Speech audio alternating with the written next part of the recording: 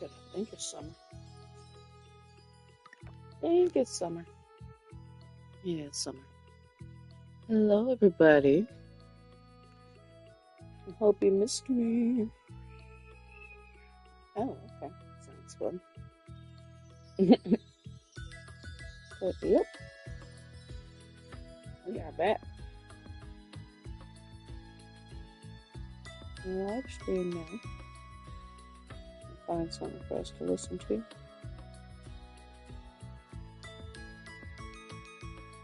And yeah.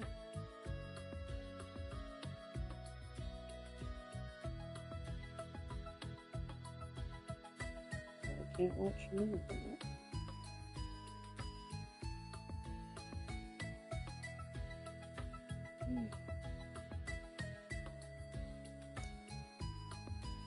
Yeah, that hate these people.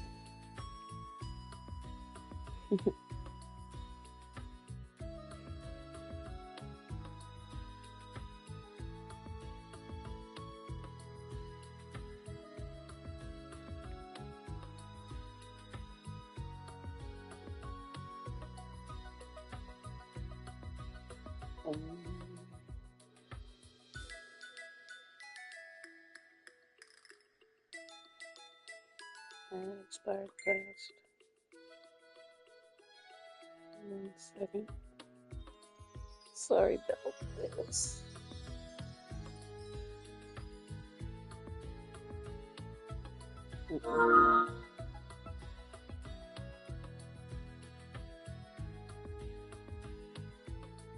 Banana save. Okay. Alright, we're gonna go get back on track to fixing all that bullshit.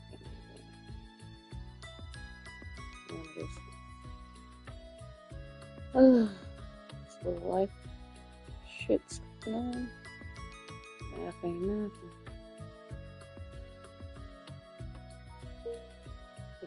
Fix all that.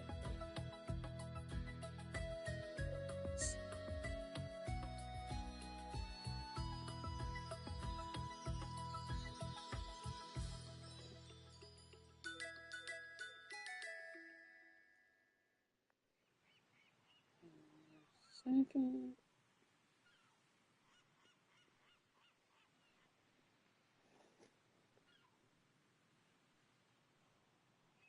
Okay.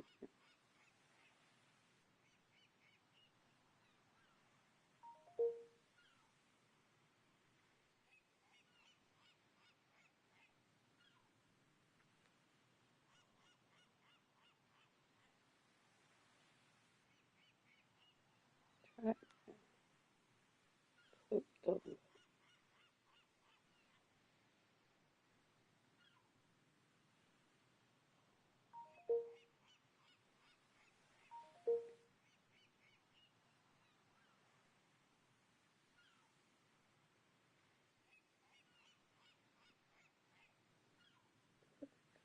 What? Make it make sense. What?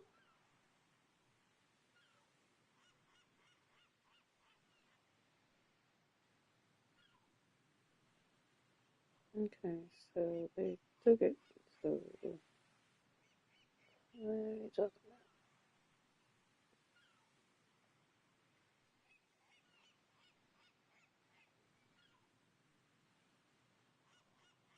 Can't go through because I got it.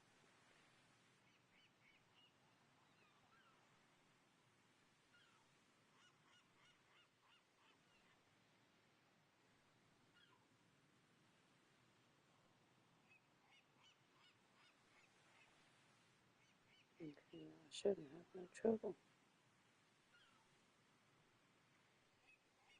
Right.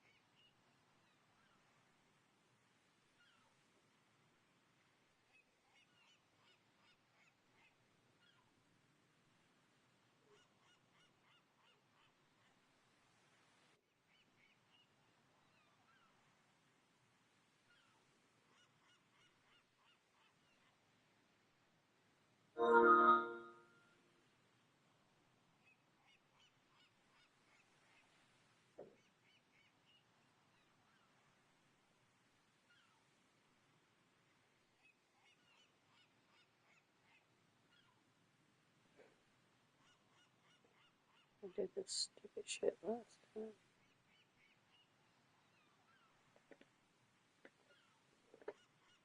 Look like about to go watch some of our.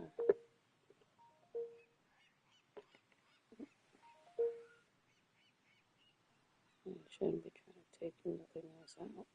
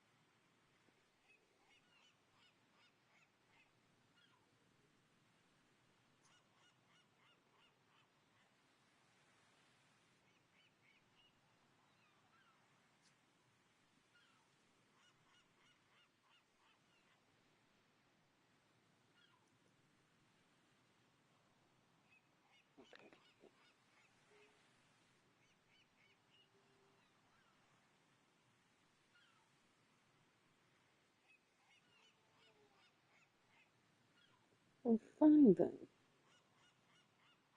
We until we figure out what that's about. That's annoying. Meantime, maybe we'll listen to some Derek. Derek might have some new stories for us.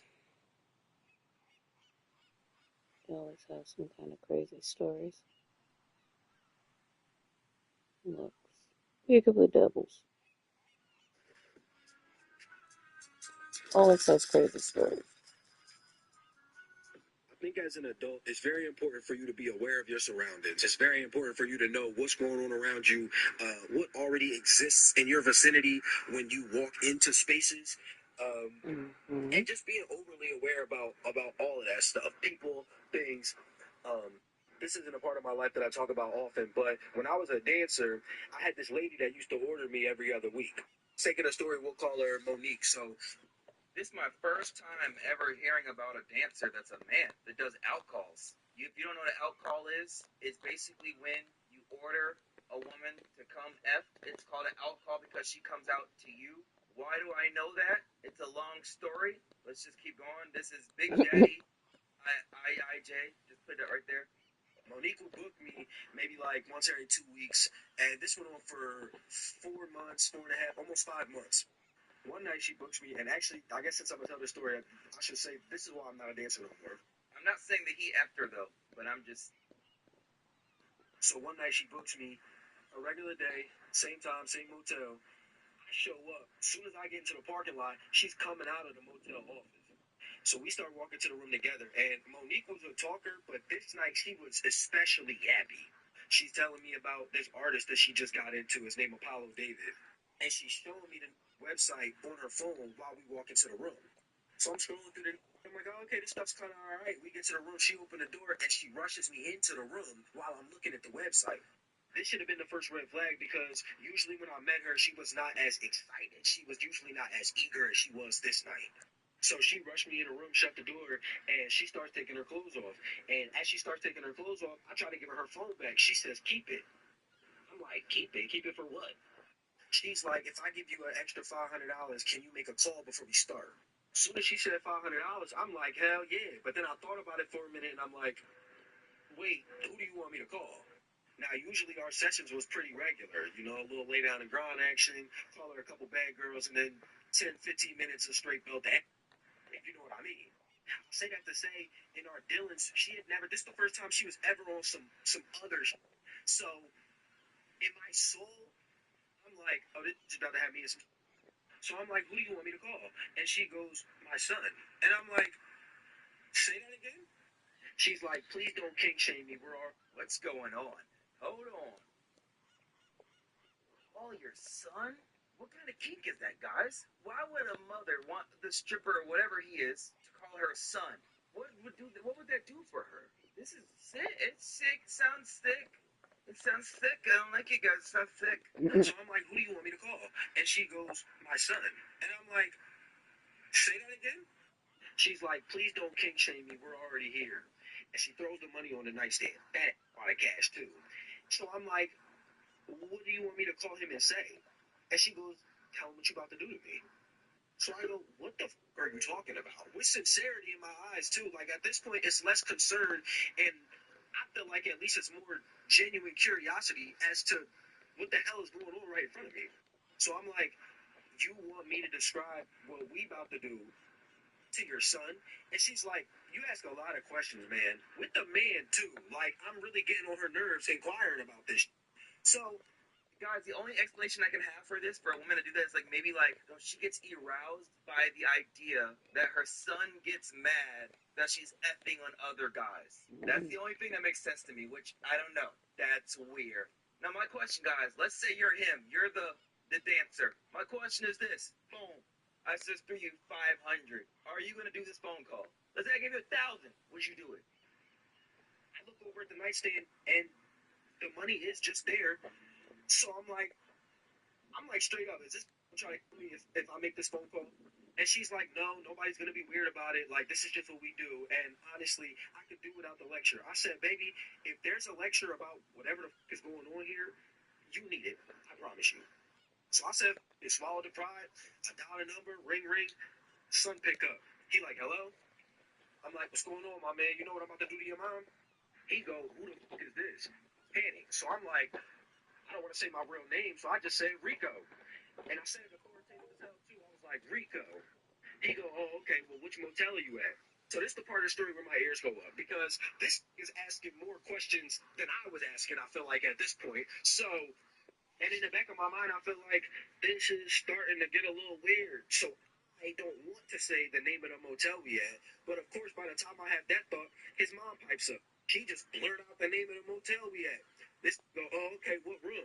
Why would the mom tell the son what hotel? I don't know what to say. I was looking at pictures of paintings when we got in this. Right. I was ushered into this motherfucker. So I don't know what room we're in, actually, and I just freeze when he says that shit. So I just freeze when he says that, and I look at her, waiting for her to say something again. She looks at me like, just say anything. So I'm like, 25. He goes, okay, 25 minutes, I got you. And he hang up. And as he hangs up, I'm like, that was the craziest I've ever done. Mind you, by this point, Monique's giddy as hell. By the time he hung up, she done got what she wanted. She done got her clothes off. She knows, how my routine starts most of the time. So she's in position. She's getting ready. And as I'm meeting her in position so we can start our routine, she's asking her, like, why did he say 25 minutes? I got you. Like, he ended the conversation in a way that sounded like this conversation's not done. And I asked why he did that. And she was like, it's just part of the script. But like I said, the money's already on the nightstand. So I'm like, okay, we get into what we get into. We do the routine. So I'm putting my clothes back on after the routine. And as I'm putting my clothes back on, I see a book on the nightstand in the motel. And the book was called like Over and Over or Over and Again or something like that. I don't forget what the title of the book was called, but the subtitle that caught my attention was My Adaptation to Polygamy. So I cracked the book open and I start reading a little bit of it, and I get maybe like 2.5 pages into it when I think, oh, this book's kind of all right. I might take this home. The second after I have that thought, loud ass bang, door in the hotel room fly open. Big, BP 6'3" Army built with a buzzed up 45 caliber standing in the fucking doorway. Look at this city. There is so much traffic. You need to draw roads to solve this traffic. Red cars indicate heavy traffic. That's insane. We go from giving a dance to reading a book about polygamy to this guy, this buff dude coming to the door. What is going on? Her son is there? Thinking this must be the son, so immediately jump up. As soon as I jump up, he can sit down. So I sit down. So this would be kind of hard to describe, but like, when he sits down, I'm sitting on the edge of the bed. I'm sitting on the corner of the bed, or like the bottom left corner of the bed. He's holding it in my face as he moves across the room. And so he's kind of like pushing me down the bed with the empty force of it. Like I'm sliding with this in my face, I'm keeping a distance. So I'm sliding down the bed until I get to the headboard. As I get to the headboard, he sits on the bed and starts taking his clothes off. So he sits on the bed, puts the on the coffee table, and starts taking his shirt off. As soon as he put the down, I'm like, what's going on? He goes, next. I'm like, He's next. what is this woman does? got you into. Right. You called her son. He pulls up and What says, the "I'm fuck? next." God, it's weird. It's weird. No, you're not. So I think it's important to mention at this point that I never danced for a man. One, because I was never offered the opportunity. Two, because I never really thought about doing it like that. But where I was in my life at that time, if you had offered me a big enough bag, I probably would have made some shake. No pun intended. I say that to say that this is not about not wanting to dance for it, and more about the fact that you could have went through the same measures your mom went through to book me for a dance instead of coming in at the end of her dance like, guess what? It's my turn. Like that was the crazy part. Anyway, after he said I'm next, I'm like, no, you're not. And when I realized he put the down, he started taking his pants off next. It's like halfway through taking his pants off, I jump up, boom, one hop to the door. So Yep. the door's right behind me. Fuck you mean, This is where bitch? he's up at. He's looking at me with his pants around his ankles, and he's like, the side, bro. What do you mean? What is this? It sounds too bland. It sounds too bland, dude. A That's side, fine. like, are you really gonna make us do this the hard way? Yes, we're gonna do this. Like, what you So he mean? starts pulling his pants back up. I think he's about to reach for the. So I boomerang the book at him. When I boomerang the book at him, the corner of the book, like the sharp corner, hit him right in the temple, slumped him. As soon as he hit the ground, his mom get up. She's like, I can't believe you did that. It was just a game. I said, don't you even dare. What kind of game is that? Right, put a gun in What? my He came in with motherfucking the pew head. pew That and said, part. sit down. Nah. It's just a game. Oh my God, relax. It's just a game. It's Y'all not white, that ain't you? you take it too personal and serious. The audacity of you. I wanted to read her for Phil, but I didn't for one reason and one reason only. I was so scared that this shit was gonna wake up mad.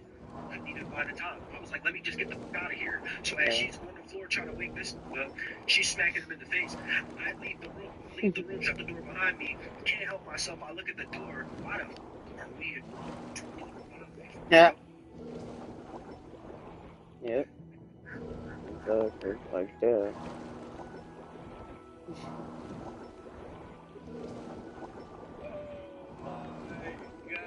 This is not real. This ain't real. This is stupid. How you gave him the... He was in room 25 the whole time. We thought about that shit the whole way home. The moral of the story is we need to get back into actively preserving books and the art of reading. Because literally in 2021, a book saved my life. Guys, I was thinking, right? Here's what I was Oh, thinking. shit. I'm thinking like this. He has a client that's a woman who goes over the dance for her. Now, here's what I'm thinking. When she said, call my son, I don't think it was actually her son. That's I think what it I'm was her thinking. boyfriend or her man. But then if it's your, because like, I don't know. I'm thinking, I don't know, but that's, why would she tell him it's my son? Maybe because he was like, well, if it's your man or husband, he didn't want, like, people would be too scared to call and say it's your husband or man. That's crazy. It's crazy. It's scary. You get beat up. Your son, he might not do nothing. I don't know. So then maybe they're more likely to do that. That's when that makes sense.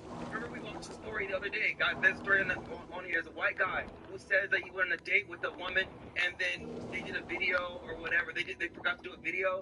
So after that date, that girl's husband called and was mad because he didn't take a video and he didn't get to watch. I don't know if y'all heard about this. So that's the thing. Men want their women to go out and do that. That's hot to them. They can pull up and F the guy together, whatever. She wants him to get jealous that she's with another man. So she had him call him, her man, and be like, yeah, what's up? I'm effing your beat. I'm gonna do this to her. Where you at? She tells them where they're at. Because it's a whole little game. It's a whole little skit to them. I'm just letting y'all know, this ain't the first time we heard a story like this. I don't know how we got the right number 25.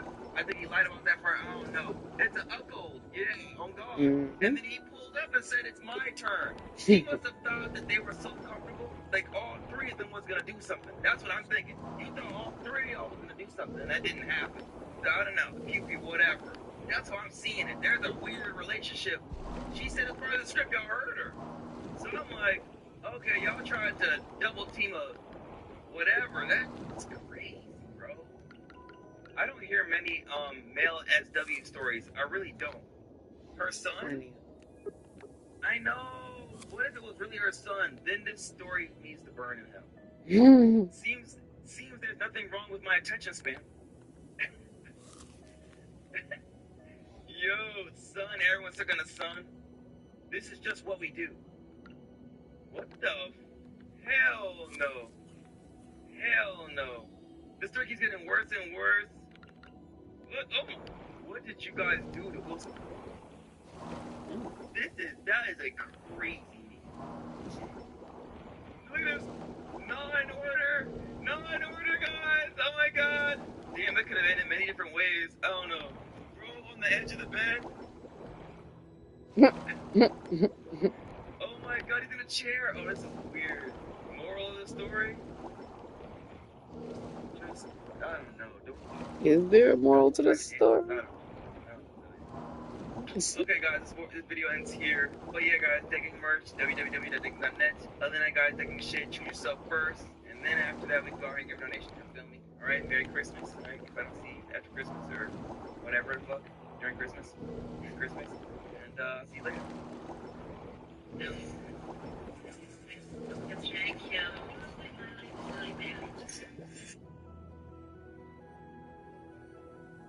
Hey guys, did you know it's so easy for anyone to get a car now? So there's a website that helps people who need a second chance, and you just have to fill out a short form. Okay, guys, this is a video about a girl that has a male-centered friend and smooth law. Let's go through it. Roll it. Story now about one of my male-centered friends lost everything she had. Just a little bit of background information. When we first became friends, I knew that she was male-centered, but it wasn't to the point where I felt like I wanted to stop being friends with her. You know how we all have friends who kind of just do dumb stuff when it comes to men? So I thought that she was. She also was a very big user of dating apps, and she would always meet men on dating apps and invite them back to her home where she lived alone. And to me, I always thought, like, girl, Dumb as fuck. that's not okay.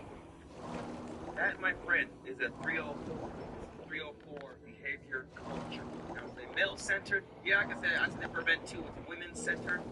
It's like these people where, like, let's say you're in a room or a party. It's like, as a guy, if a girl walks in the room, he diverts all of his attention to this girl, every single thing, and then tries to get her attention, tries to get her attracted, and then tries to hit. Like, that's the type of guy we're talking about. And then there's women, I guess it's women that does the same thing. All you guys call them pick-me's, patients. Those kind of people, bro, that's what they do. I think that some people are just made to reproduce. Like, you know what I'm saying? That's what I believe. That some people's job is, their only purpose in the world is just to reproduce. Why are some people sitting with a 304? It's a yo, a hell. What woman, sir? That's his hole. So fast forward, we decided to go to an R&B concert that's at the State Farm Arena. After the concert, we decided to go from the arena to Midtown to late night happy hour at STK. We think that STK we're eating, kicking, having a fine time. I get up and I go to the bathroom, right? So I come back from the bathroom and she like, girl, why did the man come up to me and start having a conversation with me? Girl, he was tall, he was 6'7". I said, well, okay. I said, where is he, right? She said, oh, he was just getting carried out. I was like, dang, I missed him. I said, did you get his information? Did you get his number or anything? She's like, nah, girl, we just was having a quick conversation. So I'm like, okay, well, whatever. So we continue to eat and finish up the rest of the night, right? Now, please keep this in mind for the story. I drove to her house, but she lives in Lawrenceville. I parked my car there. We Ubered from her house to State Farm Arena for the concert because we didn't want to do parking and all of that. After the concert, the plan was for us to go back to her house and kind of like a slumber party. So just chill, watch movies, talk, whatever. So we finished eating, and once we finished up, we walked outside of SEK to catch our Uber. And 6'7", we go by 6'7". 6'7" and his friend are outside. Now, the way that she had explained this encounter, I'm expecting to see some Adonis, y'all. I'm expecting to see this tall, just real good-looking man, right? When I seen him, I was like, now he wasn't that tall. Was he 6'7"? I don't know. When I seen him, girl, straight, I'm sorry, but he looked like a bum. He had on basketball shorts, like flip-flops, and a t-shirt. He had no haircut. I'm like, this the man that you're talking about right now? So when I see him, I was impressed, right? But at that point, they see each other. He walks up to my friend and is kind of making small talk. Because mind you, we hadn't ordered our Uber yet, but we were in the process of ordering our Uber. So 6'7" 6'7" is with a friend, right? And so I'm kind of looking like, I said hi at first, but I'm kind of looking like, so she's sitting here having a conversation, like small talk with this man. And so while waiting, I asked a friend to come snap some pictures of me in front of the SDK sign. So he does that. He took some pictures. That sounds kind of crazy. Like, I don't know. It sounds like you can see a two-man setup. Can you tell the other guy, well, since my girl's talking to your man, you want to do some work. Come over here and take some pictures. What? Come here and take some pictures. All right, I'm going to do something. I'm going to do something around here. And then we had like a small talk conversation. By the time I know, you catch me doing some shit like that, like in that type of, like, I don't want to fucking talk to you, so then maybe you not want to talk to me. Social media or whatever. Say bye. We hop in the car. We going back to her house. Remember I told you that we were in Midtown at SCK. She lived in Lawrenceville. And remember I told you that the plan was for us. The plan is for us to sleep over, kiki, watch movies, do whatever, and then I'll leave the next day. When we get back to her house, she tells me, oh yeah, I invited 6'7" and his friend back over here. I said, I'm sorry, what? You did what? Why? That part. She's like, we don't be doing nothing really, you know what I'm saying? I just want to talk with him more, and we're not doing nothing else, so we might as well invite them over. First of all, we don't know these men from Adam, and while they did not look like threatening men, it's still extremely dangerous. Why would you invite men over that you don't even know to your home? You know what I'm saying?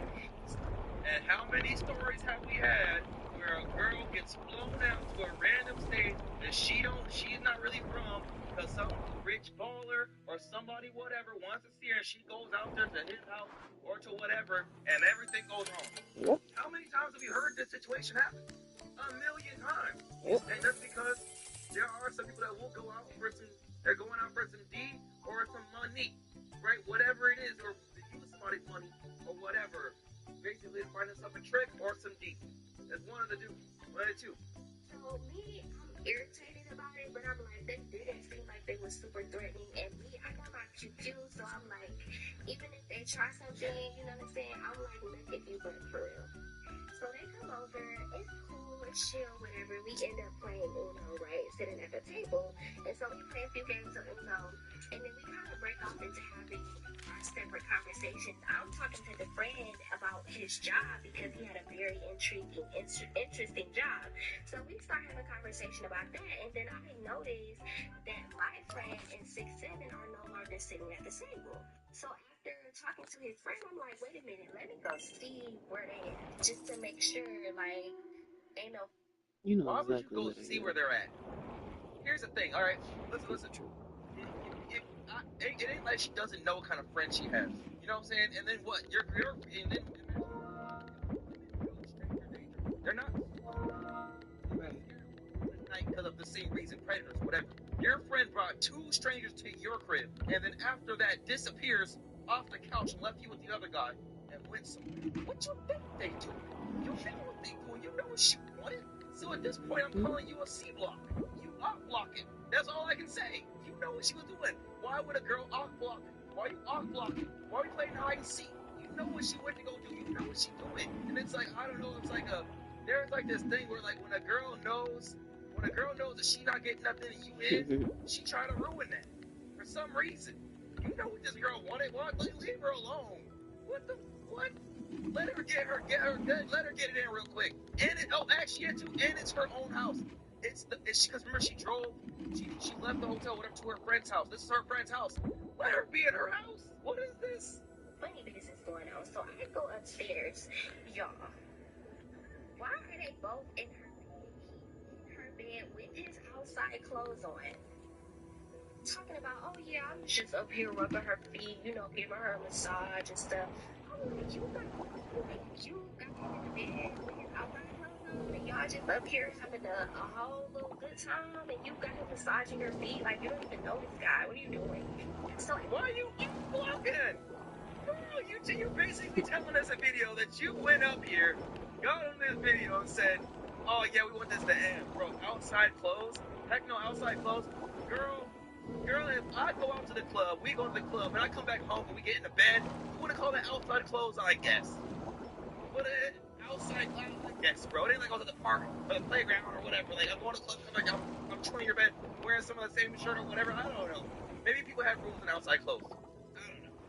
At this point, it's gotta be about 1:30, so I'm like, well, I'm about to wrap it up. I'm about to put my pajamas on and probably get in the bed. So, yeah. So she like, yeah, it's time to wrap it up. And so I head back downstairs and then follow me back downstairs to tell 6-7 and his friend good night. No, tell So your we friend wrap good everything night up, and we you tell them good good night. night, they leave, and we both go to bed. The next day we have breakfast and we're kind of just recapping everything and just chit-chatting, right? And so I'm like, so did you like him or were you feeling him? Are you interested in him? She's like, girl, no. She's like, girl, I am going to block him. I don't like him at all. He is not my type. Oh, No. So I'm like, oh, okay. I'm like, yeah, I figured that he wouldn't she be see the the type. show. Blah, blah, blah. She Okay, cool, right? irritated. Never spoke nothing else of them. For a few months later, me and her go and we have dinner just to catch up and chit chat. So I That's reached her out new like, oh baby yeah, dad. you talk to those guys from that night in the concert. She like, girl, no. She like, I blocked them and never talked to him. I was like, oh okay, bet. Never. I'm thinking I'm never gonna hear from about them again. It's gonna get better, y'all. I promise. Please just stick through this with me. Oh, this is part 2. Thank God. Hey, I ain't gonna hold you. I am with this story. I like this story. I like where it's going. I like where this is going. I mean, except for part of, I don't know, but she lost everything. But I'm excited for this story. Hold on. A male-centered friend will cross the Northway. Damn, why are you telling her business anyway? Tag me in a part 2. Oh God! She wasn't gonna be doing anything anyway. Friend, we was gonna have a sleepover. She put y'all in danger, true. In her bed with outside clothes on. You know you can't be friends with her. Everyone's Yeah, she got outside dick in the bed. Is this And the you thing, worried about guys? the Outside outside clothes in your bed clothes? is the thing. Y'all really have a problem with that? So if we met in the club, Yes. and then I go to your house, are you gonna make me like take my shirt off? Are you gonna make me take my If pants you off? getting in my And then I get in your bed, bed, but I can get in bed with my clothes on? Was that a thing? I'm not if getting you that getting in motherfucker. I my don't know. bed, I But if need you you ask, taking I'll off take that it. outside shit You for know, sure. now I'm starting to think Yes. that maybe this is an excuse for why y'all doing it. What That's the fuck? I What we don't think doing it's in the about bed? the Take that shit clothes, off. bro. I don't know. Sound like you're trying. I don't know. File free in the app if you didn't file with us last year. Just file with Here to TurboTax hit Do it It and quit it. Yourself by I gotta February put my head 28th, in this. no matter the situation. Like letting people put I'm shit in. trying. I don't know.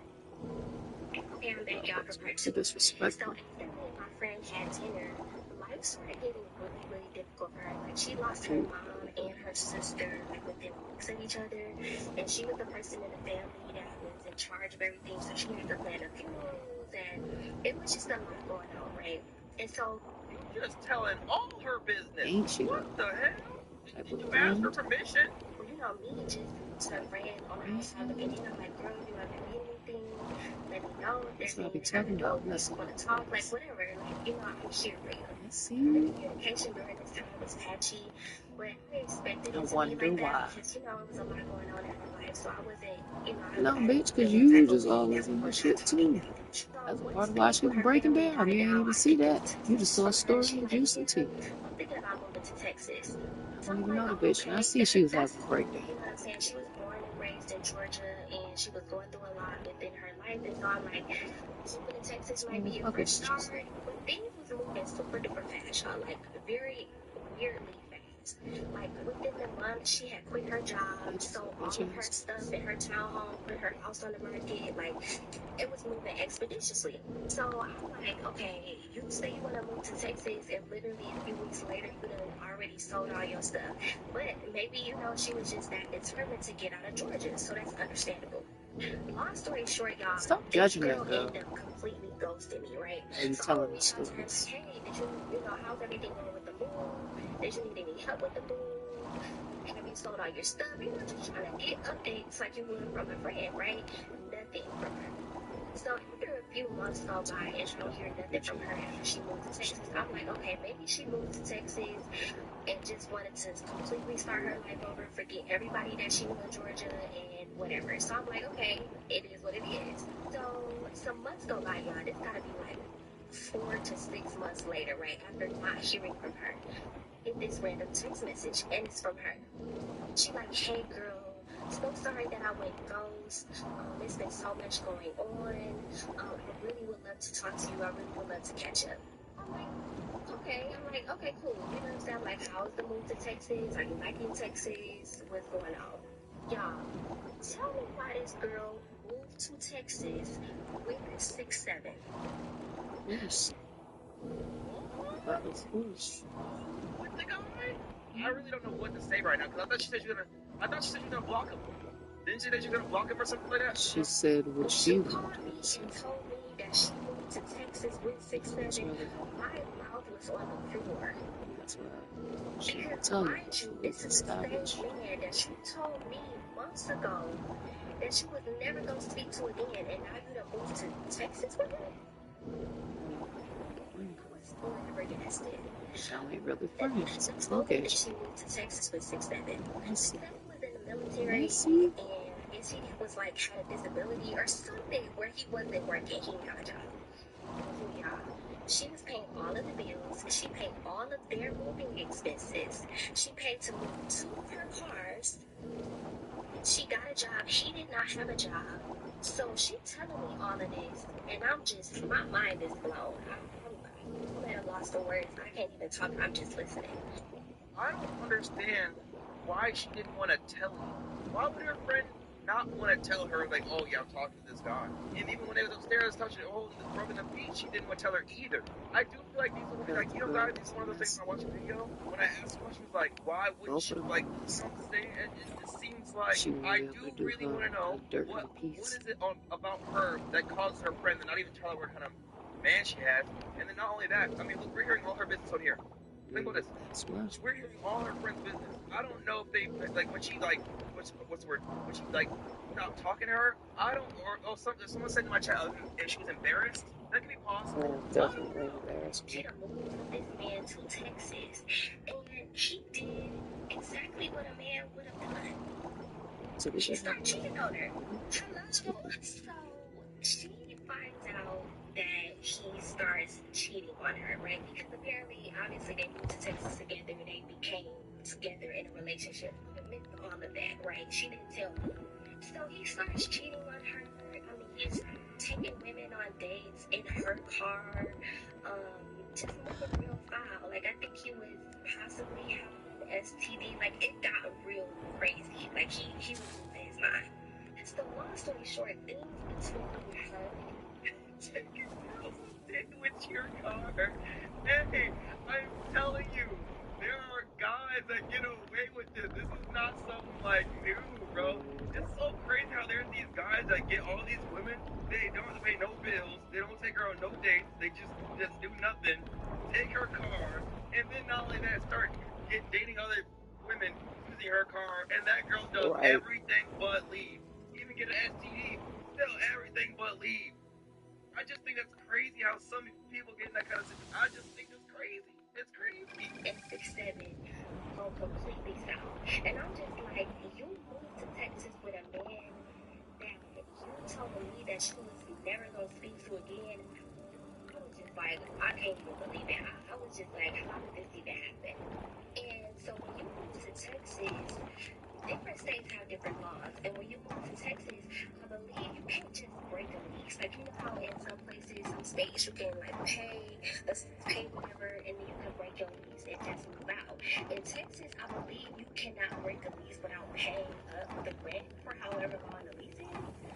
I'm not sure, but I forgot to tell y'all that in the midst of all of this, she also got fired from her job. Now she don't have a job. She doesn't have an income. She was paying all of the bills. She has pretty much depleted all of her savings, all of the money that she was getting from her job. Like, she has no money. She doesn't have any money to break the lease, and neither does he. So is that why she's calling you? Is this a money thing? Yeah, now I gotta see. Let me stop. Come on. They're going back and forth trying to figure out what they're gonna do, because at this point she wants to move back to Georgia, right? But 6'7", he wants to stay in Texas because he got his girl. And he has this new life in Texas now. He has a lot of other girls in his rotation in Texas. Let's just call it what it is. That part. Right? Sugarcoating that bullshit. He has a whole rotation in Texas. and he don't want to lose that. That's what this is. Let's just get real. You call it spade every time. I was just like, what the heck? So So does my they stupid worked out some things, right? advice for you. For her to Post it none of your move back to words. Georgia and You keep do that in staying your in own Texas time. and continue to pay the rent on wherever they live. When I And say across she's the lost world, everything, just to she have no lost peace. everything. So now you in Texas with this man that you barely know, that you met not even a year ago, that you have moved 1,000 miles to Texas with. You don't have a job, you don't have no money, he don't have no money. Y'all not together, y'all just coexisting. You don't have nothing. It's nothing that you can do. Okay, go to part 3, y'all. I'm not trying to make. Please don't let her live with you. Please don't let her live with you. This girl's Bring it own around. father fed her to hungry sharks when she was only 6 See the text on the channel. because he wanted her dead. But Alessandra survived. And Cool day. And I think I just heard her say, he continued to pay for her because she left. I don't know. She is dragging stuff out. Okay, y'all, this is part 3, the last part. I gotta go. So thankfully, my friend in 6-7 was able to come to an agreement that he was going to stay in the apartment and she was going to take her name off the lease and move back to Atlanta. How That's is good. that possible? If he wasn't paying none of the bills, no car, nothing, how is he all of a sudden able to pay for the crib? Is he about to replace her with a whole understand, nother hoe? Does it make any sense? Did it? To a little that she had, I think her dad or somebody had to help her move back to Atlanta because she didn't have any money for anything. Now, I'm not sure what she did with her cars. Maybe she still had one of her cars. And I think she sold the other one maybe for some money. I can't really remember because it's been a while. But long story short, she was able to go back to Atlanta. And so she moved back to Atlanta. She had to start completely over. I think she was living like in her dad's basement until she could get a job and get back on her feet and start everything over. Now, here's what got me, right? Because I'm like, okay, you back in Atlanta. And she was kind of reaching out to me like, oh, I want to possibly, we can go out for coffee or something and kind of revive our friendship. And I'm kind of like, so we never made it to coffee, and I'm about to tell y'all why. This girl got the nerve to tell me, basically we was talking about her getting back on her feet or whatever, right? So it's probably a month or 2 maybe after she's moved back to Georgia. She's like, yeah, I've been looking for a job. Yeah, I'm staying with my dad in his basement, but this is not gonna last too long. She proceeds to say, yeah, my man told me that I can come stay with him maybe until I get on my feet. I said, your man? Right. What? I kid you not, y'all. The last text message I ever sent that girl said, oh wow, new man already? If I blocked her or I just did not respond to her, I was just like, oh yeah, you gotta go. Already had a new man? So you couldn't Because tell a long that story. you The show was was she's been back for a while, and then she got a new man. By the way, also for the guy that had like how she was able to move out and he kept the apartment. The only way I can imagine him paying for that is that he went to one of his other one of his side chicks, went up to her, and remember I told you what guys do like when they love bomb sometimes. replace him. That's right. He probably love bombed a different girl. Said, hey, I do imagine my life with you. I do want to teach you. I want you to come move in this, that, and third, and blah, blah, blah. Yep. Then he convinced the girl, don't worry, just come over here, you move in. And then he'll say something like, you don't have to pay rent, just come over and move in. She moves in. Oh, hey, I don't got it today. Can you cover it? Boom. Hey, now he never has it. Then she pays all the time. Boom. Another person replace the situation. Gangster, I'm telling you, that makes sense. Exactly. Do it. And then you drive her car. Exactly. The cameras. Quit playing. What do you mean you have a new man already? She had met a new man either on a dating site or it was a man that she had already knew that was on a dating site. What do you mean you got a new man? I was just like, yeah, it's no room on God's green earth for us to ever have a friendship. You went through all of that just dealing with men. You try to tell me that you can't be by yourself for 2.5 seconds before you hop into another situation? She is the definition, y'all, of male-centered, and you have to be so careful when dealing with male-centered women because they be the type of women that will do anything for a man. Those murder shows that you see that be like For My Man, where women be crashing out and unaliving people over men, those be those types of females. And you don't want that type of female around you because they are dangerous and scary. What do you mean you have a man already? Are you cool? So yeah, y'all, long story short. You know, I have this belief. I think that I'm not saying all women. Here we go. I mean, just be careful. I'm just saying that like a lot of people, men and women, but a lot of women especially, and this could be because of society and stuff, right? But a lot of women only care about being in a relationship. They want to be my man. They want to be pulled. A lot of women just want to be pulled up. A lot of guys, they don't think of relationships, but they just want to. They do want to have intercourse and hit a lot of stuff. But a lot of them just want to. I just want a man. I want to be in a relationship. I want to get married. I want to have my kids. You know what I'm saying? That's something that's very valuable to women, especially when, you know, say by age 35, you gotta kind of have it figured out. So no duh, around 25, it's like they just want, you know what I'm saying? Like, I don't recommend, like, especially, you know, don't they say, like, when they tell women, if you want to find love, you don't look for love, it finds you? I think that when it comes to women, like, because of that clock on them, they gotta kind of look, I don't know. It'd be crazy when a girl leaves a relationship, she says, I'm gonna go find myself. Or even a guy could do too, but I'm gonna go find myself. We watched videos where they say this, and then literally a week later they get a new guy, a new man, a new boyfriend. They're already over there doing something else with someone else. I don't know. I don't think it's a problem to keep going to the next man over and over again. Like, you know what I'm saying? Like, I don't know. I don't think. I don't know. I used to say like sometimes you take time to yourself, which is true, guys. You should focus on yourself. Sometimes a woman will like get a man, and then all of her investments will be into that man, making sure he's fed, making sure he's nurtured, making sure that, you know, he has ideas for work. They're investing all their time to make sure that man is as successful as possible. You know what I'm saying? But then when that man breaks up with them, then they're all alone again. They're like, who am I? I don't even know who I am anymore. Because you haven't invested in yourself. You don't. Of course you don't know who you are. Because you never actually took time to say, who do I want to discover? Who do I want to create? Who do I want to become? And put these building blocks together and develop these things. You poured everything into this man. So I also recommend that sometimes women shouldn't even do that. I also believe that if a woman does this backwards, and she doesn't build herself first, she is going to be a victim of attracting not quality men. I'm not saying you are what you like end up attracting or who you end up dating. When you work on yourself, you build yourself, you should attract some of the same tribe. And if you met a guy, you could eat, because you know men be lying sometimes. Women you want to lie to, but men be lying. So and you spiritually should be able to be grown enough to be like, nah. You know what I'm saying? Like, you know what I'm saying? Guys, I've not dated a lot. All right, body count 3, right? I didn't think I was gonna go out here and be a whole thing. Didn't happen.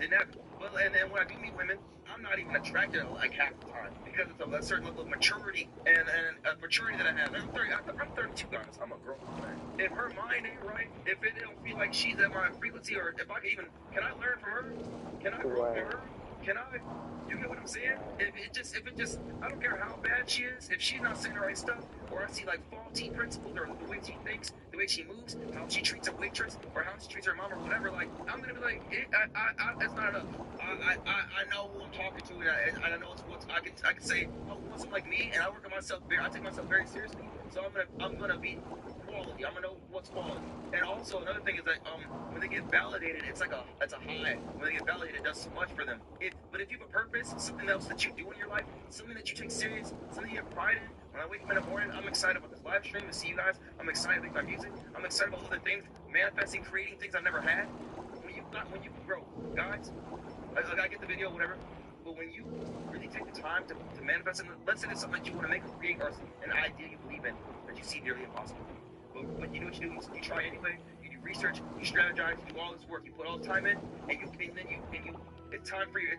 It's finally time for you to perform, and you come out on top. The feeling that you get it's so validating. It validates your existence so much. It's better than a nut. So like when you experience that, you like, dang, I want more. And so now like when you have something like that, a relationship, validation from the opposite sex, or a relationship or whatever, it don't hit the same. And that's how I feel like the way it don't hit the same. Like, sometimes I'd rather go manifest something or chase a dream or create something huge for, like, fighting for a romantic one night out and getting another. Like, it's not that serious to me. Because a lot of people ask me, the guy, like, how come it's not that serious to you? It's because it's not after the nut, boom, it's over. Like, guys, I'll tell you right now, I'd rather just handle that business myself. I'll wake up, get my coffee, bing, bing, bam, and then I'm gonna get back to work. You know what I'm saying? 5 minutes, boom, bam, back to work. Let's go. Right? I'm gonna make this thing. Like, I don't know. I'm just saying. Probably too much information. But I'm just saying, guys. You know, Valid you point, work though. on yourself. You know what I'm saying? You gonna have a good time just working on your things. You know what I'm saying? Yeah. Valid. Indeed. I never responded to her message. She might have said something to me after that.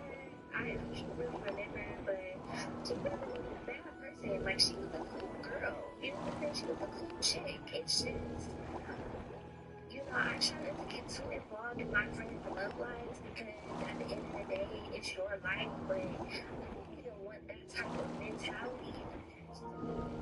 Exactly. Birds of a feather flock together. Right. And I ain't built like you, so bitch, why don't I want to be friends with you? It's no goddamn question. It's the fools that want you around. Into that thotty shit. So I don't fuck with them bird brain bitches. Everywhere you look nowadays.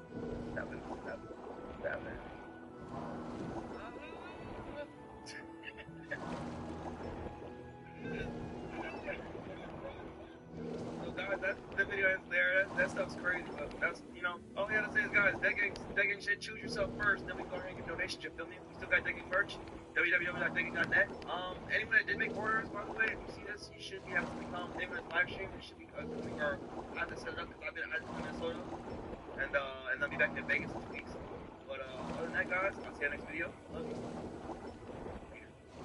Bro, the level just started. We're already getting overrun. I gotta take these guys out. Build this crossbow tower as fast as possible. We do that then. So the neighbor turns into So guys, there's this girl. She was telling us a story about some girl. She had a fight, and then right after that, she had the video clip of the fight on YouTube. I don't know if I'm gonna post it, but we're on Twitch and YouTube Live right now, and we're watching it. So I don't know how the video's gonna look, but yeah. And guys, make sure to press that like button. Press that like button, y'all. That gang in the chat, bro. We're streamers, fucking streamers. Okay, I'm back. I had a tweet break. Let's get into this, see what is going on. Yesterday was Christmas Eve. Yesterday, obviously, my nails and stuff still bloody. I try to wipe it, still bleeding. Damn, look at the nails. Hold on. I try to wipe it. The fuck? Oh yeah, she lost a couple nails. Still bleeding. It's hard to make good fits when to get to that. That's why I keep my shit short. Bitch, I can look cute and fuck you up at the same time. Yeah. So, yesterday was Christmas Eve, and I took time off first. So, I had a hair appointment to go to. Went to my hair appointment, dropped money on my install, y'all, like I always do. Okay, went to my hair appointment, had a wax appointment right after. Came to all my appointments except for my nails. So, my nails were already done, like I seen it last week, right? So, on my way, maybe 45 minutes to an hour. So, I'm back at home. I'm trying to wrap my baby stuff. He's asleep. So, okay, my bad. But, yeah, so my baby was asleep, and he was sleeping in the living room, which I was glad because I was in the back doing last minute shit, wrapping gifts, you know, doing stuff for Christmas. And my neighbor always told me, she said, if we ever get too loud, just give us a little courtesy tap, and then that'll let us know it's too loud. We'll try to quiet down, because she has toddlers, stuff like that. I'm like, okay, not a problem. Like, I always do that, and they always quiet down, and they were like, okay, cool, we got you. So I grabbed the broom, like I always do, y'all. Tapped on the ceiling 3 times. It was just like, hey, down here working, son asleep, y'all mind, you know. Little did I know, she was not my neighbor no more. So the neighbor that I was doing the courtesy tap for was actually not my neighbor. I just found out yesterday, because of this incident, that she moved. Oh my God. So I get a bang at my door. I'm in the back, y'all. So I'm in the back, and I hear a bang. Like, the police stop. So I check my ring camera, like, what the fuck? It did not cross my mind that, because the tap was so freely, like, it just didn't cross my mind that it would be somebody coming to my house. So I see the ring camera just waiting on me. So I'm like, what the fuck is this? But the way she left, it sounded like she can't be. First thing I did, which I got it from the top to the bottom, I walked into the kitchen. When I walked to the kitchen, I set my phone on record. I set my phone down because I didn't know how this interaction was about to go. Mind you, I got a ring camera, right? So she answered the door. And I'm like, yeah. She was like, hey, is that you tapping on the ceiling? And I'm like, never seen anybody before, but you know, I was like, yeah, y'all was a little loud. So she was like, okay, you have to tap on the ceiling. I'm like, okay. I was just like, you know, y'all was loud. She said, okay, and we got a fucking dog. I mean, popping it. Bitch. Why didn't she just tell her? Why didn't she go off? Like, she could have just told her, hey, I knew the neighbor that was first up there. She told me it was okay if I tapped. You know, I didn't know you was up there. They So, come you know with what I'm saying? that Thank you for coming energy. down smooth. That She you went already straight on to some popping don't at give a them. fuck I don't type understand, shit. like, and so, like, you don't have to do that. You don't have to fucking do that, bro. I don't get people. I was like, you know, y'all was loud. She said, okay, and we got a fucking dog. I mean, popping it. Bitch was popping it. So she was like, I said, ma'am, leave from in front of my door, please. She was like, and I'll fucking leave when I want to, and I'm good and goddamn ready, bitch. Move me. Y'all popping it. Then it. Oh, she doesn't know yet? No, she obviously knows. When this girl came downstairs, she obviously knows that's not her neighbor. You know what I'm saying? Or maybe she doesn't know her neighbor. I don't know. She just said. So, for about 15 times, I She just told you listened to hard the video. things. Counted. I said, please leave from in front of my door. Like, it looked like I was close to going on. And I guess because I was so calm and so, like, she was like, oh, yeah, bitch. Mind y'all. Okay, so when I hook her up on you. Ring camera. So I hit her up, like, hey, can I get the footage? Because I'm going to post that too. So I said, I'm going to ask you one more time. Please get away from my door. She was like, bitch, and what? Move me. I said, ma'am, bye. She was like, bye. I mean, kept popping. She said, yeah, you're going to have to move me something. I'm going to have to do what? Pop that bitch. Beat her motherfucking ass. All through the hallway. And so she started screaming like, Jay, don't get me. Wait. She popped her? She popped her? Whooped her ass. Fuck you mean? Not shot her, not popped her. She just went, she made it. She whooped her ass. ass. Like an R&B singer. Like, she just kind of Not said something. Oh, whooped yeah, her I ass. popped her. And we smooth criminal. It didn't even seem like it was, I didn't think there was a fight yet. Like, why do you just go in like that? I don't get it. I don't get why you just... So I didn't know who she with. I don't know if she You gotta learn how to keep up. I don't know if she calling a dude. I don't know. It seems like she was trying to drag me out of my house. She yanked my wig. That's the only thing. She hit me one time right here and yanked my wig. Didn't hit me in my face not one time. And that was really the only hit she got is when she hit me and took my wig off. So she's trying to drag me out. I'm barefooted. She has on shoes. So I'm getting like she's kind of dragging me, but I'm still hitting her. Oh, I said, oh no, but you want to play. So I drug her in the house. Yep. Lock the door. And you calling other Break people. the Fuck rules out of here, and feel bitch. the Now it's thrill going of down. collapse. This is no ordinary Tetris. Because you was already Because I being didn't know. and I ain't got time for that Drug her shit. in that. Yes, because now I gotta pop Is that a y'all. crime? Do you get in trouble for dragging someone in your house and locking it? Is that a It crime? depends. What? You explain that same That's way. She came down I'm here, sorry, was but doing to the me, most. I guys, got I the just feel camera like this could have footage, been solved and you calling other so people. I don't simply. even know This who could you have been an calling either. easy solve. Yeah, I have to I don't protect know why you myself, want and to. she is still Why hanging would on you to want me. I to drug stick to myself that in the hard house. ass See, it's energy on like that? video I though. don't get people. I ain't So saying behind nothing. her, I don't know who that is. Don't play with Lock my me, door and I swore because that you'll look bitch to the crazy on the floor. other end. Didn't hear me. I swore her motherfucking Yeah, ass to the I floor. hear you. Keep the dumbasses that be around me. My They don't phone know is how still to fucking recording. talk to Remember, Joe, people. I set it on the counter for it to record. Right, you get I stopped yourself the in recording, trouble if called you my mama, want but I to. still got her on There's the camera. always The ways bitch to hit do her. what the fuck needs to be This done. bitch is my son right here. That's why I'm tripping, because my son is in the living room. He was asleep, but he wake Right. up because I'm fighting. Whooping ass. I'm doing it. Get off the phone with my mom. I got 2 separate clips. I get off the phone with my mom. I start back recording. This is how much time I had on my hands. The bitch wasn't about nothing. Wait, how do you have She just said. enough time She to literally fight just said. her and Because then the go bitch went reset up about. the Ring camera or whatever, your phone camera, and go back to fighting? What was happening in there? It sounds very one-sided in that thing to me, don't it? And yeah, why would you drag her in there with your son? There's so many things about it. I'll tell you one thing: this ain't the girl to play with, for real. This ain't the one. This ain't the one that you get up with. This ain't it, y'all. Like, why you come to somebody popping in, bitch? You get your ass beat. Mm-hmm. Okay, so start back and forth. On her ass. So I'm registered for understand. Like, I have a firearm on my house. which is what I told the police. But I'm like, you can't come to nobody's house. Like, what? Bitch, I asked you to leave. I don't know how many times. That shit could have got so nasty yesterday. But Right, but I just whooped Registered a as giving out firearm. ass whoopings. For sure, she's certified. I could have popped I your did not stupid take it there. ass. I almost did, but I didn't take it there. So, I'm still beating her ass. I'm beating her ass to here. Did she say she almost took it there? What does that mean? Like you almost took it? shot Sounds her. like you took it there. Got times. That shit could have got so nasty yesterday, but I did not take it there. I almost did, but I didn't take it there. So I'm still beating her ass. I'm beating her ass to here, screaming, please, ma'am, let me go, please. No, bitch, you wanted to come in here so bad. So yeah, you. Oh, a pew pew. Oh, is she an owner rap? Guys, I'm dumb as hell. A little bit, but your heart is pure. That's what counts. It's simple, but your heart is pure. Like, what are you talking about? For sure. So, we going That's at why I y'all. fucks with you. I'm giving this bitch the business. I don't know what she thought, but that bitch got asleep through this motherfucking dishwasher in my kitchen. So, I made the bitch walk out the back. Because at this point, remember, she's still screaming for somebody. So whoever it is, nigga banging on the door like, what's going on? I think the fuck from my door. She like, no, she gotta go. She beat me up. She is not.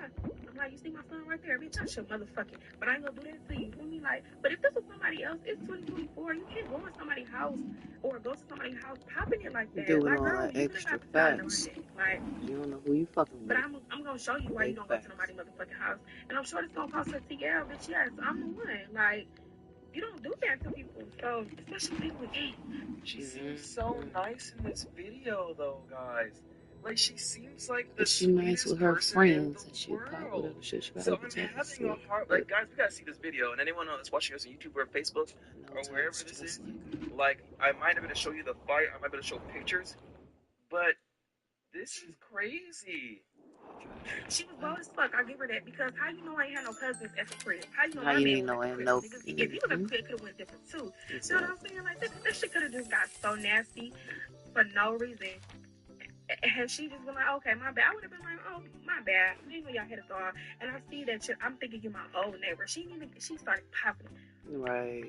Made the bitch walk out the back door. Because you're not walking out the front. Because I don't know who that nigga is at the front. Y'all might try to barge in my son right here. So I made that bitch walk out the back and jump over the rail of the balcony. Damn right. I gave her the business. Like, girl, I know you want popping it like that, and you can't even. Okay, so police come. Everything I told them, I said I have a weapon here. It's registered to my name. You can run it. They didn't do none of that. They saw the ring camera. Like, wow. Do you want to press charges? They're like, we finna charge her with breaking and entering in assault. I'm like, yo, I don't know that lady. Like, she would not leave me alone. So I thought she struck her first. Am I tweaking, guys? Didn't she She say came she came to her house. That's what I thought she said. I thought she said she was the aggressor. I don't understand. I thought, You come to my crib, you gonna wait for somebody to come to your crib and whoop on you? The rules change up when you go to somebody's house. Y'all better learn y'all laws. She pull up, my sister pull up, my daddy pull So I up. tell a motherfucker, I'll tell you exactly what the fuck I'm at. You come here and see what the fuck happened At here. this point, y'all, I'm still pissed. Like, who is this lady? That's how I know you want what you asking for. Come here and see what happened to you. Don't be that stupid. You be like, you know what I'm saying? They like, damn, it doesn't matter what she did to you, what she got you in the house, if she dragged you or not. You was at her home, and she asked you to leave. There you go. I got all the reports. Multiple times. Facts. Come to find out, this bitch did not live there. She was with the nigga that just moved in a couple days. Dumbass. Now you really got yourself in trouble. Trying to be cute for your man. No, you stupid. That was really fast. I mean, that was I bet you he told your ditzy ass to sit the fuck down somewhere. Dumbass. Now she probably fucking your man. That was just stupid. Ain't no way you don't even live there and went downstairs and popped on somebody shit like that. There's no way you don't live there, and that's the case. You got an ass whooping that not at your location is ain't crazy, even like bro. really your ass. That is insane. That is insane. I guarantee she was mad at him. And he was like, okay, so that's why you thought it was your old neighbor. He just moved in. I didn't know that. But you don't even live here. You don't even live here. Why you coming up here raw?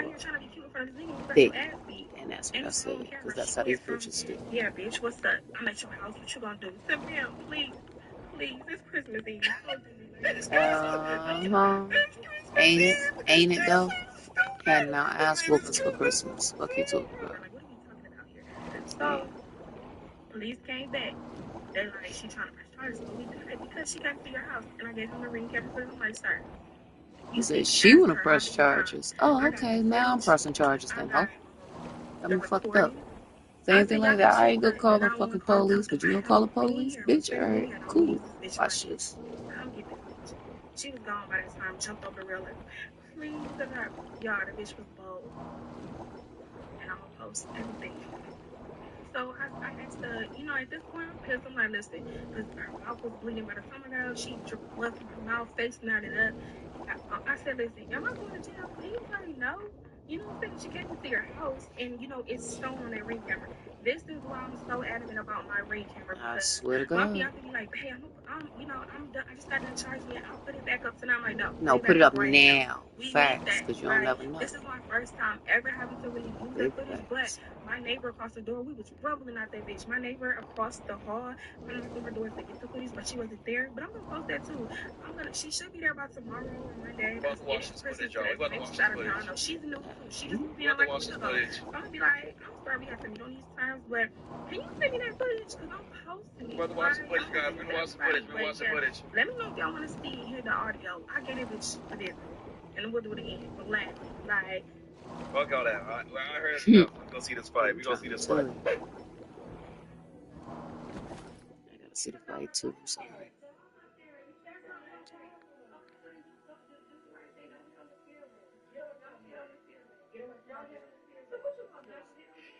Oh my God, She the did one pop off started on the it. mouth on first. She I definitely told you she started looked that. like. She said, "So what you gonna do?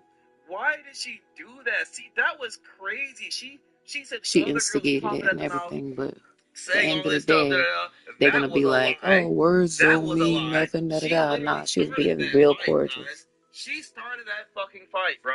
Yes, That's she a did. fact.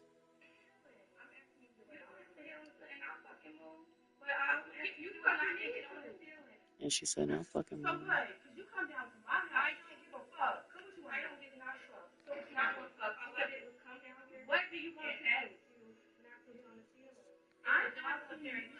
She's being so polite. She's trying to. She is.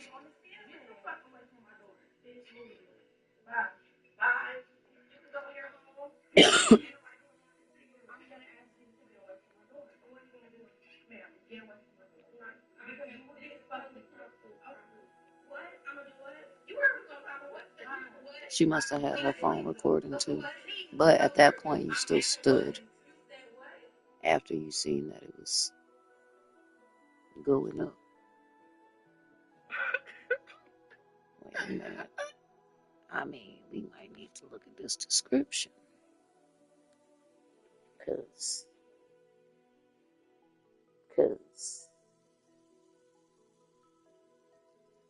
I mean,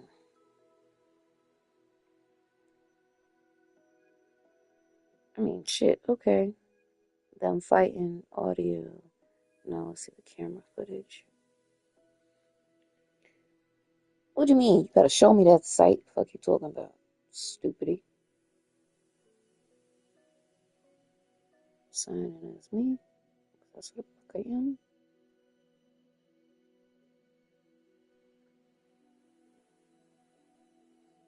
You know what the fuck my date of birth is? What are we talking about right now?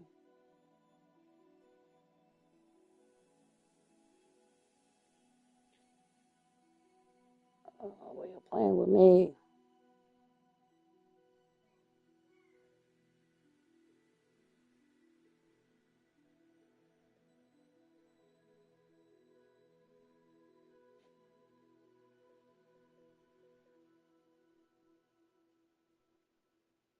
I ain't got time to push no more buttons. Here you go.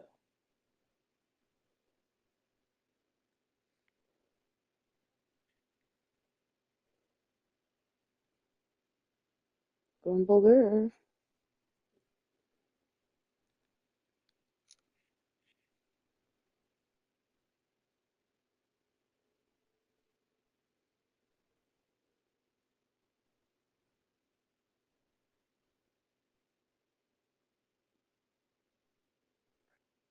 Skip for now. Skip for now. They really about to put me through all this bullshit.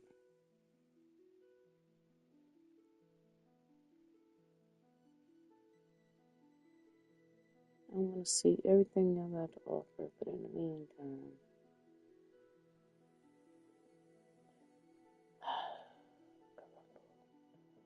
see, they're being so stupid.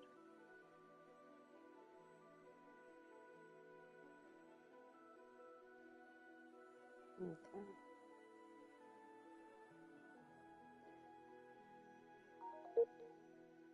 Is this it? All that difficulty?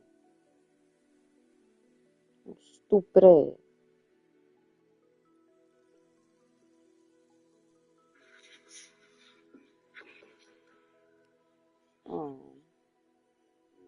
I guess that chunky ass thought she was about to do something. She got all that titties. She ain't got no arms on her. And that damn belly. What was she gonna do? This bitch swole all the way up and down.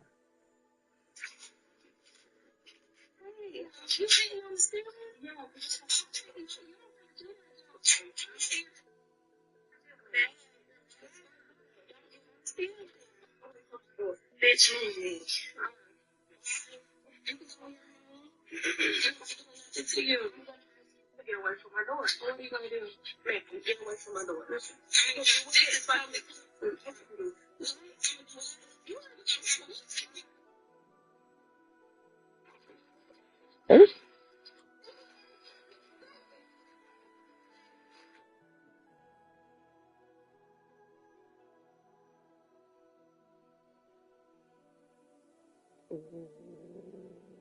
Nah, where's the rest of that though? That was, I don't know, man. She lied all the way around. Her little ruckus.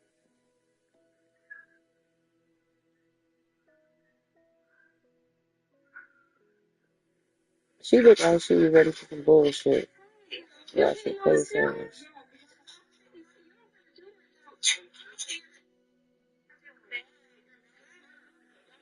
And then it got cooked.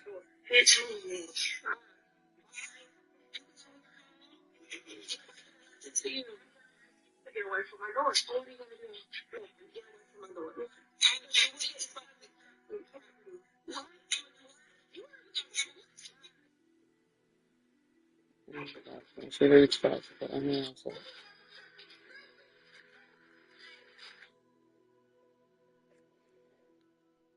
Let me see. Just the last time. How did you knock?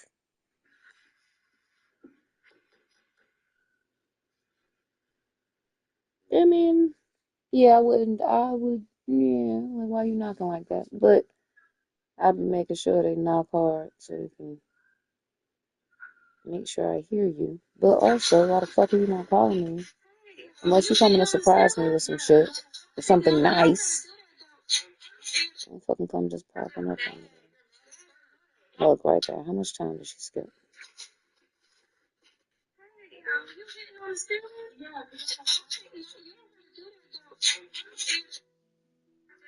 She skipped her 30 seconds of her talking to her properly. To the turn up. So she probably got the best of her with the words. I'm talking to her about regular encouraging.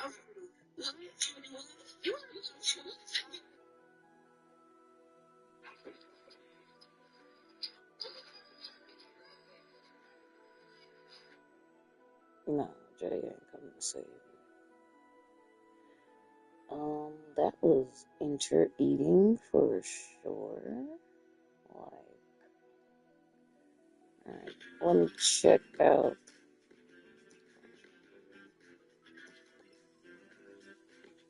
Skip all that. Hold on.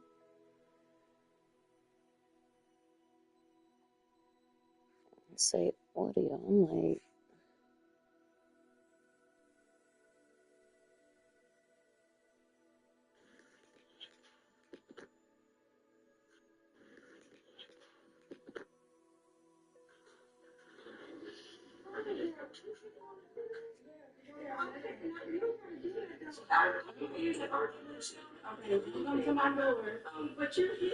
Because I was loud. So I'm up there and you start to get when you go do it, they don't get on the ceiling. Don't get on the ceiling. Don't get on the ceiling. So what you gonna do? Don't get on the ceiling. I'm asking you. You don't have to get on the ceiling. But you don't have to get on the ceiling. So what? Because you come down to my room, you go fuck. So what you want? I don't get not fuck. So what you not want to fuck? All I did was come down here. What do you want to ask you not to get on the ceiling? I'm a dog up there. You should not have asked. I don't get on the ceiling. You're mad at me. I don't get on the ceiling. Get the fuck away from my door. Finish moving. Bye. All for good, all for not to hit on the ceiling. Ain't nobody doing nothing to you. I'm going to ask you to get away from my door. What are you going to do? Ma'am, get away from my door. I'm going to get the phone and come through. What? You want to do what? You are going to find what? What? Please do. What? Please do. No, you said what? You said what? Get away from my door. I'll do it when I'm ready. I'm good, ready to do it. When I'm really ready.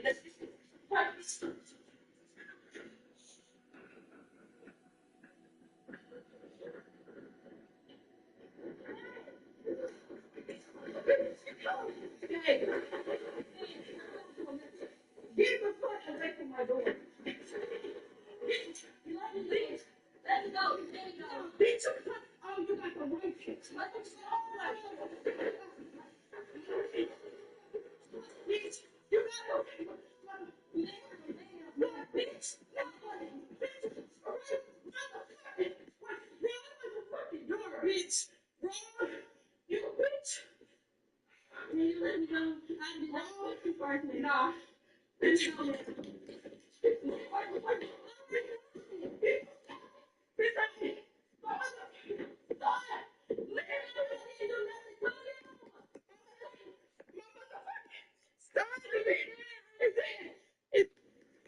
Oh, well, all 19 in. Wait a minute, y'all.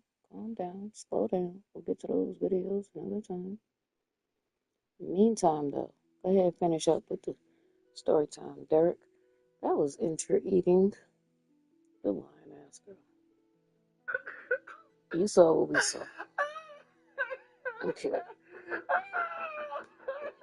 You saw it. Definitely pretty intriguing. Intriguing, to say the least. I need to see the other video, Look guys. from the, Let's just hear what she said after the fight, bro. Let's go see what she said after the fight. So she got a video over here, and she said something about what happened after the fight. Yeah, so I see a notification on my Ring camera that I think she was walking her dog, and quiet down, baby. She was walking her dog, and I see her walking in her apartment. So I was like, I'm so sorry. I don't mean to scare you, but I just have a question. Such and such. I hate that we have to meet on these terms, but we got into a little altercation yesterday, so A little altercation? This is some bipolar shit. This is some bipolar shit, yo. What? That is gaslighting. A little? I was wondering if you had it on your ring camera, if you could just check for me. She was like, girl, I was in Virginia shopping with my man, and she said, what made me look at the previous videos is that I saw the police at my door. Maybe she's talking about someone else. No, am I getting it wrong? Maybe she okay, that's not the neighbor. She's talking about, she asked the neighbor for the camera. I got it wrong. She asked the neighbor for the camera. My bad. I got it confused. That's not the same girl. Because if it's the same girl, then am I confused? Let me go look. Always confused. So she was like, so I'm like, why are you on my doorbell? So she said that she checked her previous videos, and that made her go through the videos, and she started fighting. And she was like, listen, I seen where she kept asking her to leave, and she would not leave, and she was walking towards you like she was trying to like bully you in your own crib. And she was like, and I also seen that you were dragging her in, but I knew you had got her in. It just didn't show it all the way because you can hear the beating from the hallway because her screaming and pleading and blah blah blah. She was like, you were not wrong. I said, well, I'm sorry. That's not the type of person I am. So what I'm saying, like, you're not. Right. You're not. Oh, she not. That's not. You're right, guys. That's She not just the type said of she was person the that she right is. person. She said it in her She's own not that words type of on the person. video while She's she actually whooping a on very ass. sweet, kind-hearted person, and she would Right? never do any. She typically would never do it. That girl Nah. had it coming. Yep, That girl had exactly. it coming. Okay. Exactly. And I'm not even gonna pay You attention already to the hear comments her. and talking about I was the, I should have The did this or aggressor. You were the what? You was what? You were the aggressor? Exactly, You were the because you aggressor? was. That's why Yeah? she stopped and Well, cut her that's so yeah, quickly. yeah. The I should have aggressor? did Yes, this you or was.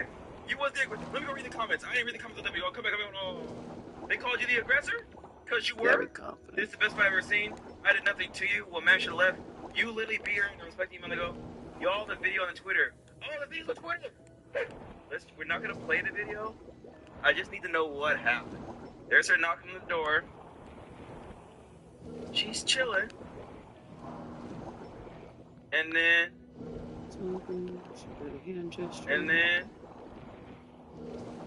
and then something happens. Being click. It's okay. We can click. I can click through.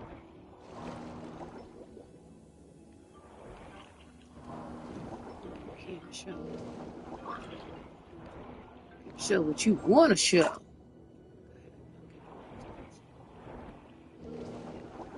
attention to the comments and talking about I was the, I should have did this or I was wrong for doing this. Bitch, you don't tell me what the fuck I'm wrong for doing in my house.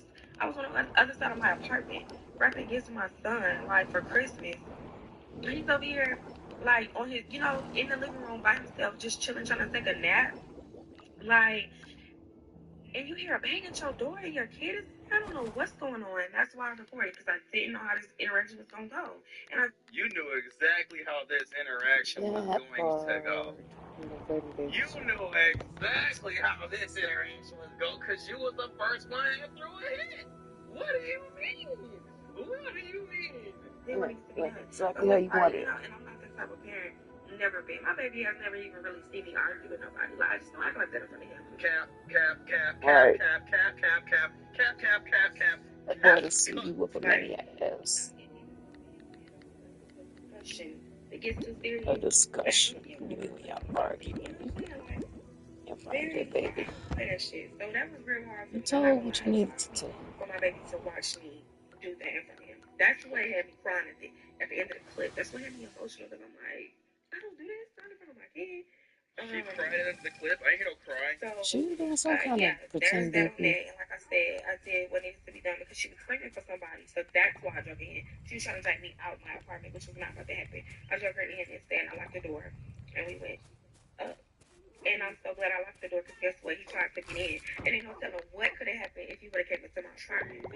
He could have either jumped in and, jumped in on her side. He could have broke us up and she could have got the best of me. He could have got the busting on my shit. My son was in here. I won't let nobody walk through my motherfucking apartment. So I did what a mom should have done. Period. Like, you don't do that. Everybody is not playing with you. You don't go to nobody else. And I'm sorry, I'm a voice going because that's my today's Christmas. You know what I'm saying? So I haven't been in the Christmas. I haven't been in the mood because I feel like just ruined everything. My hair was wrong. My nail, everything. I didn't get to take my pictures. I didn't get to get my makeup done. I didn't get to do nothing. So the only thing I say is when it got to it, I was like, get the, going at her. Like I told them, I am virgin. You know what I'm saying? So if I wanted to pull it on her, I could have. It's a couple reasons why I did not. First of all, I'm not the type of person. I'm not gonna take nobody from next. Reason number one, she wasn't even fighting back half the fucking time. That part. Are we not gonna point acknowledge that out? None of that.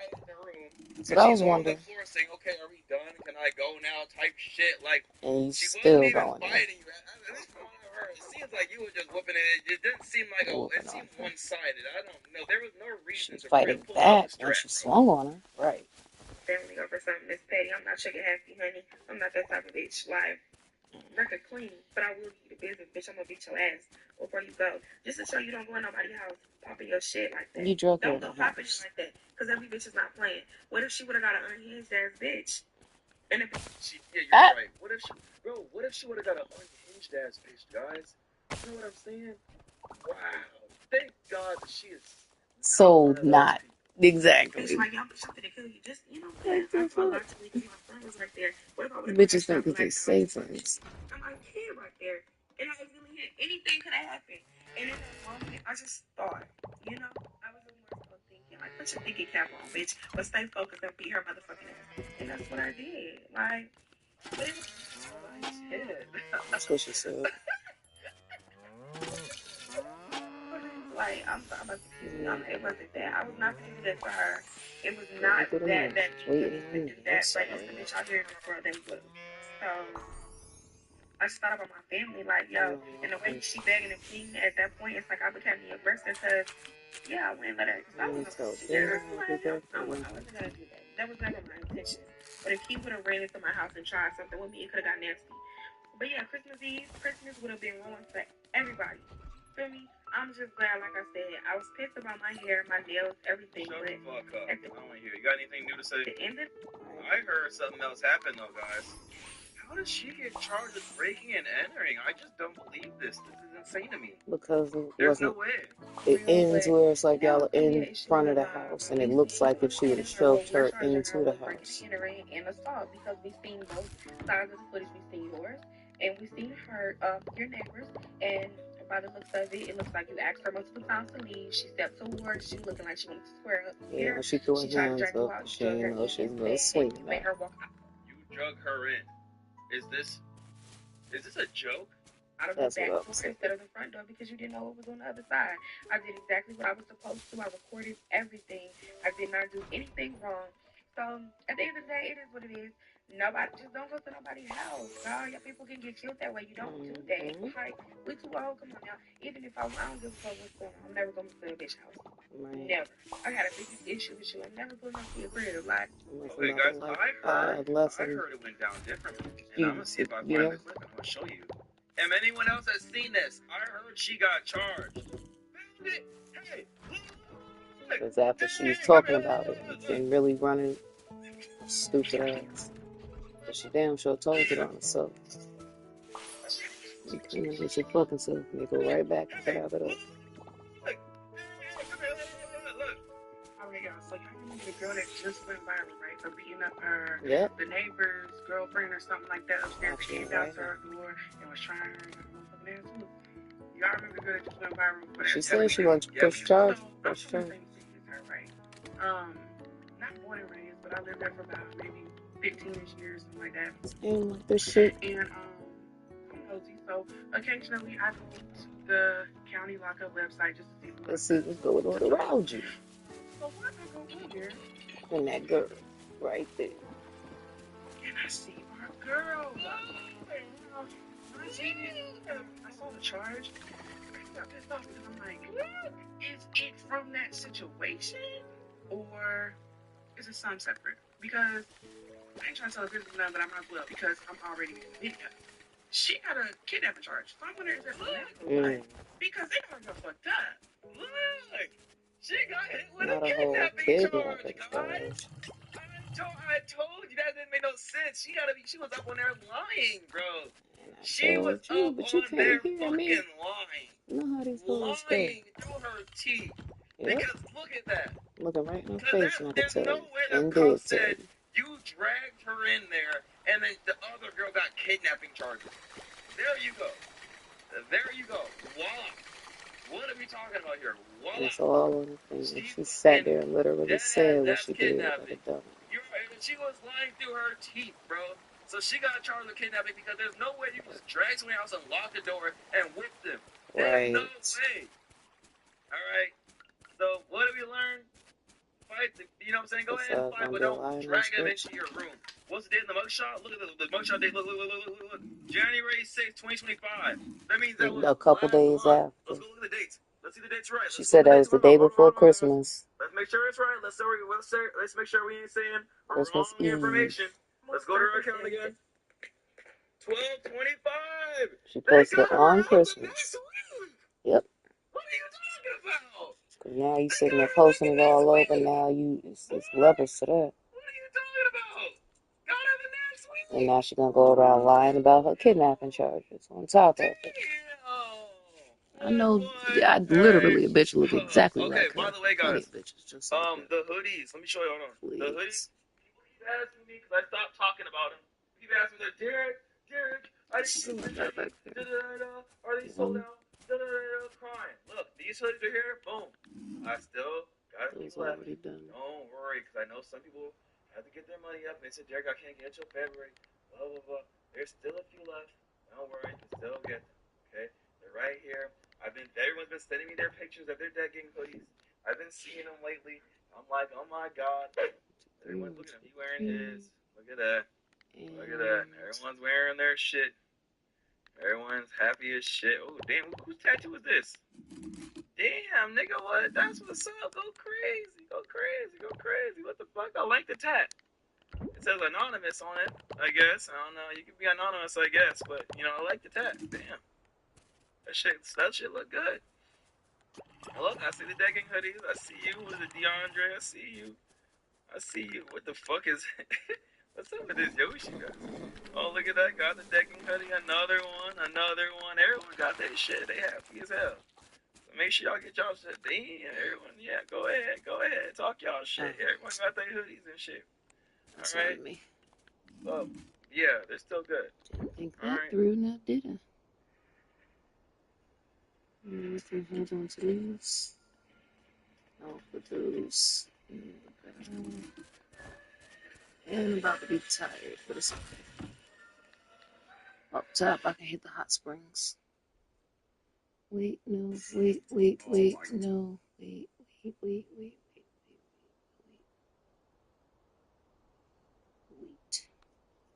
Didn't even ask me what we were about to watch. You just threw that on. Hold on now.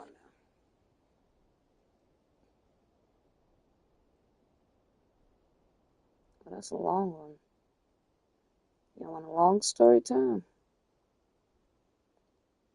Oh, we can do the comedy. Let's do the comedy. It's funny. It is my pleasure to bring on the stage one of my favorite comedians. You're not even the Daily Show. It's Josh Johnson. Okay, don't yell at me, Josh Johnson. I wasn't. A white woman introducing I Josh just Johnson. finished. I had no idea the Diddy documentary would be episodes. Episodes.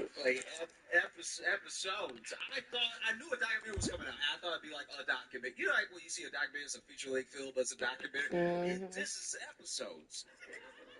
50 Cent produced a documentary about Diddy that he's apparently been working on for a decade. And it has episodes. I've never hated someone for episodes. That's what every person I've ever hated has been a very short story. It's like, oh, we don't really get along, feel like they betrayed me, and that's about it. 50 Cent sat the world down for 4 episodes. This is crazy. 4 episodes. With some of the most, this is some of the best footage I've seen in a documentary, because what they did, this is insane. This is fundamentally crazy, okay?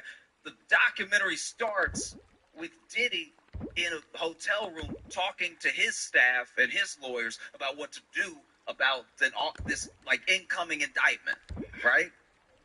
It's like 5 days before he gets arrested, right? And as I'm watching this, I'm like, that's curious, because this is 50 Cent's documentary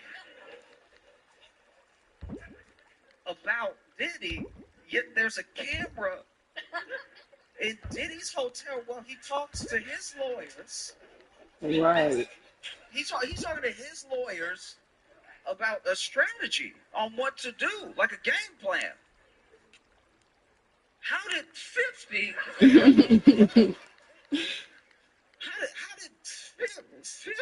Cent get this footage? Is he in disguise? Oh my goodness. How is he in the room for this thing? And then this dude's like, Diddy is on the phone, and he's talking about how like we need to get aggressive. He literally says we need to get like the dirtiest, most like expert propaganda we can out there. Which, okay, insane to say on camera. A camera I think you know is there. That's wild. That's a motherfucker. I just had this question in my head of like, how did they get this footage? Turns out that Diddy was making a documentary, and he had started recording everything because this documentary was going to be about like his comeback, right? So he's like covering everything himself, recording everything himself, so he has his point of view out there, right? So then he was going to make a documentary. He thought he was going to beat everything and then make a documentary, release that documentary, and then get everyone on his side again. And Oh, Diddy. Diddy flat out told her about and that. now you have to ask yourself, how did 50 come into the possession of Diddy's footage for Diddy's documentary about Diddy?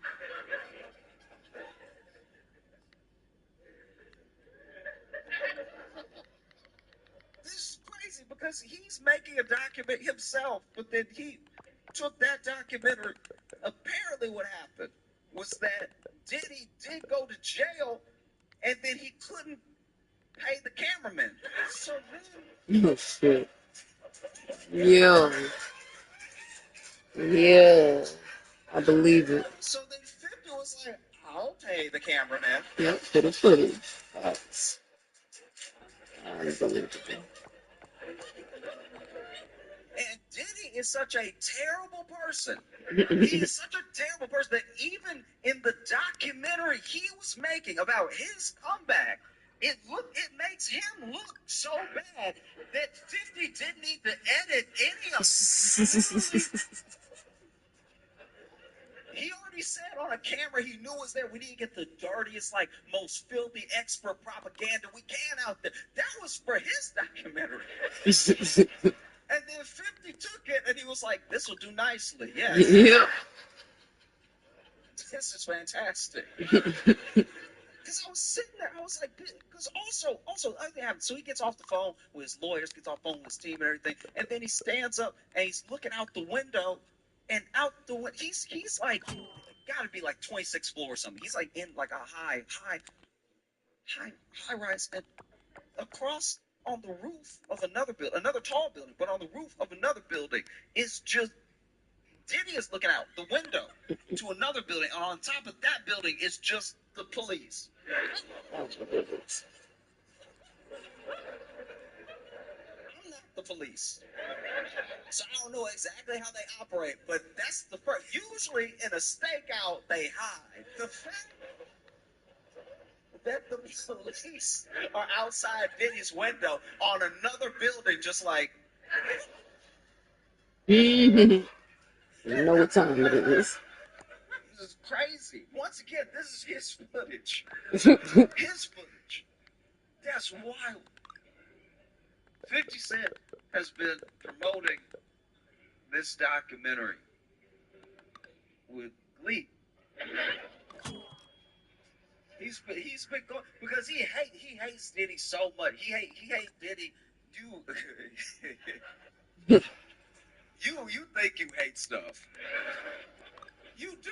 You think you hate things. Oh, I hate racism. No, not as much as 50 hates Diddy. I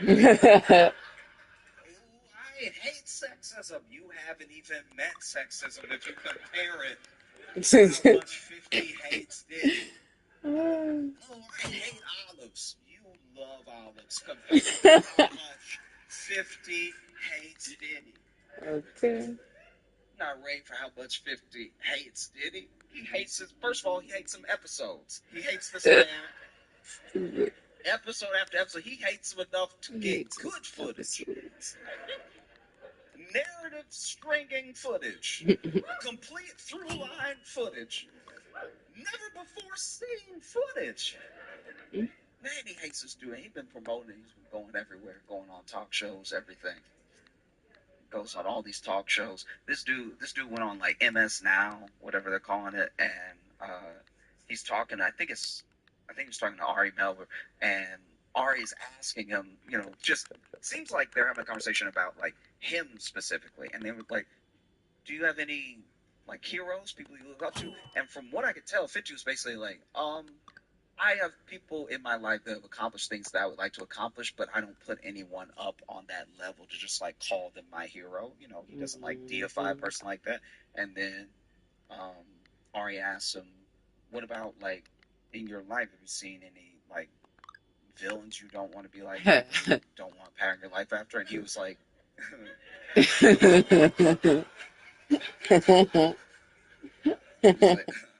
"Deity." This dude, because this dude has been making this documentary for a while, just quietly in the shadows, just collecting, just making it happen. Oh my goodness. Decade of work. Oh, I should have even got them bugs. It's Going okay. into a documentary, Nice and little now it's like he gets to show it off. This is his baby, you know. And you know how new parents are. You know how new parents. This is the miracle of life happened through you. You made this person that. You see, it's changed your whole perspective on the world. You see this person now that you can't. Anyone brings up how have you been late? How have I been? This person, the miracle of life, my baby. Look, do you want to see my baby? Do you want to see pictures of the baby? You have 1,000 pictures of the baby. But no parent that I've ever met is promoting their child the way 50 is promoting this documentary. Okay. This man went on. Apparently, this is the rumor. Apparently, he went on like the ABC stations specifically to do the interview because ABC is one of the only stations they play in prison. I try to tell you. I know what he was doing. I know what he was doing. Hey, this Cain didn't hate Abel this much. Biblical. This Not is wild. He is doing everything I'll but sleep looking and right look to at the it. camera, I'm smiling and not waving at Diddy. That's insane. This is wild. He's smiling so hard. I've never seen him smile like this.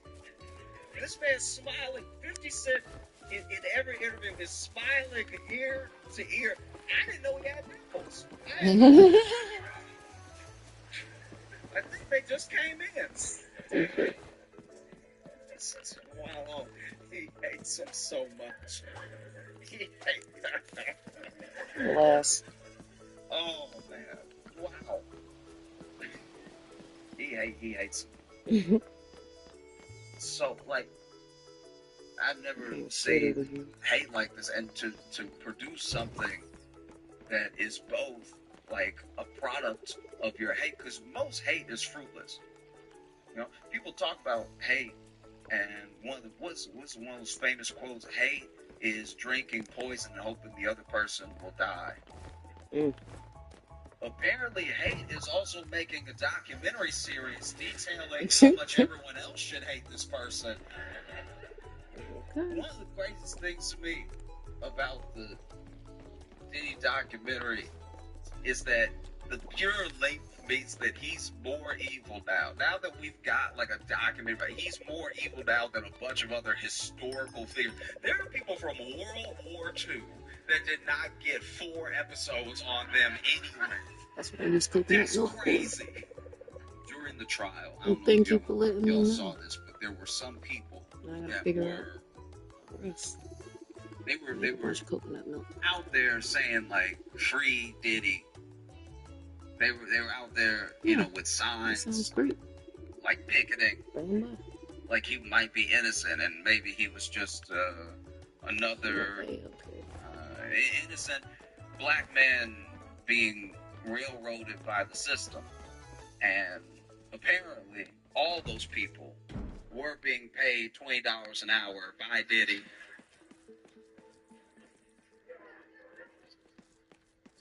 Here's the thing. This is what's so funny about that to me is that like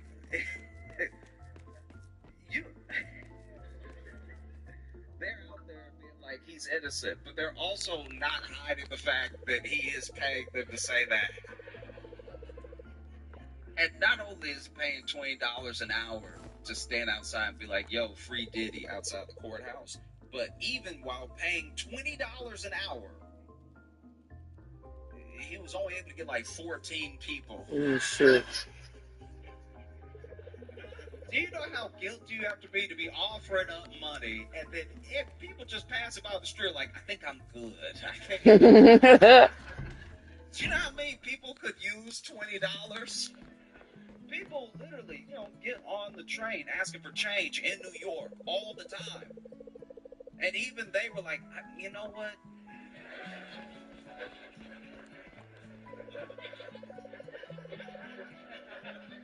Not every $20 is a good $20. That's how you know it's real. Apply for Atlas. If you don't get approved, Yep, they give you buddy. $50 just for trying. It takes like 2 minutes, and if you do get approved, you're eligible for up to $1,000 in sign-up bonuses. Even if you have See, no even credit a or kid bad credit, knows. Atlas says yes. No fools around here. This documentary is insane because there's so much that we knew beforehand. There's so many things that we already knew. We were like, all right, this, we've all seen it. A lot of baby oil, way more baby oil than anybody needs, right? Which I will say this: watching the documentary now, knowing what we know, editing wise, they didn't need that many shots of baby oil. That does feel like 50 Cent was standing in the editing room like, no, and put some baby oil right there. No, they mentioned baby oil, so go ahead and throw to the baby oil. Okay.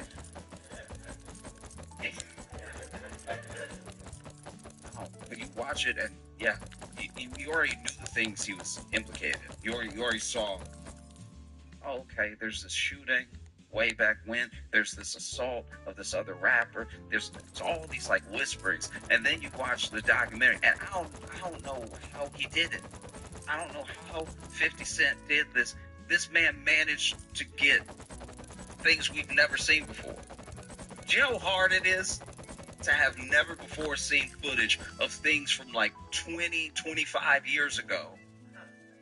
Like, a good example is, in the documentary, they talk about how much Diddy may have had to do with the deaths of both Tupac and Biggie, right? Which is also insane that someone who can't rap at all Took out two of the greatest rap legends may alive. have deprived us of two of the greats. Yeah. That's right. It's so disgusting. It would be like if Trump shot two of the presidents that were on Mount Rushmore. Like, it's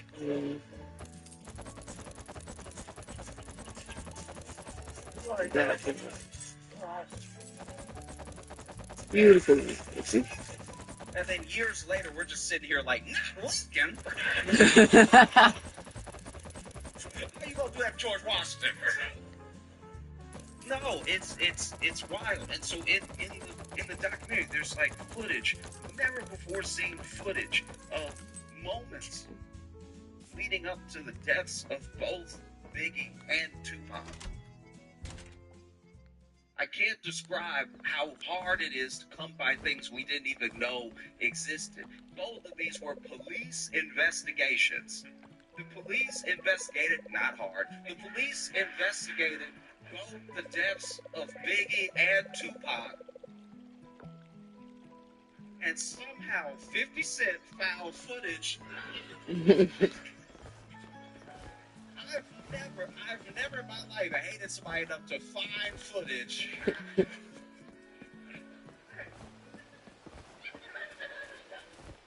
There's this video, and this is also, you gotta go back to when this happened.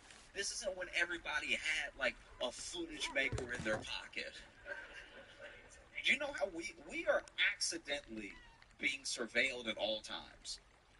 All of us. I know you think you're not because maybe you don't have your phone out and you're not posting where you are all the time. But the phone knows. The phone is very aware of where you are. Right. And the phone loves snitching. Every time.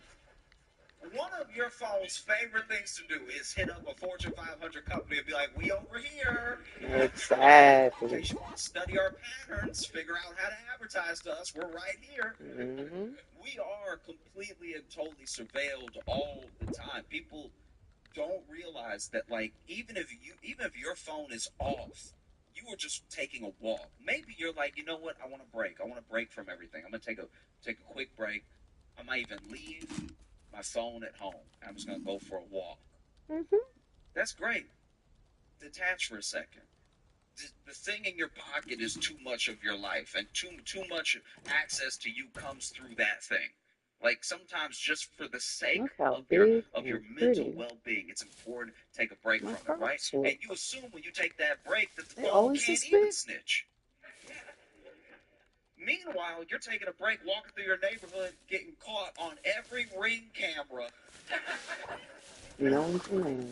Everybody got a Ring camera. You getting caught from Ring camera to Ring camera to Ring camera to Yep. Ring camera to Ring camera. All they got to do is put And the even bitch when they together. try to ping your phone, the phone like, he not here. Like, the phone loves snitching on you. The idea that, like, any crime goes unsolved is wild to me. The way we are surveilled now, like, how'd you not catch them? I know where they are right now. All right, and they ain't got shit to do with me. It's Fact. crazy. So you go back a little bit. Go back to before I always said it was that. so So I easy to started keep minding track my of business. everyone. Because even when people They're text gonna you, ask me they questions. expect an I'm not answer getting from you. paid. They have your What you number. talking about? They know it went to your phone. It said Figure the it out number like I on their did. end, right? And unless you fixed it on your phone, Or your cut me a phone check. snitched on you to It's them. different. It said red to them. It said red. Yep. It said he saw it. He just don't want to answer. It said it. It told you. It told you immediately, right? And so even when you text someone, we expect immediate answers. We expect a sort of immediacy from everyone. And if you're not getting it, then it must mean something, right? Let's go back to a simpler time. Go back to the 90s when, yeah, you could just move about the world. I'm surprised people in the 90s, like, I'm a 90s baby, but I was a baby. I was a child. I didn't have a chance to take the opportunities allowed. But how did everybody that was an adult in the 90s not serial kill? It seemed like it was right there. Right. Anytime somebody older than me hates somebody else older than me, I'm like, you could have been dealt with that. That's Right. like, So yes, the fuck up. Couldn't have. Nobody would know. Nobody. You don't want to solve a problem, that's on you. But like, I'm just saying, it's crazy to look back. Even like CCTV footage from like 1990, it is indistinguishable from a game of Pong. Like it's so unclear what is happening in the day. I can't believe anyone ever went to jail off of the original CCTV footage. It's so hard to tell what is happening. I can't tell if that's somebody beating somebody up on a street corner or if that is the Sasquatch. It could be either one of them. Facts. Black and white, barely imaging, got pixels everywhere, just moving, and it's like, as you can see right here, no, I can't see that. I can't see that at all. Even when I watch old episodes of Law and Order, and they play the footage, that's how you know it was bad. I'm watching on TV, them pretend to be lawyers on TV, and they're still like, as you can see right here, and even sitting at home, I'm like, there's no way anybody can see anything. Like, is this where I'm supposed to suspend my disbelief and be like, it's a TV show, I can see it. Like, go back to a simpler time, right? Go back to a time where if you wanted there to be footage of something, you had to go out of your way. Truly out of your way. You accidentally make footage now. People don't realize that, but like even some of the things that get people caught when they do a crime weren't even them being stupid. But some people are very dumb. Some people are incredibly dumb, and they're like, "Look at me doing a crime." That is happening, and that's happening a lot. We got to get the youngins to stop doing the crime in front of their phone and then posting it. Doing the crime at all is bad. We should start there. But also, doing the crime and recording it is insane. Doing the crime, recording it, and posting it yourself. We have got to... The snitch is in the house. Like, the snitch is you. The snitch is in the mirror. There's no one got to tell on you anymore. You posted. Look at me doing the crime.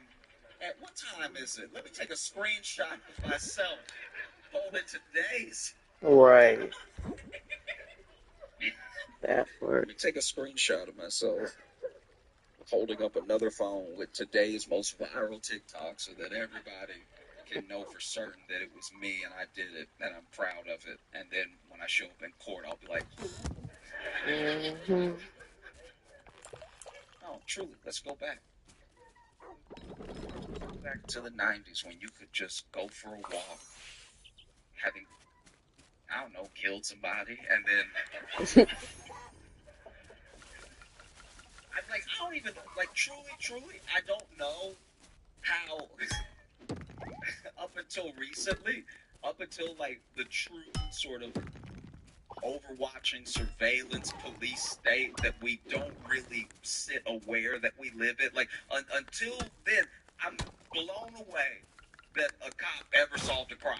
That's true detective work. If you go back to the 90s and you're like, there's footprints. These footprints. Let's check the footprints against shoes that have been made in the last 10 years. Like, all that stuff is like real detective work. And when they caught someone, I think I would have been like, wow. All right. Wow. This is crazy. Police now, they're just Turn on like, the fucking phone. that looks like him in the video he made. Mm-hmm. Literally. Be the dumbest motherfuckers I'm ever. just saying, he said his whole name, so it might be him. You know, like him and this dude, they had beef, so then he beat him up on camera, recorded himself beating him up because he thought it would look cool, and then held up his own driver's license and then posted it Right. to Instagram. It just seems like an open and shut case. That's Police work back in the day seemed like real work, I guess. Like, that's how'd you catch anybody? They weren't here for it.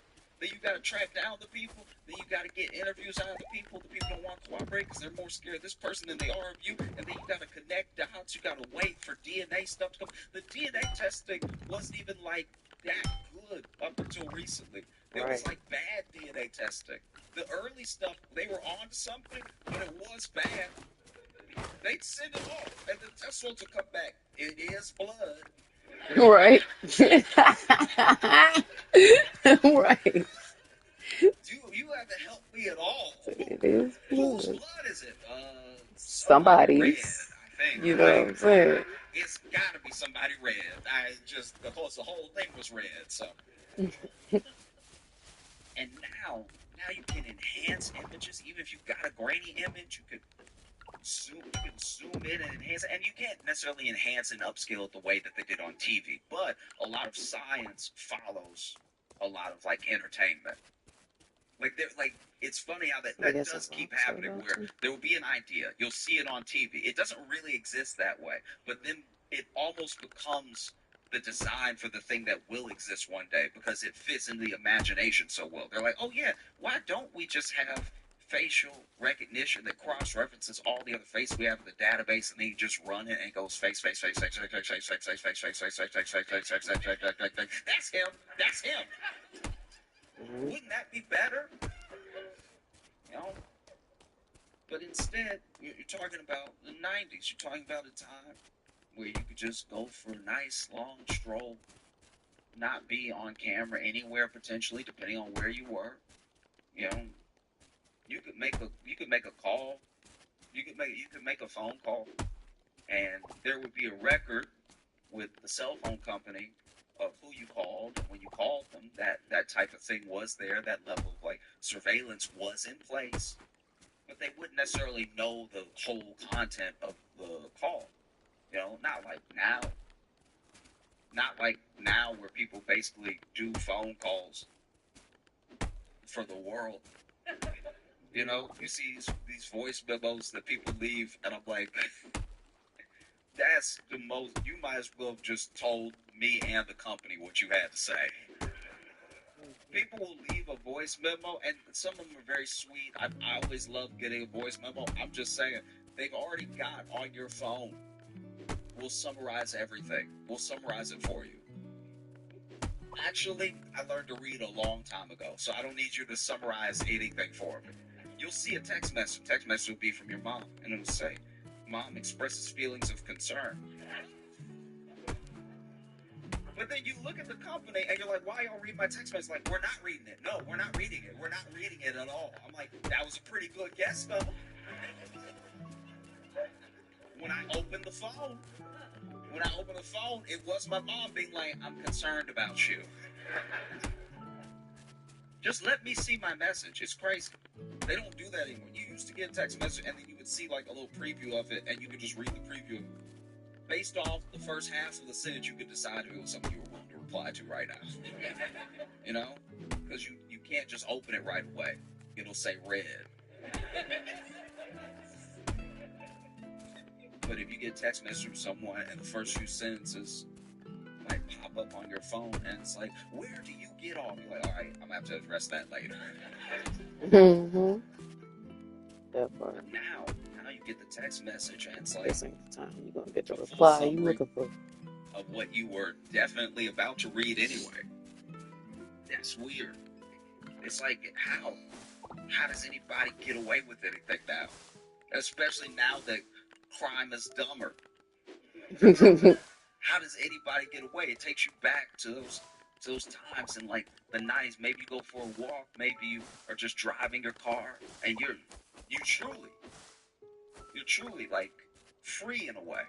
There's nobody really looking for every little move that you make.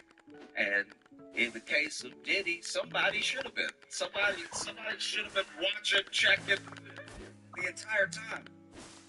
You know, you see in this documentary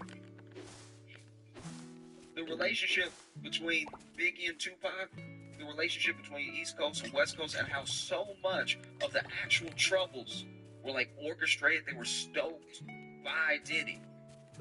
Like Biggie liked Tupac. They were cool.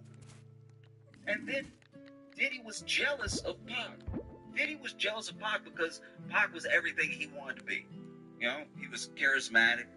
He was truly like a poet that could make you understand where he was coming from. You did not have any sort of similar life experiences to him at all, but he could express himself in a way that brought you in. No matter where you came from, there was real connection there. He could build and he could bring together real community, right? And so for that, he was loved. He was instantly accepted. He was praised. And if you're someone like Diddy, you see that and you're immediately jealous of him. It's everything you want to be. He's good looking, he's young, he's successful in a way that comes from his effortless talent and his hard work. It's everything that Diddy wanted to be, and that Diddy knows he isn't or wasn't. You know, Tupac was a rapper.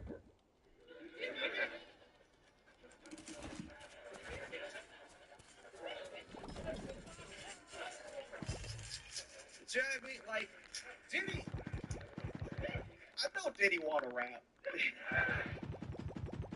Oh, Diddy want to rap so bad. One of the most dastardly things this documentary has done in some of the editing is just showing Diddy dance for no reason. You can tell Diddy not talented from the way he dances. Oh my goodness. I know it's a harsh statement to make, but Diddy dances. Diddy dances like Tom Cruise from Tropic Thunder. Like, and Tom Cruise was on rhythm. You know what I mean? Like, Oh shit. Diddy was over here in the documentary.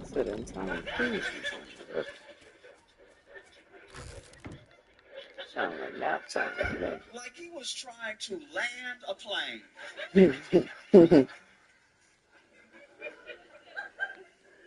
I was sitting there like, what am I watching? I'm just saying, you go back to that time, right? Go back to the time in the 90s when your phone was just a phone. Like the cell phone, it's only a phone. You could make a call and play Snake. Yep. Maybe Centipede if you were fancy, but like that's all it was. It had that stick that came out at the antenna that shot out that for some reason wasn't out all the time. Why would you not pull it out all the time? If you want to have a good call, why do you need to pull it out? Shouldn't it just come out every single time? And then you would drop it. You drop your phone and it was not a big deal. Look at people that drop their phone now. This is how you can tell we're all addicted to our phone. Watching someone drop their phone is like watching somebody About drop to get crack hit by down a the drain. car They're or like, some shit. Mm-hmm.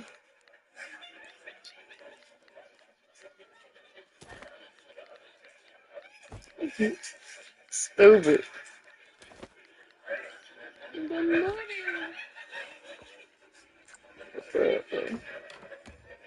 Yeah.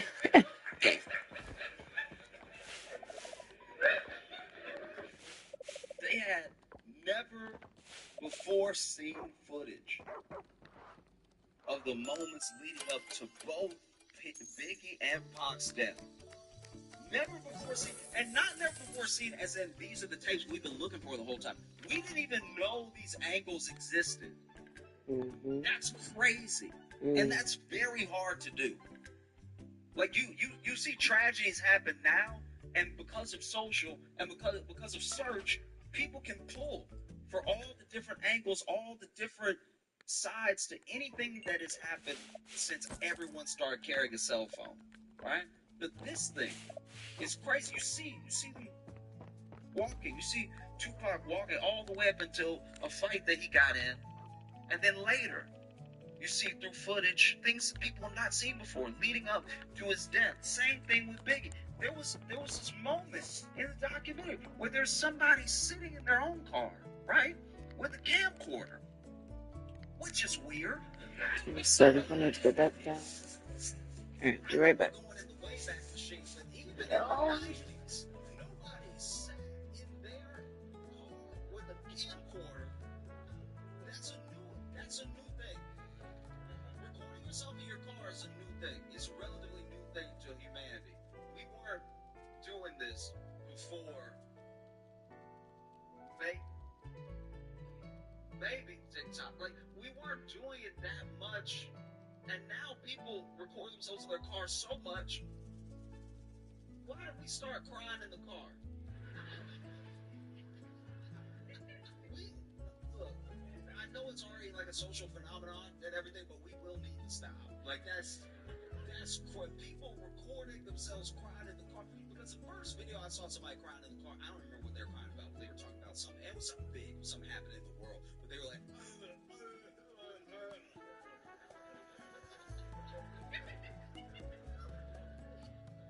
I saw them in the car.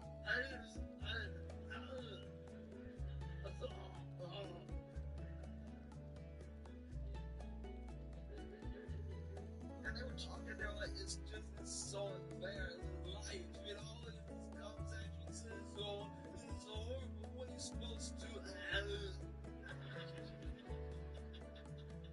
I remember sitting there like, okay, all right, they're making some valid points. I understand why they're upset. But who records them right now? This is terrible.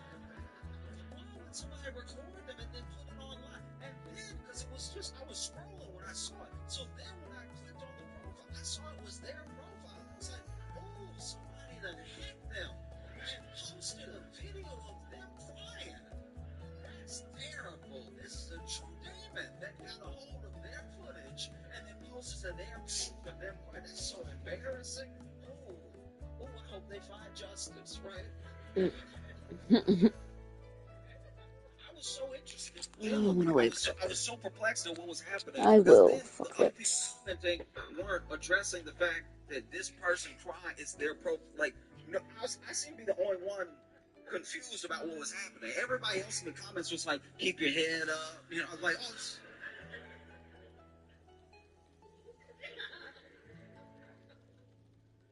And so, look, I was curious about how this was going to develop because I've been, you know, witness to many of my friends that have been like hacked, especially when Facebook was like young, and then somebody would get on your Facebook, they type out a bunch of things on your timeline, just like dumb stuff, and then, you know, you would get them locked out, you get back on and everything. So I've seen this before, but I don't know. I was so invested in how this person was gonna come back from this that I did follow them, right? I hit follow just to be, because I'm expecting any day now they're gonna be like, hey, somebody, broke into my account and posted me at my weakest moment. Thank y'all for the support. But that's why I followed. And then a couple days later, I saw another video. I saw the handle. I saw a profile picture, so I saw that it was them again. And I'm sitting here scrolling up, and they're in their car again. And then I'm thinking, oh, okay, this is where they're gonna say like, "Hey, somebody broke into my account. Thank y'all for the well wishes and everything, but I'm good. I don't want y'all to see me in that light. That was a very weak point for me." And so when I scrolled up, I'm fully expecting them to say the thing I just said. But then they started talking. They were like, yeah, I just wanted to reach out to everybody. Thank you all so much. The comments you left and the messages I got really touched me and everything. And just, I was like, no way. There's no way, though. No. And then I put it together. I was like, wait, they were recording themselves crying in their car. That's the most private time to cry. We need to go back, just for the sake, once again, of our mental health as a nation. We got to go back to just having a crash out, parked in the car, and let that be history. I know that's right. You are not your best when you I'm cry in your quick to car. go to that car, like, look. I would throw it out there that, man, okay, smoke this blunt, keep it hear moving. what you have to say when you're to the point where you break it down, parked in your car somewhere. I'm talking to y'all on the Stop camera in my broadcasting car. it. This is bad. There's some shit This is going very on, and I'm bad. trying not to crash the I've fuck never out. seen a cry in my car video and been like, oh, yeah, that'll change things. I'm just saying, like, if you in the car, right? I If you in the understand where car, people be coming from where that has if you in the car, happened. But it's like and you are upset, it's end of that understandable because era. life is hard, and sometimes people feel like they got to walk it all by themselves. They don't know the support they have. They don't know the people that they have in their life. And in those moments, there's an opportunity. You could use that time to reach out to someone and tell them that you need help. You can reach out to someone, and even if I'll even pitch this, if you're very bad at asking for help, right? Try to help someone else. Because the same bond that leads you to help someone else will then have them looking out for you whenever things are down for you, right? You have this thing in your phone. You have this thing. It's incredibly powerful, right? It tells everybody where you are. Government, friends, everybody. Everybody know where you are. Everybody knows where you are. Everybody knows. People you don't know where you are. People you've never met know where you are. Right now, they know you're here. Like, people know where you are because it's in your phone, but you also know where other people are. You can reach out to people. You need help. This could be a way that you get the help that you need. It could be. Or you could buy one of those dashboard stands.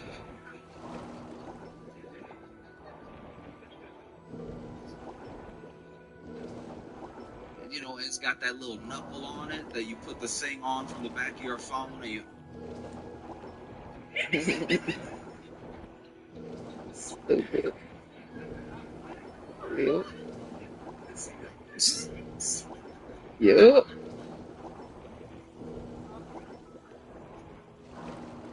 Yep. Exactly. Stupid.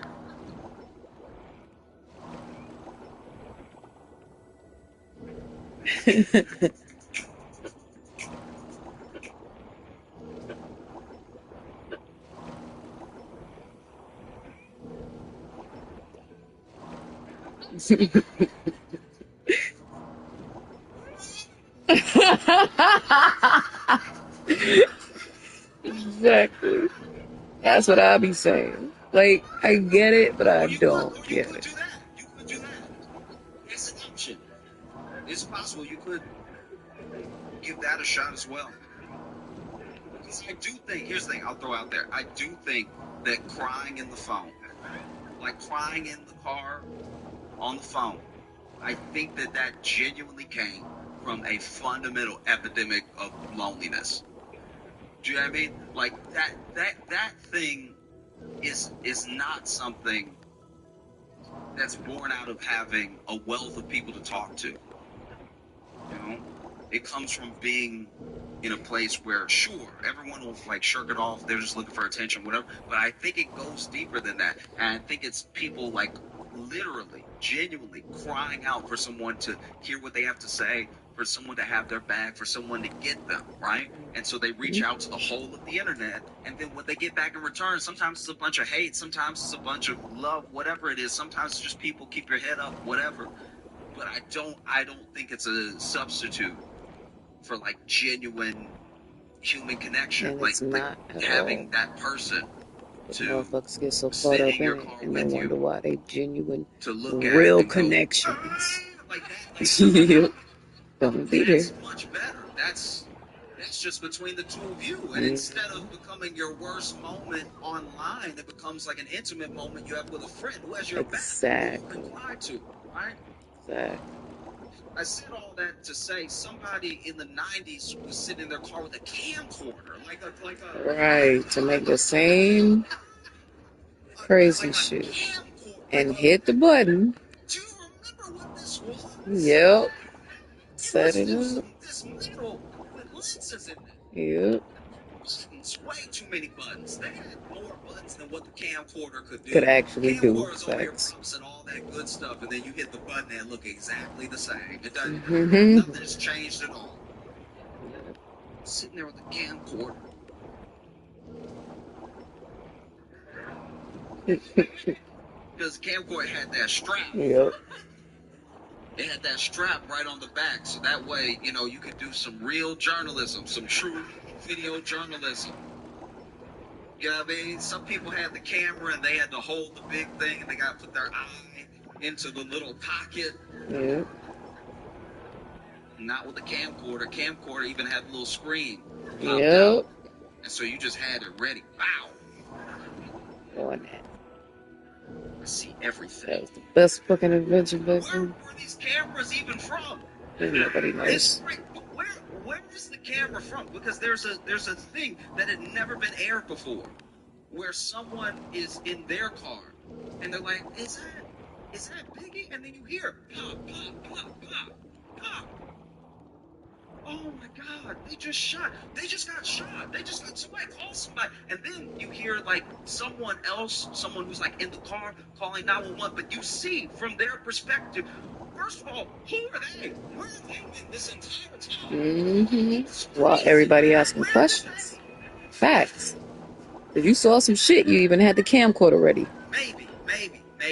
Maybe there is a Think chance about it.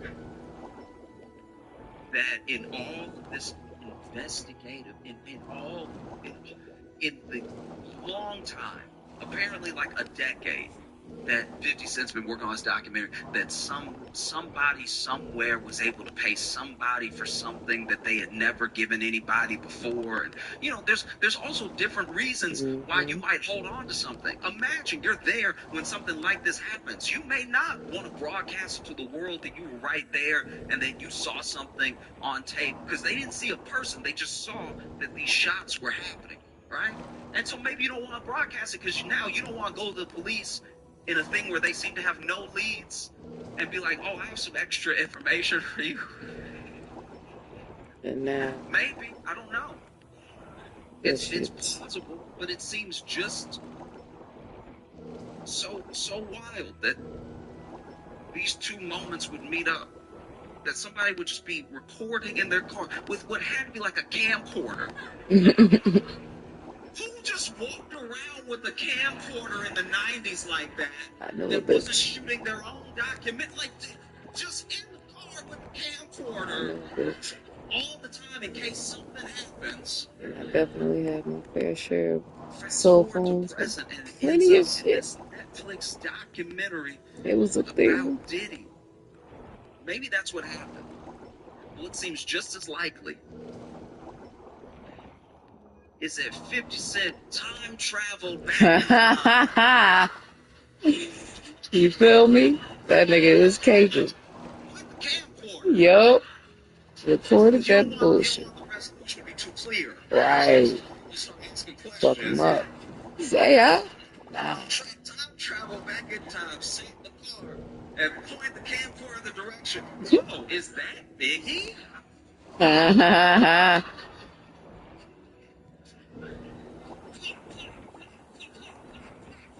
no! Someone shot Biggie! Right. I'm gonna go back to the future. Mm-hmm. And there's so many. It's a documentary so full of detail. You just have to rewatch it because then there are things that go over your head the first time where you don't even realize how evil the thing that Diddy was We're gonna because so line it much up. information is We're gonna flying watch at you. us It's some of like that Diddy information. Here's a documentary. tidbit. Here's an interview, first-hand account. Somebody was there. Baby oil. Here's I another pay for the tidbit. stuff, they use it, Here's a whatever. Here's a I'm gonna first-hand watch account. Netflix Here's what while I'm someone had to say. Here's something that we didn't even know Diddy did. Baby oil. There's so many instances of them cutting to baby oil that sometimes some of the evil gets a little lost. Mm-hmm. You know, the idea that this man might have had so much to do with Biggie's death and then went on a campaign like he was Biggie's best friend in the entire world. It's not just insane that people let him get away with it. What's even worse is that he, through this memorable event, right, all throughout Bed-Stuy, Biggie's funeral, right, and then no one didn't know until I saw the documentary that he made Biggie's estate pay for that For funeral. all of it, right? Yeah, like that's. Right. And if you get too distracted by the baby oil, you might miss that detail. But there was a lot of baby oil. You know? And it's a scary thing that what gets revealed in this documentary isn't just how bad Diddy was. It's also how bad so many of us want money, fame, something he could dangle over people that really let a lot of this abuse keep going, that really kept a lot of his secrets, that really kept people doing whatever it would take to be in the loop. You know, people can only have a real power over you when they have something that you want. Once you decide that you don't want it that bad or that you're going to get it for yourself, they have nothing over you. Then they get angry, then they do all the And there were extra. people who tried to do that, and so then Diddy would come at them with violence. At least if I can make you fearful. If I can't make you want anything, if I can make you fearful, I can keep you in line. Exactly. You know, there's just so many people, Sick ass people, that have ended up I know too dead. many. That's kind of like through the documentary sort of laid at Diddy's feet. That. Like either he's out here having people killed and doing all this stuff, or he's one of the unluckiest people to be around. Like that's. Either way, I would never want a track record like that. I would never want people to be like, oh yeah, I met Josh Johnson a week ago and now I'm real sick.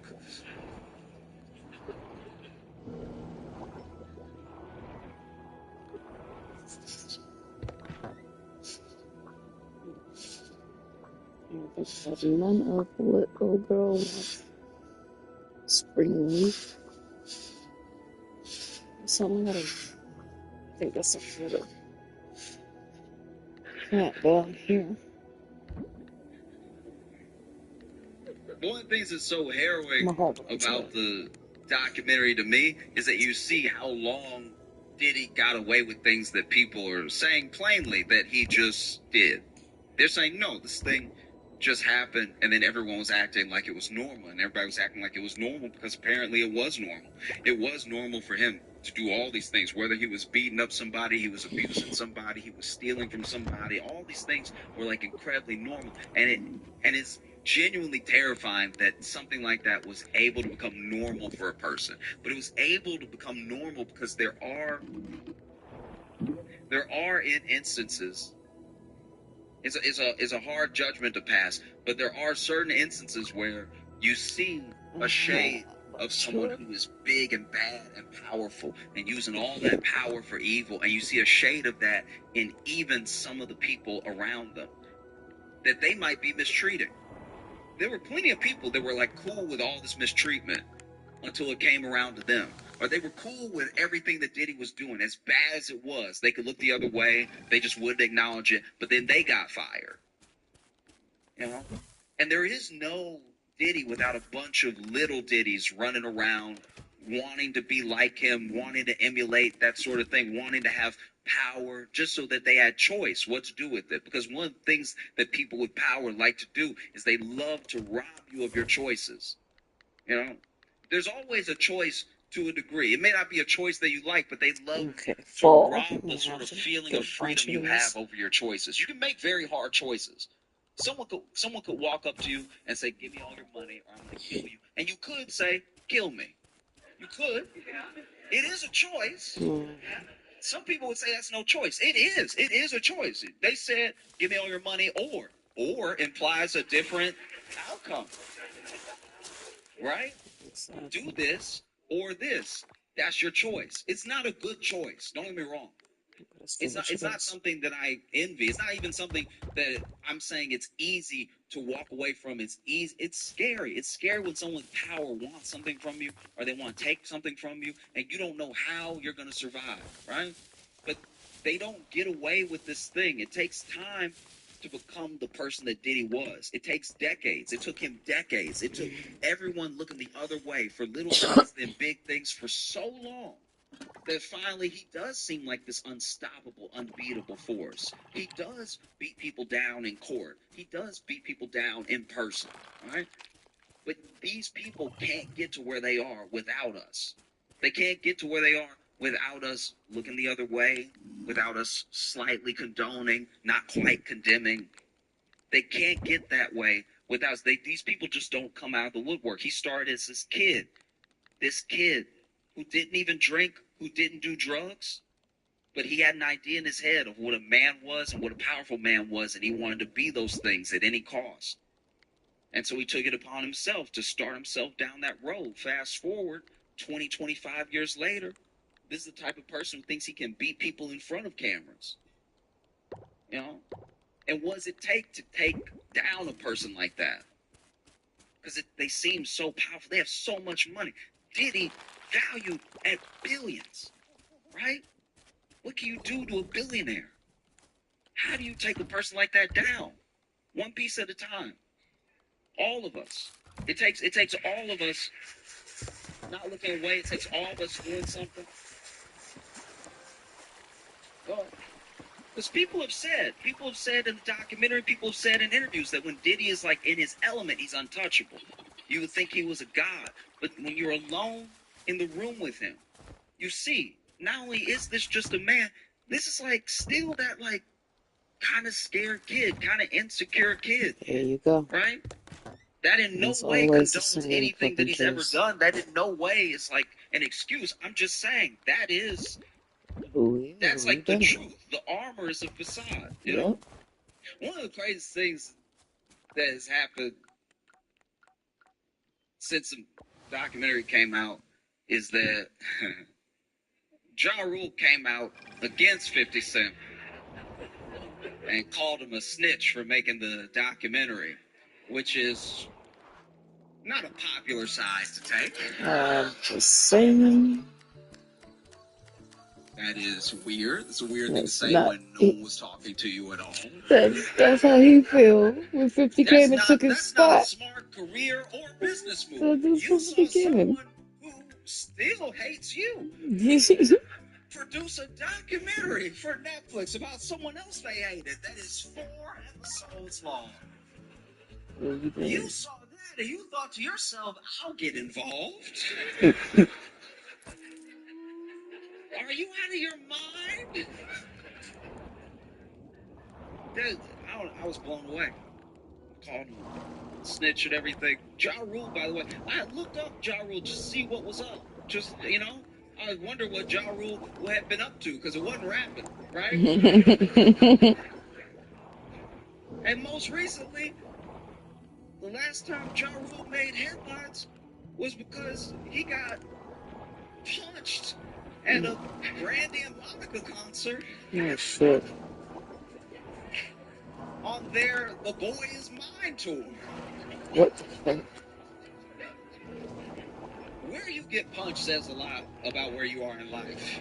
Do you know what I mean? If you're a rapper, You and you said get that into a Brandy fight and at a rap concert, Monica's that seems par for the before course. it's mine.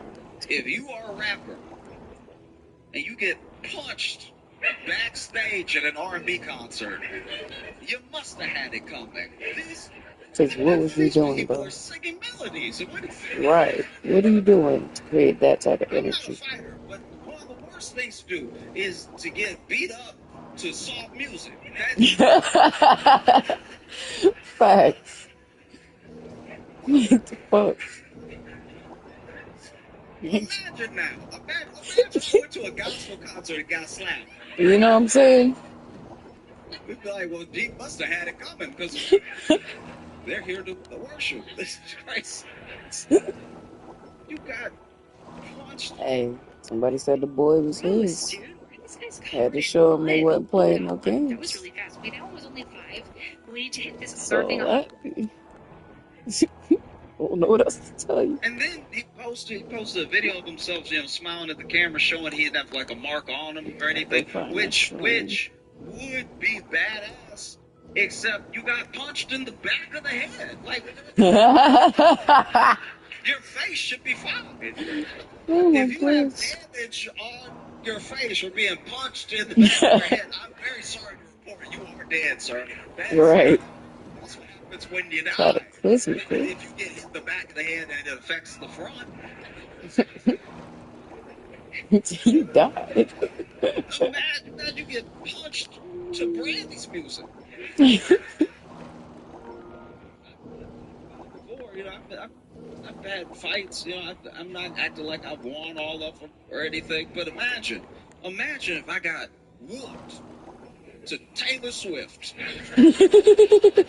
You would never respect me. Even when I hear that you belong with me, son, I flinch. Like, that would change your whole life, getting beat up to Taylor Swift.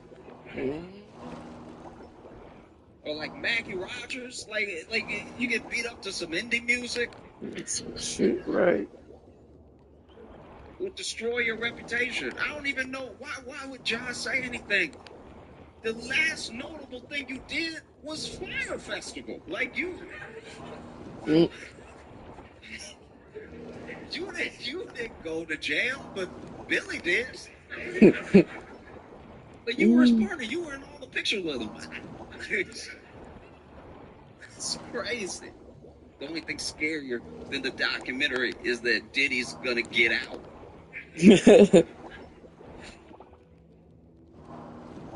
I'm terrified.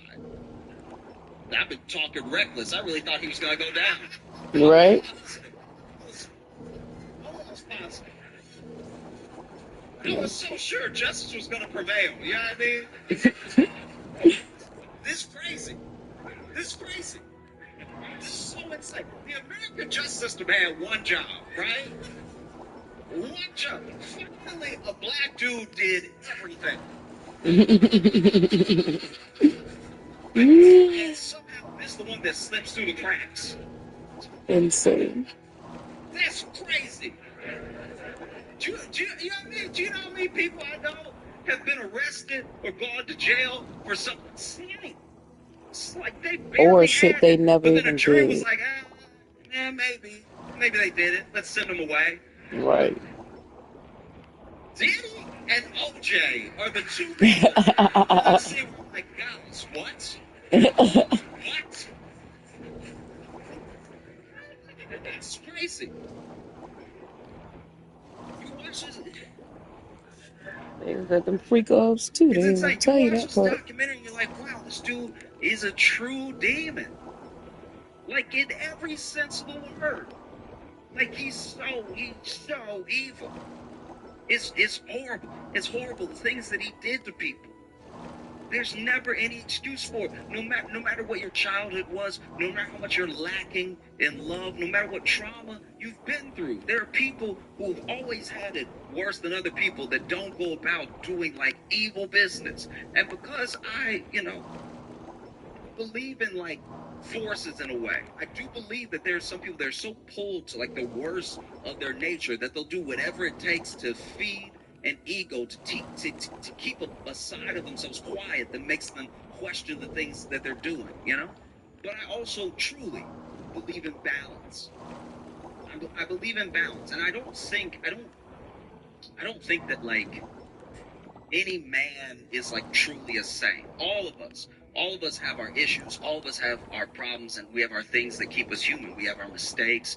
We have everything that drags a person down, right? So I would never try to put a person on a pedestal or make them some sort of living saint, because I don't know what their inner thoughts That's are. I a don't actually know sin. their heart. I don't know if the In good case that they y'all do keep is to be forgetting, seen doing good, or if it's to actually put more good in if the you world. ain't I doing can't that tell with you. I have no God, idea. then you don't But need to be because doing I that. grew up in a religious home with a grandma that really believed in Jesus, you know, I've seen that picture of Saint Michael stepping on Satan's neck, and Right. I don't know, it just kind of feels like that's what 50 Cent is doing No, he did to not. Diddy. You know what I mean? Like, got the sword and everything. Mm-mm. That was good. That was good. Oops. That was good. Indeed. What are we about to go to?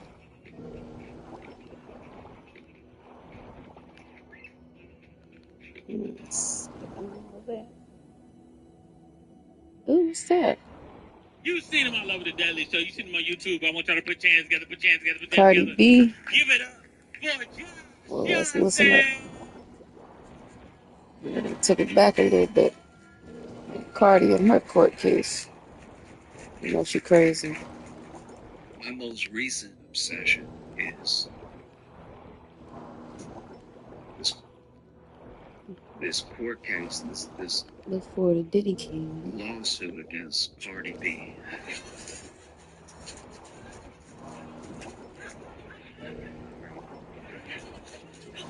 If you're not familiar with Cardi B,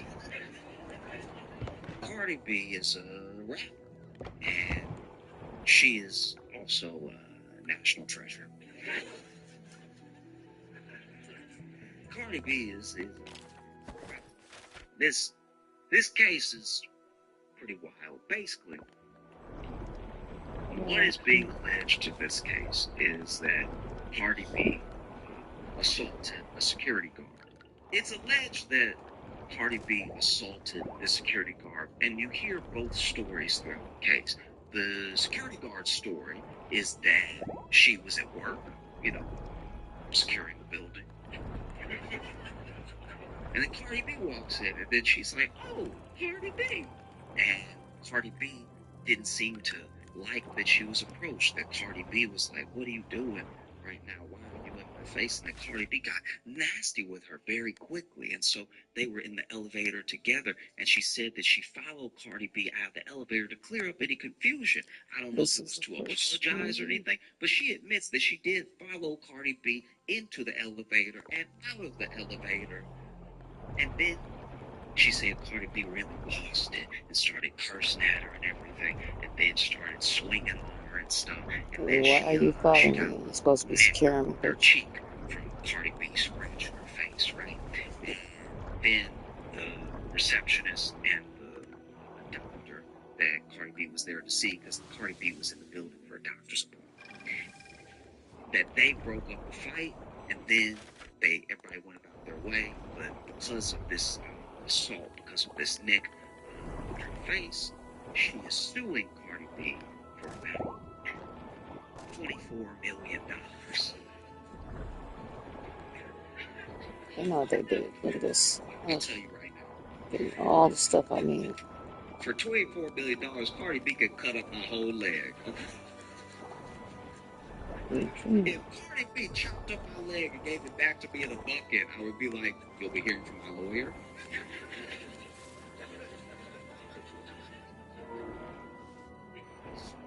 $24 million. That's crazy. So then, Cardi B's account of things Inventory is is that full. she was going to the doctor at the time she was pregnant. She didn't want anybody to know she was pregnant. She didn't tell anybody, and she didn't even tell her security guard she was going that day, her personal security, because she was just trying to keep this whole thing private, right? And even the doctor's office had blocked out time just to make sure they didn't have other clients coming in back and forth. And Cardi B was going to be the last The appointment purple of the thing day, disappeared. right? So Cardi B shows up to the building, and then immediately she hears Cardi B. So already that's not ideal, right? Like that could happen at any time. Cardi B is very famous, but then she is getting in the elevator, and then she notices the person who screamed Cardi B got in the elevator with her and has a phone in her face, and so she goes, "What are you doing? Aren't you security?" Because she had security. And then she's talking to her. She's in the elevator. And I And then she definitely been exits the security a elevator. million And times. she said That's she can still definitely a feel big this person moment. behind her. So then she turns around. She's like, "Hey, what are you doing? Why are you recording me? You gotta All get out of my kinds of face things before I go people to and the y'all doctor." would not And fucking know. that's when the person who was recording her, the security guard, got real And angry. that's why I And get was to like, see "I can do them. what I want. It's my phone. This is my building," which is a Bitch, you need misunderstanding to of be what quiet. security There is. you go. I just said, like, bitch has never been okay. That's one of the first If that number one really things they was tell you. You sad, about to interact with a bunch of motherfucking high-profile I've people. never met a security guard who thought they were clocking in to own the building for a little while. Right. But then they got into what Cardi B says was only a But none verbal of them altercation. There was the to see where this receptionist thing and the is. doctor that came I into, don't know I what the guess, the blue thing hallway to is. break things up. And But she five said, are I didn't touch her, she spins. didn't touch me, so I didn't really think of it again, you know? Because if you don't know Cardi B, you should at least know that she's used to verbal altercations. At least. I'm sure they don't stick with her. She was on Love and Hip Hop. Like, if it, And bitch, you thought I was so gonna then she cry just and sort of think goes about about you her all day? life, and then she gets hit with this $24 million lawsuit. This whole thing, to me, just my opinion, but this whole thing feels like when that dude tried to sue Gwyneth Paltrow for millions. Remember that dude, Gwyneth Paltrow, if you weren't familiar with this, basically Gwyneth Paltrow went skiing one time, and then this other dude went skiing, and I don't know exactly how it went down, but I guess they bumped into each other at some point, and then the guy got up and he was like, "Wow, you're Gwyneth Paltrow." Mm-hmm. Yeah, fuck out of there, man. Yeah, cornballs. Like, you could have gave me a fucking autograph and we could have called it a day. Maybe 2, 3 autographs, and bitch, I could have sold 2 or 3 of them bitches at the same amount of money without the hassle. Because this is the thing, coming after Cardi B seems like kind of easy in a lawsuit like this, just because she was on shows like Love and Hip Hop, and in Love and Hip Hop, there's a lot of this. In Love and Hip Hop, whether you watch Atlanta, Hollywood, New York, there's a lot of almost fights. Mm-hmm. You know what I mean? Usually it is stirred up by the producers. They get everybody nice and drunk, and then they're like, "Hey, you won't believe what she said," and then they always Exactly. believe what she said. Exactly. And so, you know, Cardi B's been known to pretty much never back down. In fact, there was this old case. I don't think anything ever came to it in like a court sense, but Cardi B was doing, I think it was a festival, could have been a concert, and somebody threw something on stage. You know, somebody threw like a water bottle. This has happened a lot in like the past. I mean, people lost their minds through COVID and everything, and now people sometimes even feel themselves throwing something on stage. I don't know if it's like to get a reaction out of the performer, and every performer has a different reaction to it. There are some people who, as soon as something gets thrown, they walk off stage, show's over, and they don't even try to continue. There are some people that try to dodge it, act like it didn't happen. There are some people that try to dodge it and they try to find the person who did it and get security to kick them out and everything. Well, basically, there was a time where someone threw a water bottle at Cardi B, and I believe she dodged it, but she must have seen who did it because she immediately threw the microphone at them. Mm-hmm. Bink. They probably thought Cardi B was going to be some easy pickings. They were like, "I'll throw my water bottle now. She's clearly unarmed." Oh, okay. And can I just say, throwing a microphone at somebody is one of the funniest projectiles to throw. You better Because it's back the up, only son. one where you get to hear their reaction Yep. to something being Ooh. thrown at them in real time. Got it. Imagine Cardi B throw a microphone right back at them, and they're like, "Oh, is that a?" Last thing the crowd hears before the show ends is a, "Whoa, watch out!"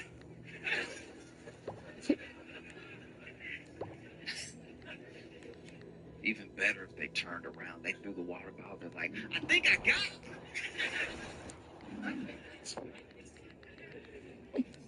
So they had this court case, and I don't know. Cardi B better than me. If it were me, I'd be losing my mind right now. $24 million for Another shot. that's what she's alleged. Like the security guard is alleging $24 million. I don't even think I got $24 million worth of head. I think even if I was in a horrific accident, I'd probably only get like 10, maybe. And that's with half the head missing. Right. $24 million just feels insane. And so, they go to court, and Cardi B's got a lawyer. Boy, scratch that Security you guard's caused. got a lawyer, and security You're guard's not doing lawyer your job. does seem bad at this. I don't know the law. I'm not a lawyer. I don't even know some of the stuff they're saying when they get into like the real nitty gritty, like the weedsiness of the law. I don't know what's happening, right? All I know from all my hours of watching Law and Order is that if you're a lawyer and you're talking in court, you're talking, right? And then the other side keeps saying objection, and then the judge keeps saying sustain, you're not exactly doing well. And that's what's been happening this entire trial. The judge basically sustaining the whole thing. This lawyer for the security guard keep withdrawing his own questions mid-question because he can feel a sustain coming. Mm-hmm. And like some of the questions don't have anything to do with anything. It's one They thing if feel you're like they're trying to build the witness, or character. you're really trying to rile them up and get them to admit something. You try and catch them in a lie or something like that. It doesn't even feel like that's what's happening. This dude will just be asking questions that have nothing to do with anything or the case. It feels Your like favorite he's food just a is Cardi B seafood? fan. Probably was. The amount of times that Cardi B's lawyers have had to say objection, relevance, is astounding. He's asked her all sorts of questions. At one point, though, he gets back on track, and he asks Cardi B, you're saying that you felt threatened by my client. Security guard says, you saying you feel threatened by my client. I'm wondering why you feel so threatened. What was the issue? And then Cardi B says, I was pregnant, and she's coming at me. I think she wants to beat me up, and I'm pregnant. Hello? Right. Hello? He's talking about hi. Hello? Hello, right. Like, you fucking weirdo. That shit pissed me off when you did that. I'm here. Fact. Wait, what? Bitch. Are you?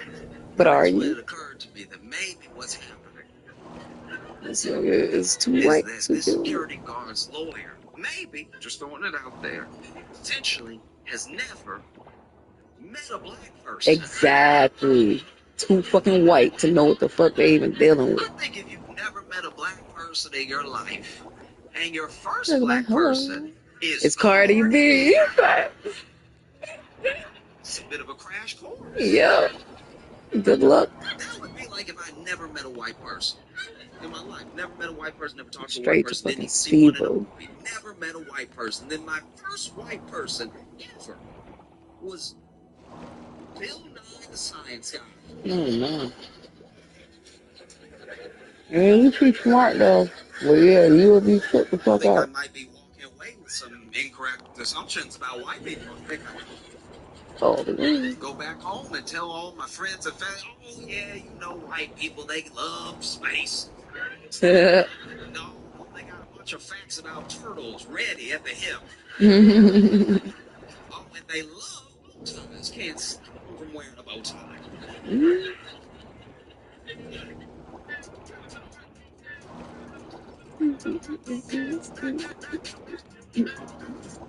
Wearing a bow tie.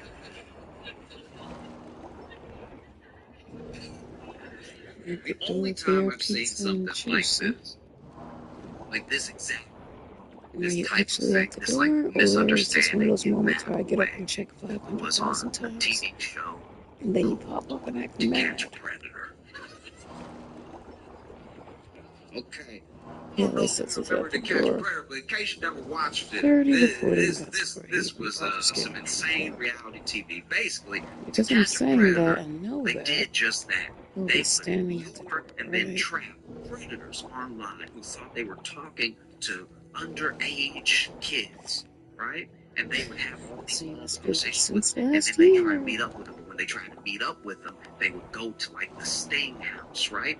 And at this house, they would show up thinking they're meeting this underage person. Turns out they're meeting Chris Hansen. Uh-huh. If you don't know Chris Hansen, you don't know Dateline. All you need to know about Chris Hansen was he was the To Catch a Predator. Oh, you would hate to see Chris Hansen coming if you were a predator. Oh, yeah. That boy was on And it. so they would lure these predators to this house. And then especially season 1 was like no other thing. Season 1, when people didn't know what was happening, that was some of the wildest television I've ever seen. They didn't know who Chris Hansen was. All of them. Some of them did, right? But most of them did not. And so they'd show up to this house thinking that they're going to meet this underage kid. And they might even call out a name or something. Then Chris Hansen would walk in. Chris Hansen would walk in holding some papers and everything. Now, because they don't know who Chris Hansen is, they think maybe this is the person's dad or something. So they immediately they feel caught, but they don't know how caught they are. Right? So then Chris Hansen would walk in and be like, "Hi, Real smooth. how's it going?" Real fucking smooth. And then he'd tell them to sit down, and they always sat down. Right, like you said, you know who the fuck is gonna. Chris Hansen would sit them down, and then he'd ask them what they were doing here. And they'd try to come up with some sort of lie on the fly or something. And then he would ask them how they know this underage kid. And they'd try to come up with some lie on the fly, something like that. And then Chris Hansen would be like, "Oh, that's interesting because I have the transcripts of your conversation." And no matter what color they were, you watched the color leave their face. Yep. And then Chris Hansen would ask them what they Check meant by this certain door. things in the transcript of the messages and stuff. And these people would just sink. They were just terrified, devastated, right? And then Chris Hansen would be like, "Okay, all right, you answered all my questions. You can go." And even the predator would be like, Exactly. "Really? Yeah, you can go. You can go." And they'd be like, "Oh, okay. I mean, I thought my life was ruined or something. All right." And then they would get ready to walk out. And when they walked out, they were immediately tackled by the local police department. And not just tackled, like properly football tackled. This would have been unnecessary roughness in the NFL. This is the only time nobody's gonna take you to task over police brutality. You know what I mean? Because the police, to their credit, they would announce themselves and say, "Get on the ground." They were just saying, "Get on the ground" when they were already airborne. Like, police would be in the air, legs up. Get on the ground. It's like, you know your shoulder about to be in his neck. They would tackle him, they cuff him up, and then they throw him in the car, and they take him to jail. And then in jail, they would go to the interrogation room, and they'd have to answer all of Chris Hansen's questions all over again. I guess him asking was just practice. And there was this one time where this guy comes in, and I don't remember what season it was, but this guy had a very interesting aesthetic. Like he was white, but he had a very like Vanilla Ice vibe to him. You know what I mean? So he walked in, but when he walked in, he was like,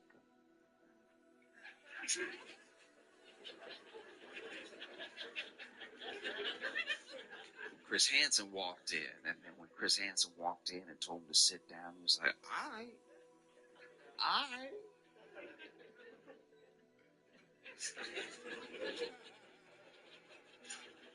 And then Chris Hansen does the thing that he does, asks him why he's there, asks him why he's been talking to this underage kid and everything. And then a thing I forgot to mention before that also happened in all the episodes was when Chris Hansen finally announced himself, where he was like, I'm Chris Hansen with NBC's To Catch a Predator. Cameras would come out from all these different rooms, right?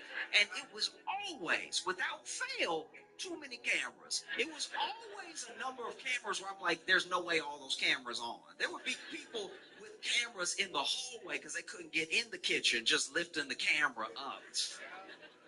Be way too many cameras. And so then the cameras roll in once Chris Hansen announces himself, and then this guy sitting there pulls down his cap a little bit and says to Chris Hansen and all the cameramen, I'm not really trying to be on TV, you feel me?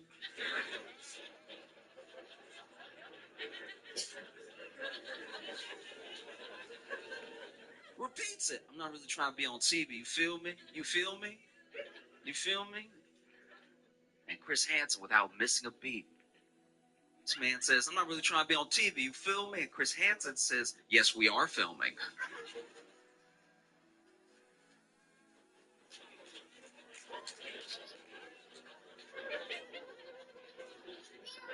And I haven't seen such a misunderstanding until the security guard's lawyer says to Cardi B, hello. Yeah, I'm here.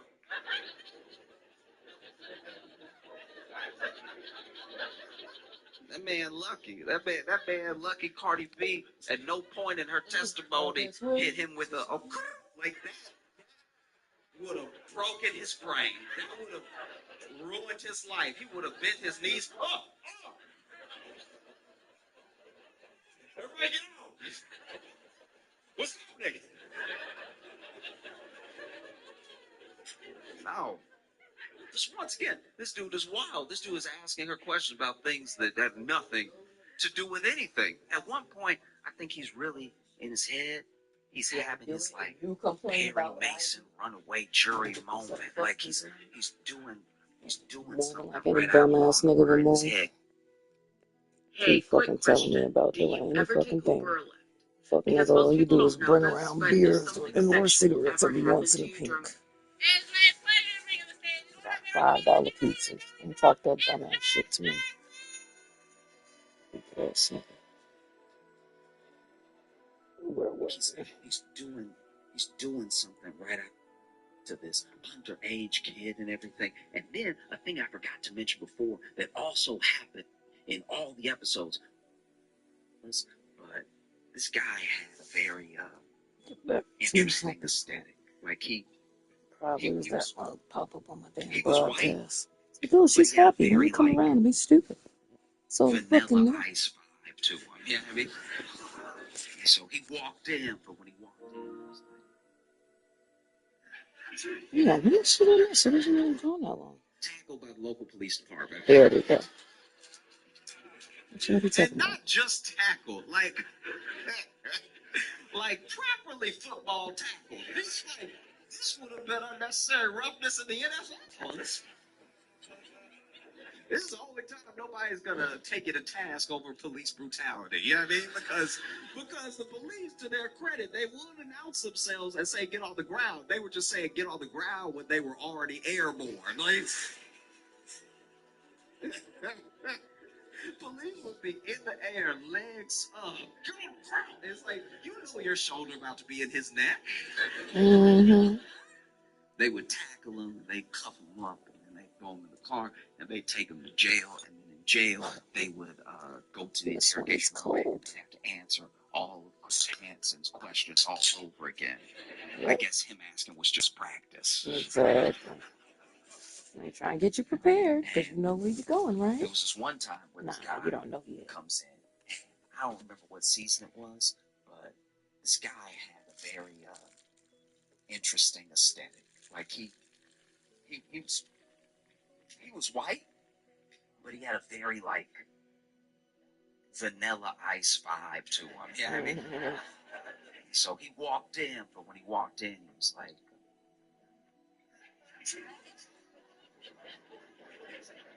Type shit. Chris Hansen walked in, and then when Chris Hansen walked in and told him to sit down, he was like, all right. Clearly, something wrong with you. And then Chris Hansen does the thing that he does, asks him why he's there, asks him why he's been talking to this underage kid and everything. And then a thing I forgot to mention before that also happened in all the episodes was when Chris Hansen finally announced himself, where he was like, I'm Chris Hansen with NBC's To Catch a Predator. They know who the fuck Cameras he would is. come out from all these different rooms, right? And it was always, without fail, too many cameras. It was always Yep. a number of cameras where I'm like, there's no way all those cameras on. There would be people with cameras in the hallway because they couldn't get in the kitchen, just lifting the camera Yep. up. Be way too many cameras. And so then the cameras roll in once Chris Hansen announces himself, and then this guy sitting there pulls down his cap a little bit and says to Chris Hansen and all the cameramen, I'm not really trying to be on TV, you feel me?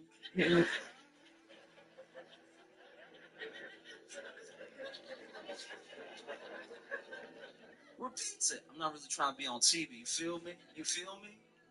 You feel me? And Chris Hansen, without Shifting my missing a whole beat, mood. I'm like, this man says, I'm not I really get trying to back be on on TV. 2K. You feel me? And Chris Hansen says, yes, we are filming.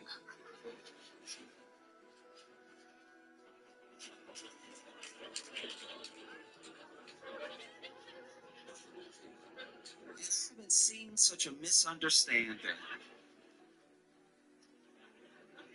until the security guard's lawyer says to Cardi B, hello, hello. Right. Yeah, I'm here. I'm like, nigga.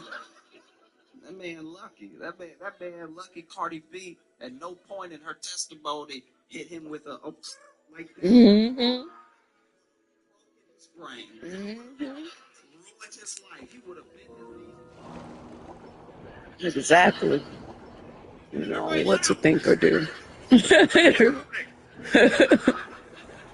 No. Just once again, this dude is wild. This dude is asking her questions about things that have nothing to do with anything. At one point, I think he's really in his head.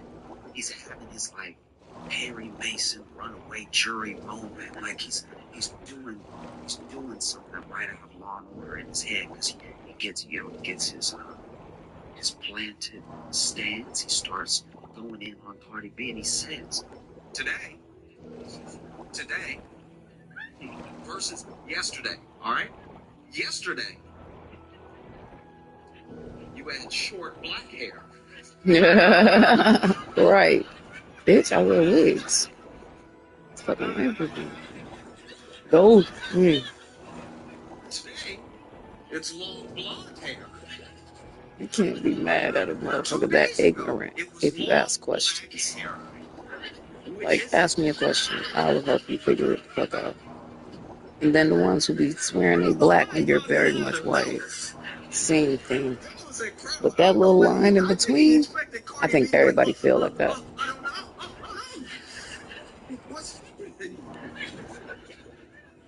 He probably has some follow-up questions, right? He's like, you're changing your hair. How do we know you're not changing your story? You weren't around, literally. I knew you would say that. I said on one of my previous broadcasts, one of the last ones that I did live. Listen, I literally said you would say that. And Cardi B just laughed it Couldn't off. have been She no was like, more than what came 2 days in a row before you went. get back before you stop coming around. You asked me that day and then the next day. I told you things was moving. Told you it was coming. I figured. I already know. Today, it's long blonde hair. 2 days ago, it was long black hair. Which is Friday. it? So yeah, second, third. It was incredible. I don't know what I think he expected Cardi B to be like, I just want to know what that was. There you go, your daddy. Questions right. He's like, you're changing your hair. How do we know when you're not changing your story? Right? Miss Cardamom Basil. And I've been seeing such a misunderstanding. Can you? I mean, I'm sure she's looking for you. We and her just had a whole thing. Hey, you. Hey, why are you banging down my door? Look at what? What you want? She's trying to show you something. Stop being phony. You said, look, go show. He coming. He coming. He coming. He looking. Show him. Talking that smack. You show her paying attention. Until the security guard's lawyer says to Cardi B, hello. Yeah, I'm here.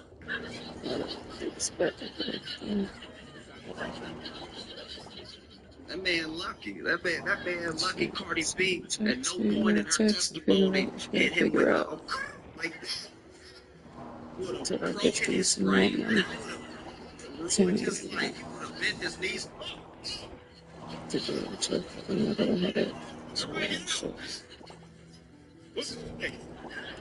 Think he about to move like that with me in 2026.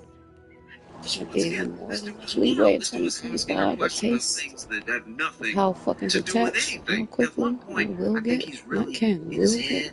He's having his like Perry Mason runaway jury moment. Like he's doing something right out of Law and Order in his head. He gets his planted stance. He starts going in on Cardi B, and he says, today versus yesterday. All right, yesterday you had short black hair. Getting fed up with the stupidity, whatever it is, but it's differences, man. We don't want to get stupid. Today, it's long blonde hair. It was long black hair. Which is it? It's time.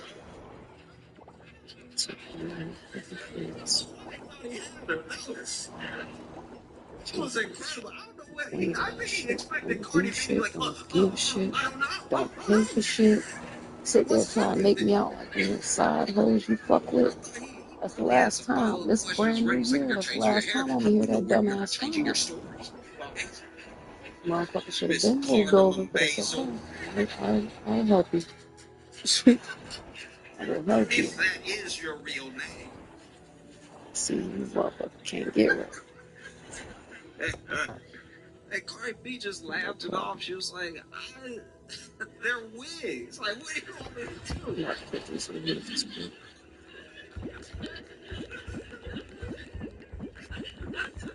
And then, he gets into the stuff that's more relevant to the case. He's trying to grill her before the question after question. He finally gets to this point where he's like, why did you feel threatened? She says the pregnancy thing and everything. But he's like, you said yourself that my client is about your height. Why would you be intimidated by her? And then Cardi B goes, yeah, I mean, she's a little bit taller than me, but she's bigger than me and everything, and I don't know what she wants to do. Now it seems like this person wants to beat me up. I don't know. Like, I don't know if they went from wanting a picture to beat me up or just wanted to beat me up and record. I don't know. I don't know what's happening, right? And so then this guy goes, why are you so intimidated by her? You're saying that she's bigger than you. What makes you say that? Cardi. Wow. That's right. And she did the face And like, then duh, Cardi look B at the goes,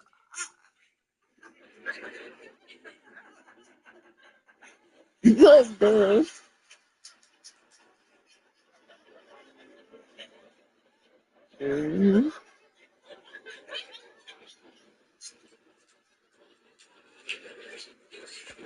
Like, what you want me to say, bro?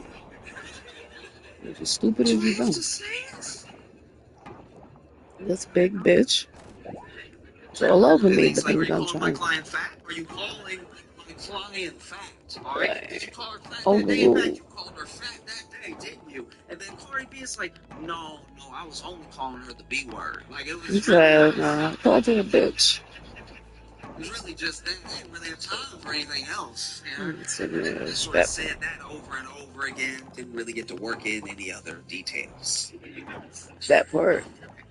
The fuck?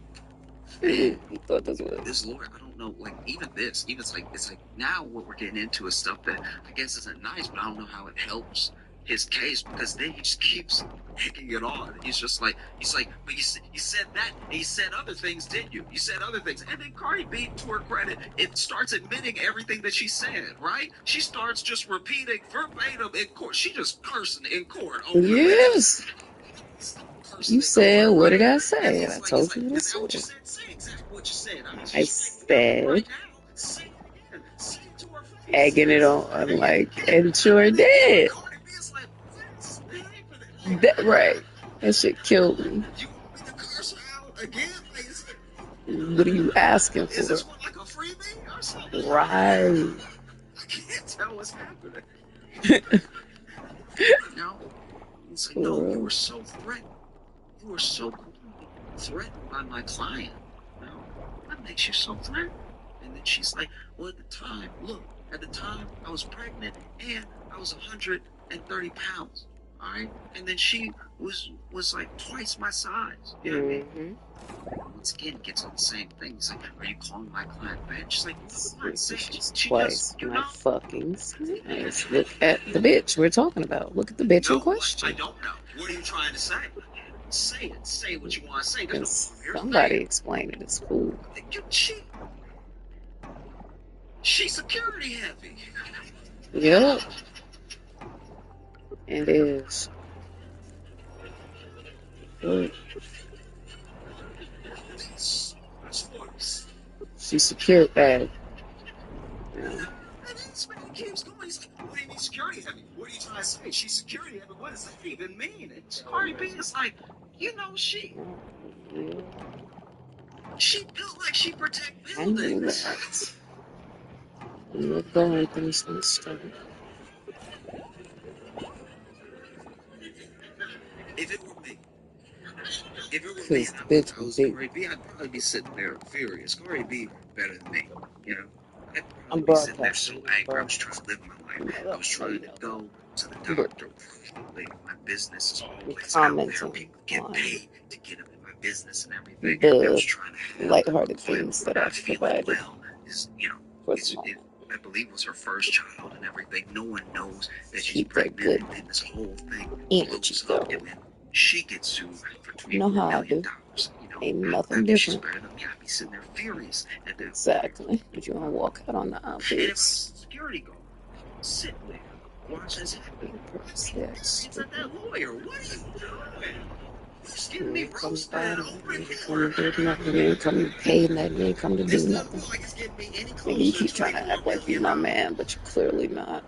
What are you doing? You're not moving like you anybody's fucking man other than whoever the fuck you be disappearing to. Stop coming in my face with that dumbass shit. My name is Michael, and as you know, recently I got back on Let Hinge, alone so to I've my been going to motherfucking dates, meeting career. some really cool people. It's time to It's go on a time to get second the date. fuck out of here. I said it before. I gave you a whole fucking year and you still sitting in bullshit with me. Hinge has been great, especially in a new city where I really don't know Talking anybody. about your It's been fucking nice money. to be a... And then coming Because I'm back not and going to forth. sit here and Still act like a whole another year. I'm Same better shit. than anybody. I'm gonna be the bad guy. If times get tough, if things get rough for me, Well, if I ain't here to do none of this shit that's needed. Now you want to sit there going through trash. No fucking trash to be taken out. I just bought trash bags that motherfucker did not buy. I asked you I know I haven't been able to pay at my least a rent or week or so anything. ago. On top Is of his word asking against about fucking mine? pull-ups. On top of every fucking thing else that I asked about. The light bills, all that shit. You want to keep coming around doing shit when it's cutesy. Hey, Nala! Look at what George Clooney did to me.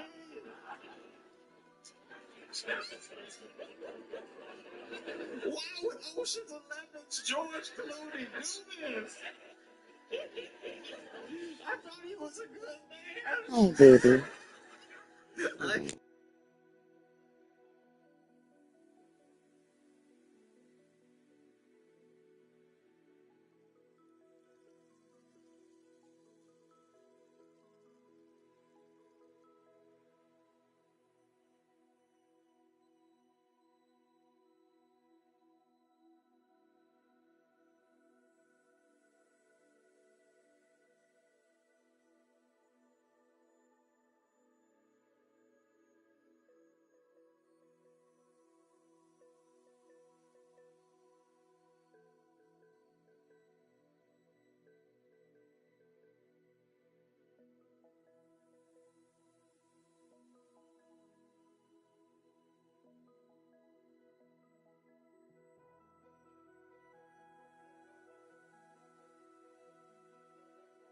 Appreciate you. Can't believe that Ocean 12's Yeah, my own baby. George Clooney You know what would else? step on my hand like this. What's that you say? He still owns the tequila company?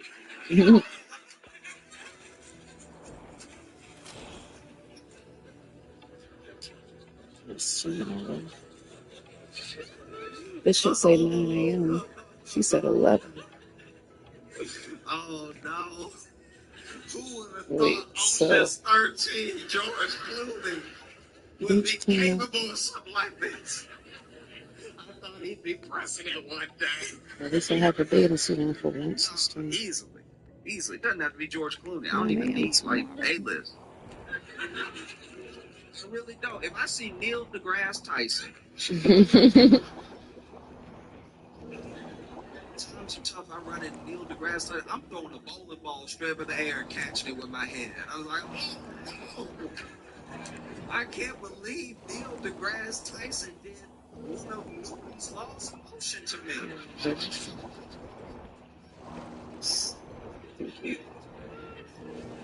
I think it was the first one. Oh my goodness, I don't know how many more ways or it's okay. Doesn't have any popular person will do. See you until other motherfuckers do. If I see William H. Macy, I'm gonna run into a wall like that dude from the show Fargo. I'm gonna run right into. If I ever meet William H. Macy, he better pray we outside. Because if she's trying to get money out of Cardi B, this is not the way. She over here admitting that she only got nicked. Mm-hmm. That quick. That. And she Ready for said see. she had to have 2 plastic surgeries. Yeah. Sure. He even brought the plastic surgeon to court, and the plastic surgeon came into court with a picture, right? Now, the plastic surgeon... So you telling me? This is also why I feel like this case is bogus, because she doesn't have a picture of the scratch from the day that it happened. The plastic surgeon had to come in and do a before and after picture, and honestly, I don't know if that dude, the plastic surgeon, I don't see what he did. Like, it's... Yeah. Even when they tried to show... what the damage was. Like the little scar that Cardi B supposedly gave her. Maybe they didn't zoom in enough? Like, I don't know what's... It's in the main city. line pointing straight to it. It's 2 birthdays today. It doesn't even look like Most Cardi of B them did going $24 a damage.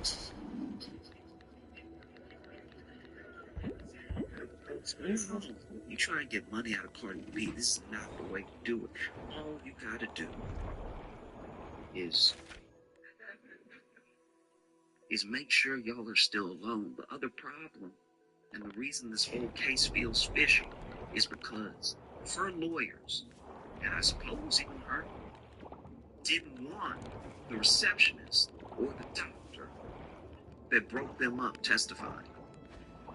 That seems suspicious. If I got $24 billion worth of damage done to me, I need every fucking body. Facts. You know what I mean? I can give each of you motherfuckers a mill and still be rich as fuck. $24 million just fell out of my face, right? Right. The fuck? So the fact that her lawyers didn't want those people testifying seems fishy, and then you kind of understand she was doing the why. I wrong don't know if shit. she was a fully surprise witness or anything, but I know they were trying to block it for a long time, and so the receptionist finally sits down on the stand and testifies, right? They paid her. The security guard's lawyer is over here asking just the relevant questions, right? And some of the questions are getting objected to and then sustained because they're a little leading. You know what I mean? Like he asked a question about how wasn't it my client's job to see fit who should and should not be in the building, and then obviously Cardi B's lawyers objected because how was the receptionist for one office building in this entire building supposed to know all the ins and outs of the security guard's job, right? And they get to this moment where the receptionist comes out because she says that she heard commotion, and she gets out there, and Cardi B is up against a wall like this, back up against the wall, and security guard is yelling in her face, right?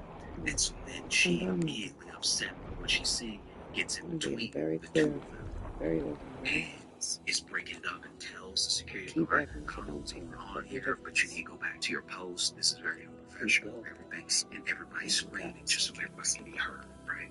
And the lawyer gets excited. It's like, and so, do you think that this could be the moment that Cardi B scratched my client's face? And then the receptionist goes, "Actually, I'm really the only one that got hit out of the both of them." Like,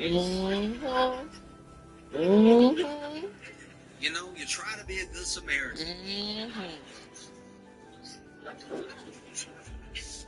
And not only does she say that she's like the only one that got hit, but nobody she got a scratch on her face, a scratch that bled, and a scratch on her face that bled that came from the security guard. Look at that. And you could tell the lawyer's out here panicking. He's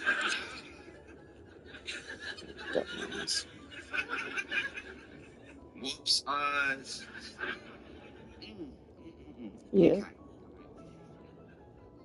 Okay. And so then he starts, in my opinion, he's sort of like badgering her a little bit with questions to try to like double back from the fact that now it looks like the only person that may have assaulted someone is his client. Shit. Don't keep telling me And that. so he then They don't says, see like, or know yes, that but shit you going also, on. You making there it the entire time, so your you didn't mission witness to the not entire be anywhere altercation. around. Maybe Cardi B spit on my To client hear before you and got or there. know Maybe she shit. scratched her face before you got there, but you got there and you I'm picked sick it up of and you you say trying you to didn't see defend anything. my But character. maybe something happened before you got there. You don't know. Every time I see You that little don't know. babes bullshit, And then the that receptionist was like, motherfucker full of shit. yeah, I guess I I never say that dumbass bullshit them kids be didn't know what it saying. was like to be there till I was there. Yes, I suppose. Like, Yeah, selling juice. got me there. Say something about juice up and I'm drinking on. Because it's not just the scratch. I should point out, scratch is the main thing, but the security guard is also, to my knowledge at least, alleging that Cardi B got her fired as well. No.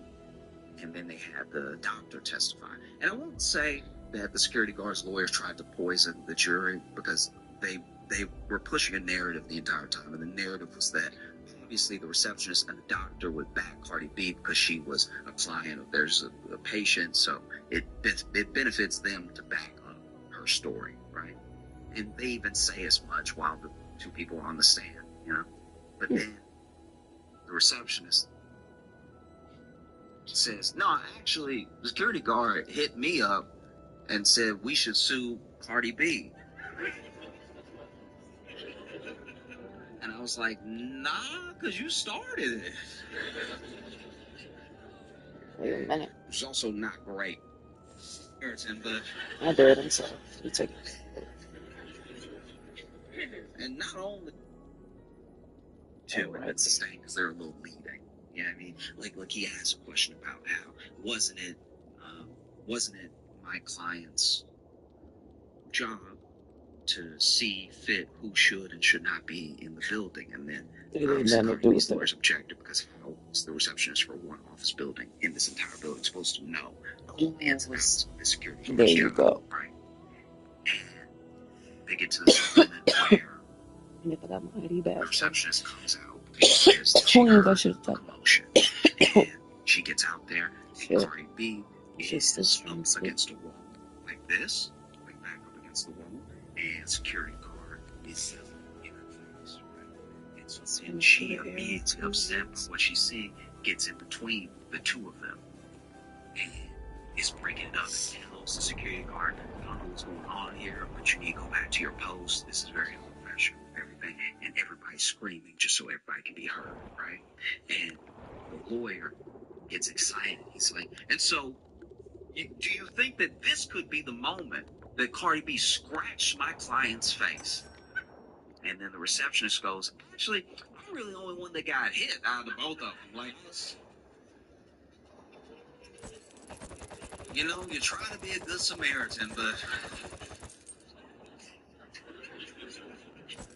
And not only does she say that she's like the only one that got hit between them, but she got a scratch on her face, a scratch that bled, and a scratch on her face that bled that came from the security guard.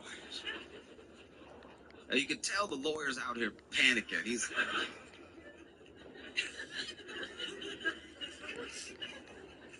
whoops. Okay, all right. 7 more And years. so then he starts, in my opinion, he's sort of like badgering her a little bit with questions to try to like double back from the fact that it looks like the only person that may have assaulted someone is his client. And so he then said, he's like, yes, but you also weren't there the entire time, so you didn't witness the entire altercation. Maybe Cardi B spit on my client before you got there. Maybe she scratched her face before you got there, but you got there and you broke it up and you say that you didn't see anything. But maybe something happened before you got there. You don't know. You don't know. And then the receptionist was like, yeah, I guess I didn't know what it was like to be there until I was there. Yes, I suppose so. You got me there. Because it's not just the scratch, I should point out. The scratch is the main thing, but the security guard is also, to my knowledge at least, alleging that Cardi B got her fired as well. And then they have the doctor testify. She got a her damn self fired because she's security stupid. guard's lawyers tried to poison the jury because they were pushing a narrative the entire time, and the narrative was that obviously the receptionist and the doctor would pay Cardi B because she was a client of theirs, a patient, so it benefits them to back up her story, right? And they even say as much while the two people are on the stand, you know? But then the receptionist only 2 times. Says, no, actually, the security guard hit me up and said we should sue Cardi B. 6 times. And I was like, no, because you started it. It's also not great for a security guard's lawyer. He's over here, okay, well, look, I was about to say it. Let's see what he nothing got further. here. We gotta get $100 score. We already here. We already damage is done. Damage is done. And we went down from it's all good. And then they had the doctor testify. Now, the doctor was the last to sing, so by the time he comes out, receptionist is getting in between Cardi B and the security guard. So he said he was also very upset about what was happening, you know, and he was trying to make sure this thing got broken up. Now, the doctor said, Oh, that's who you are. what I saw wasn't just Jellyfish unprofessional, ass. it was very concerning me, and I got out there, and the only thing I could think to do was try to match the body language of the security guards. I don't even know what that means, but I imagine it means he ran up out there, he saw 3 people arguing, and he was like, Right. Or who the security guard was going after, because they're supposed to be the ones protecting the facility. So I need to be on the security guard side, right? That's what that means. because by his own account, it's not like he's the one pulling people from people or anything. Reception is already broken it up and taken some. I'm saying you gotta be on the security side. Because that's the security of their building. Took Cardi B in, Even though they famous, it's still a client. and then he was so disturbed by what happened and what he saw. Just like the security's supposed to protect me without question. Reached out to Superior for the security guard. Figure it out in the back. Said that soon after that, she was taken downstairs during the shift and like let go, right? And that also doesn't look great for her case because she alleges that Cardi B got her fired, and now this dude in open court was like, no, it was me. It was me. Yep. He told her she gotta go. It's me 100%. Yep. Fuck that is. And I guess I'm just coming from a place of like, if you really want to sue Cardi B for $24 million, you don't wait until there's other people involved that are all going to have different accounts of what happened. Let alone not your side. Any of it. $24 million. You just walk up to Cardi B before she gets in the elevator and say, hey, Cardi B, how you doing? And then throw yourself down some stairs. Yeah, I'm saying. It's going to be the easiest way to do it, you know? Throw yourself down some stairs, all the while screaming out Cardi B singles for every step that you hit. Yep. Finally hit that last step. Like, why would top charting artist Cardi B do this? Mm-hmm. Oh, she's really about that life. These are bloody shoes.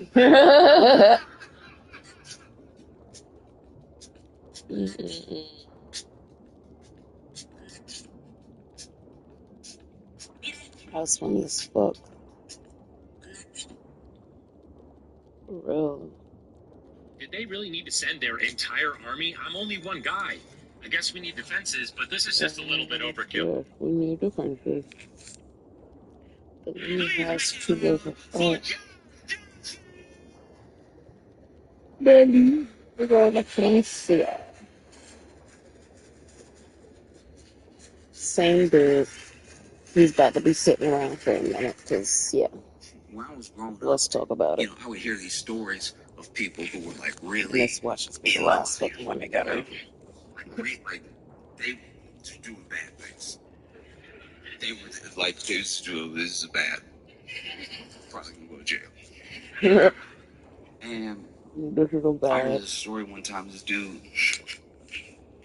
everybody got locked up, but there was this trap house. If in case you're not aware, trap houses where illicit materials are sold. It makes other things, but yeah. You know, sometimes you can say trap house up there. There might be someone who's like, so booby traps, like is it You have to do that. situations? Like, What's the speed watch out for the wire. You're gonna fall down to the basement. No, I mean drugs. Okay, the buying and selling of drugs. And so this trap house was known for being pretty busy. It had become so busy that they bought some property, you know, several blocks away and opened up another trap house. Business was booming. Things are going very well. Whenever you are selling so many drugs that you have to buy property, we are entering documentary territory. Those trap houses are really just dudes playing video games until somebody knocks on the door. Yep. Yeah. busy day, and you gotta stay at Trap House the whole time because you don't know when someone might get the itch. Hence the video games. And so And then they God opened up forbid you're an actual another gamer. Trap Living it House, up. but this location was not as I don't popular have a for some name to reason. trap They must have opened it in a bad neighborhood. You just see Can you imagine? Can you imagine being on drugs and being like, I'm not going over there, no, it's dangerous. So even though they opened another location, and even though they tried to tell people, hey, you can come here or you can go over there, people liked the specific the original Trap location. House. It stayed just as busy as ever, with some business going on at the second location. But mostly, it was here, right? Approved for what? Who's taking my money away? I don't even know what the fuck. You know what? I don't know what that went to. I think yeah. And if that's the case, whatever. Even though y'all owe me some of this money. It was here, right? And What's the matter? let's just call him Jerry, all right? Jerry ran both trap houses. And he did a pretty decent job, you know? Kept his books, kept Was his just outside. finances, really, like he knew his inventory. Reese! He could have made a great store manager in any grocery store. Like the fuck. See how everything be good, and all of a sudden he decided to pop up so he can chill, so he can act like he over here for any of us. Keep saying he here for us. Miss y'all, understand the third, but the very first thing he do after he walked through the door, act like he got a fucking attitude with me for literally no fucking reason. Then pretend you're taking out trash that we just took the fuck out because you have not been the fuck around. Now I gotta sit here listening to my baby screaming. Bang on the door. Like they had guns, they were about to break in because he knew it would make everyone call Jerry. Jerry and his boys would go over there. Bullshit. By the time they get there, those You guys got are to sit out there with a bunch of hood hoes and a bunch of fucking is kids. left defenseless. They break in, Twan and them break in, they steal all this money. Stupid. Take it back to their place. Now their place is Stash House. Stash House. Niggas miss every fucking thing going on. Trap house there might be someone who's like, so with booby traps? Like, is it a door situation? Like when you walk in, watch out for the wire, you'll fall down to the basement? No, I mean drugs. I mean the buying and selling of drugs. And so this trap house was known for being pretty busy. It had become so busy that they bought some property, several blocks away and opened up another trap house. Business was booming. It's feeling good, everything be going Whenever good. you are selling Everything so many drugs that you have to buy property, we are entering documentary territory. Always pretend. I'm like, even if that's a little bit of nothingness, that's what the fuck is wrong for? That's really not even what you got going on. It's not what you're doing. It's Not a not busy what day. you're You gotta doing. stay at trap house the whole time. You don't know when someone might get the itch. So Standing here, she's still screaming. another I'm not act like you got anything to trap house, anything but this else. location was not as popping for some Okay. reason. They must have opened it in a It's neighborhood. not. But, Yeah, I thought I Can had you it. imagine? Can you imagine being on drugs and being like, I'm not going over there, no, that's dangerous. I don't know if that's, So even though they opened another location, and even though they tried to tell people, hey, you can come here or you can go over there, people liked the original Trap House. It stayed just as busy as ever, with some business going on at the second location, but mostly it was here, right? And why is she yelling now? Or still yelling now? let's just call him Jerry, all right? Shit. Jerry ran both trap houses, and he did a pretty decent job, kept his books, kept his finances, really, like he knew his inventory. Get it back right. He could have made a great Shit. store manager in any 2 grocery years store. old now. She too, the boys too. I don't know what else there is to say. Twan, and Twan Why you want to about keep these acting very like you got popular anything to trap do? until somebody knocks on the door. Shit, Like it's fucking crazy.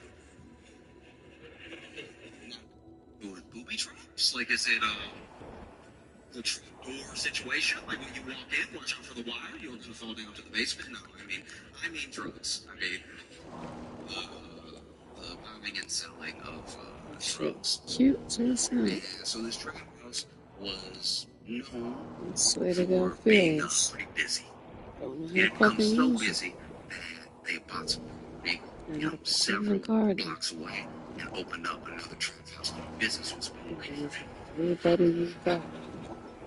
Act like we Things are are going them very bitches you well. used to fuck with Whenever on you are the selling side. so many drugs that you They have say to you buy ain't bringing a property, bitch. we are entering documentary territory. Most trap houses are really just dudes playing video games until somebody knocks on the door. Like it's busy that hey, you gotta stay in trap house all the time, but you don't know when someone might get the itch. So they opened up another trap house, but this location was not as popping for some reason. They must have opened it in a bad neighborhood.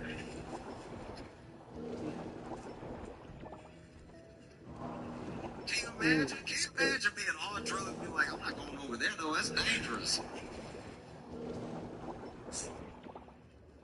So even though they opened another location, and even though they tried to tell people, hey, you can come here or you can go over there, people liked the original trap house. It stayed just as busy as ever with some business going on at the second location, but mostly it was here, right? And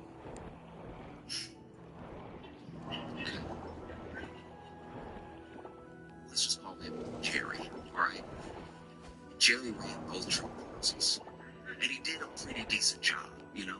Kept his books, kept his finances really right. He knew his inventory, you know what I mean? He could have made a great store manager at any grocery store. There was this dude named Twan, and Twan found out about these very popular trap houses. Well, one popular, one not so popular. And he made a plan to rob the trap house, the main lucrative one. Right? So his plan for robbing the lucrative trap house was to basically set up a diversion at the one that wasn't as busy. So he basically faked a robbery at the one that was not as busy. He had some guys go over there, bang on the door, act like they had guns, they were about to break in, because he knew it would make everyone call Jerry. Jerry and his boys would go over there. You know, by the time they get there, those guys have already left. And then the main trap house is left defenseless. They break in, Twan and them break in, they steal all this money out of the trap house, right? Take it back to their place. Now, their place is a stage house. Stage house should be self-explanatory. So, As long as you at stage house, it cannot help you. right? But the trap house has been robbed. Everything's been taken back to the stage house. Okay? And then Juan and his boys thought they had made a killing. They were like, this is great.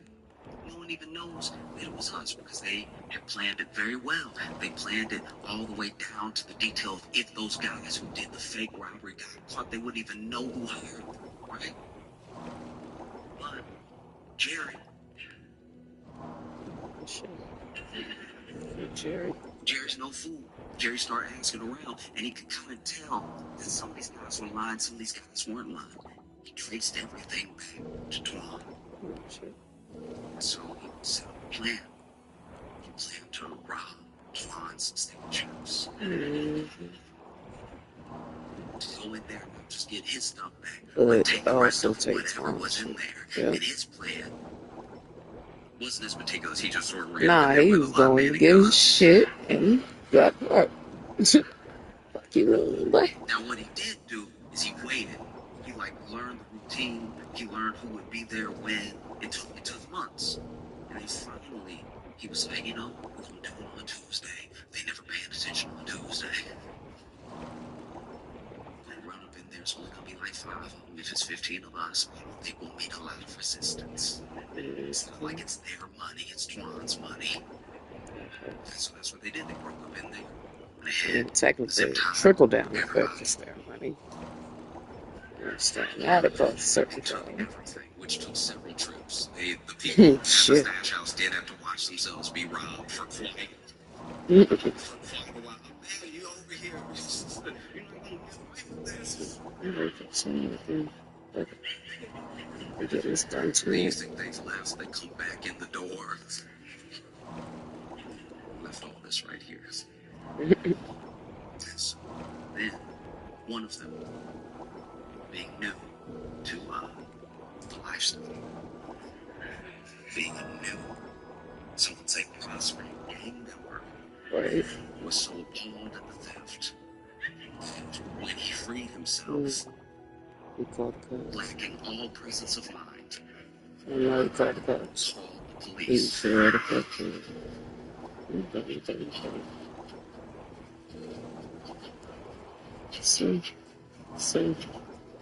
So what happens? It started off not but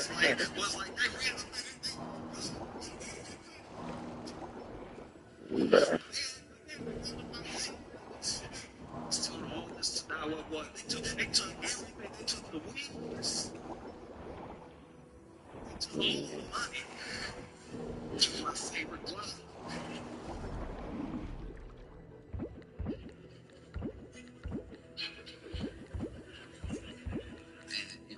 Some people were duct taped and everything, duct taped over the mouths and time. So when, as soon as he called 911, he started freeing everybody else. As soon as he ripped that tape off, they were like,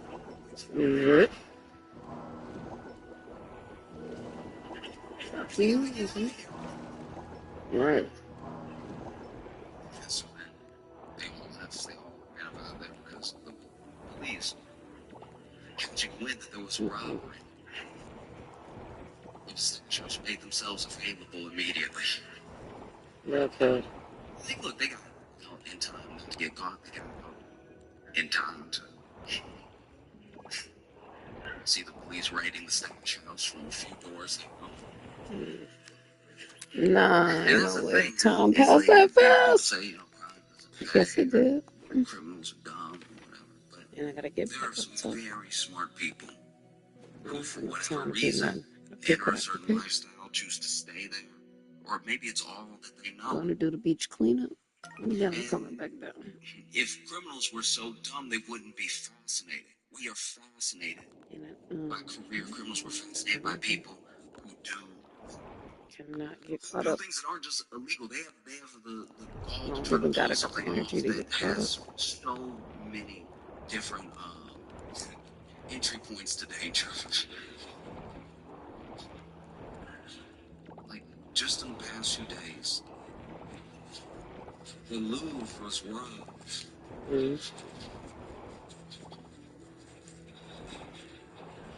I've not been able to settle. This is amazing. Okay, so if you're not familiar with the Louvre or the Louvre or whatever.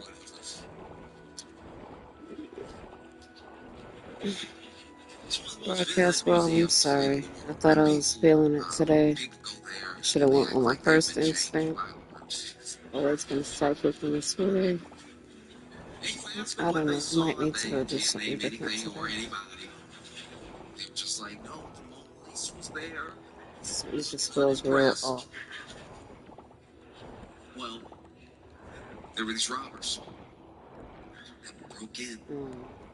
They broke in dressed Maybe I'll wait for till this is finished. They had actually rented this like powerlifting vehicle that had a Maybe ladder I'll that was bring them up to the next level where they could cut in because they brought tools to cut in through the window. Don't be selfish with They it. didn't want to just come through the front. And it made sense they were dressed construction workers, since the Louvre is under construction. Permanently, I guess. It's always under. Why is Europe never finished?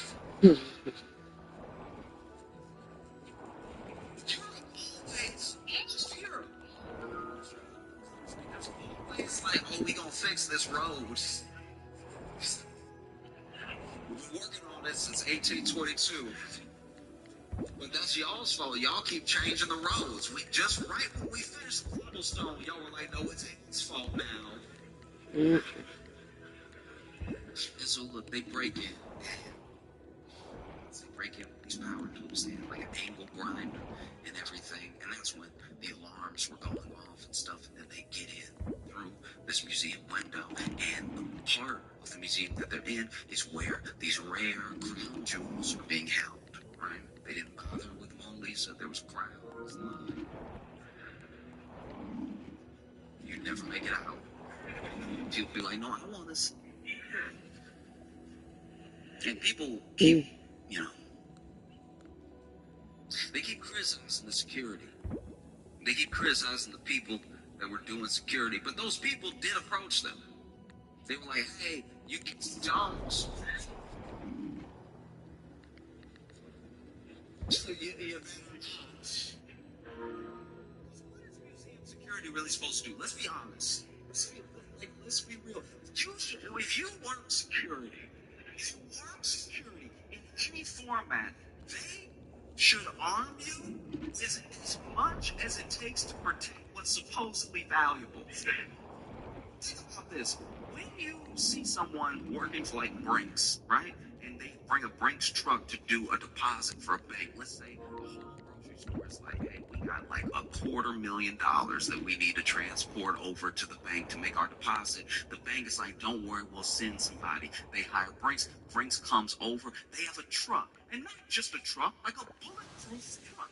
And then they get two people. They get two people to make sure nobody knocks you over the head when you're trying to grab the bags and set up in the truck. They get two people. And not just two people. Two of the biggest people you've ever seen. Like two people that are so big that it's like you are the gun, right? And then I think they have a gun. They always hold in their pocket. Maybe they don't have a gun, but it looks like they have a gun. They don't put in cuffs because they don't plan on taking any prisoners.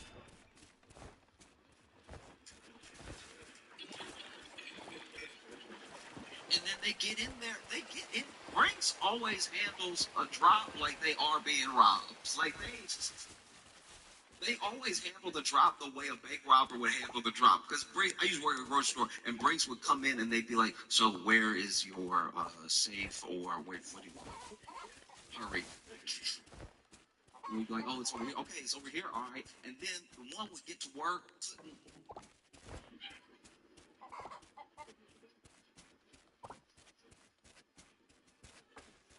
The other one just watching us, watching. I'm bringing people up. I put more money in the till, and they were still like, "But you might try anything." I don't know you.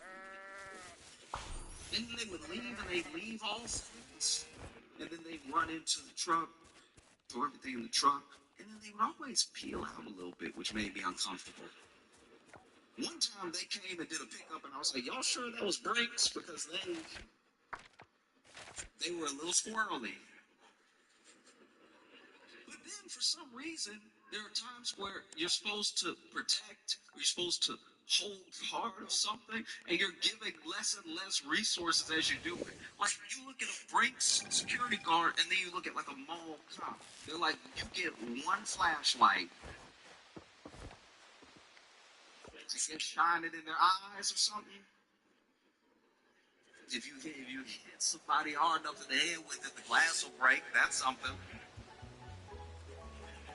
But nobody gets done dirtier.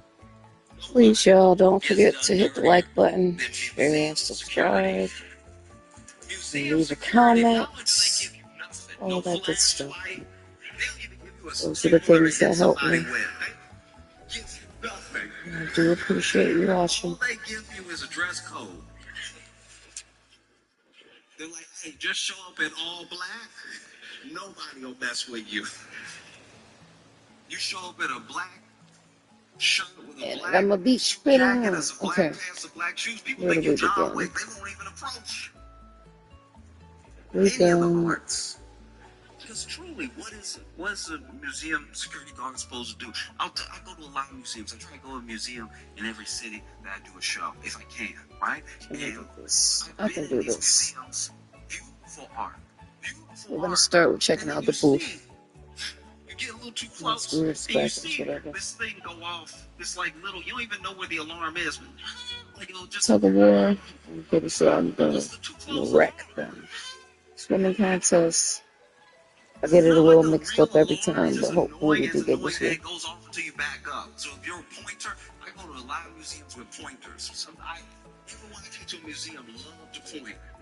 It's like we all three again, and they're like, I like the flower.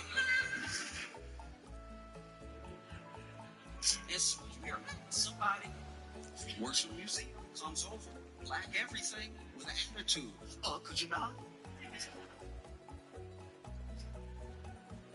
Ma'am, back up. They love that hair. Let's make it Even matter. those fakes that aren't green.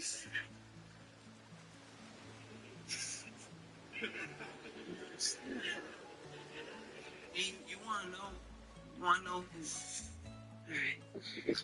museum security guards, arch nemesis is? Because it's not like a grown man. It's not a grown woman. It is any child. Any child will ruin their day. So, I don't know what it is about the frequency of the alarm, but if you fall, you can't hear it. If you fall, you're like. I live underwater now, so this.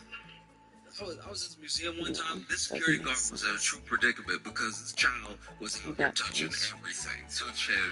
Just, he was touching to the point that it sounded like their alarm was going off to the tune of Mary Had a Little Lamb.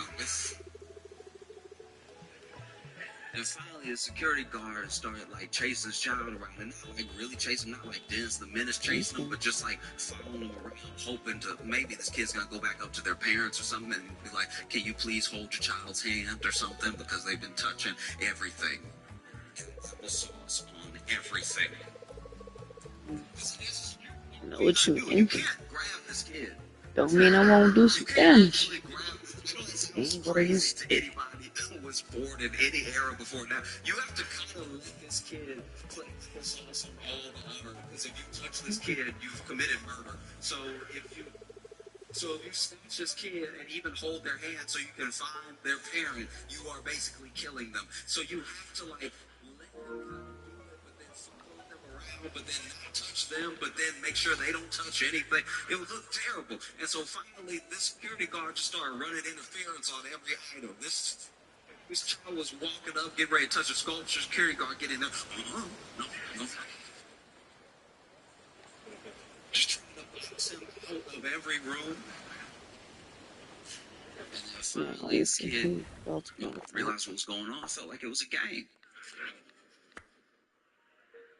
So this kid is like, "Oh, you want to play? Oh, you like bug jerky?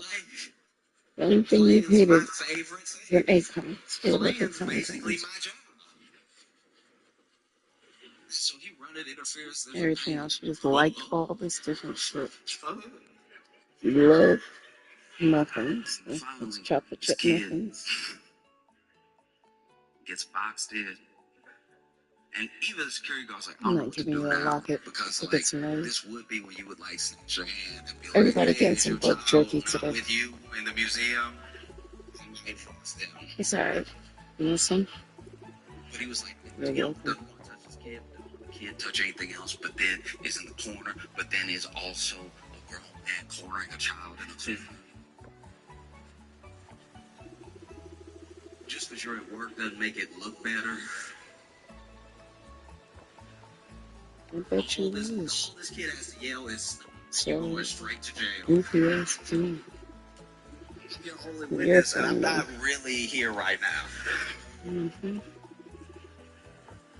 I'm sorry, y'all. They say basically the same thing every year. Who's that?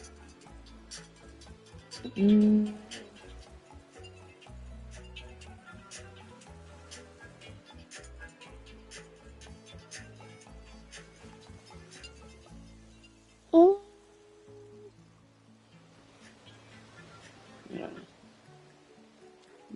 Hey.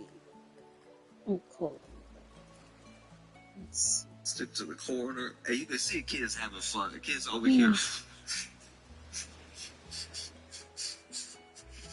Yeah, that's one thing I'm gonna change this year. Nowhere to go but under. This kid's I'm gonna stop ignoring all my phone calls and messages and all that.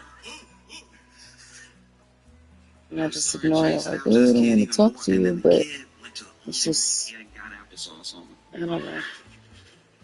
I'm clouding my mind with too many different things that clearly do not even make a difference Huge at all. painting of a ship in a storm.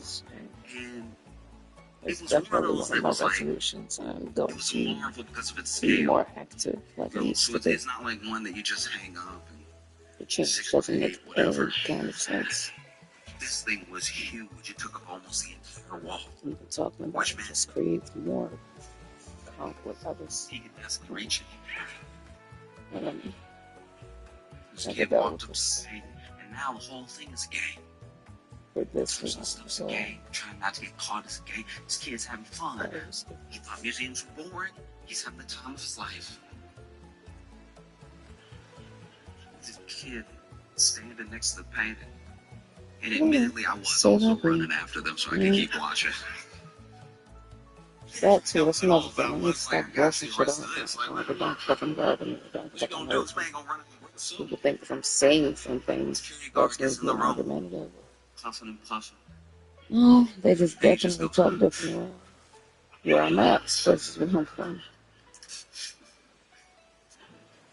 I have to change He's all like, of kid that. for a second was like, I have to stay true to who I am. I'm always going to end up feeling I'm about these to kinds kill of the ways. grandpa. I mean, Been said and done with this. and this kid goes in his pocket and lifts. So myself just as much as look next week. It's been in his pocket the whole time. Disgusting. This kid running around with a Let's be focused. Hey, buddy. Hey, buddy. Definitely. And then up running security goes, Lovely. She's awesome. Everybody likes bug jerky. this kid, no words, no emotion in his eyes. You can tell he's gonna grow up to be a bad person. This kid, sauce I covered haven't finger been just listening with. to anything that we've seen.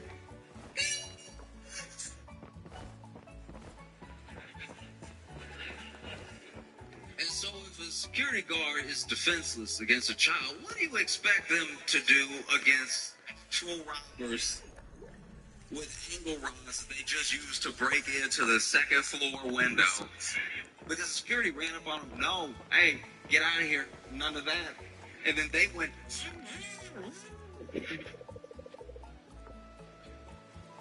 security was like, you know what, let us help you. Everybody out. Everybody get out now. Security made everybody get out, but then, don't you see this man working and get out?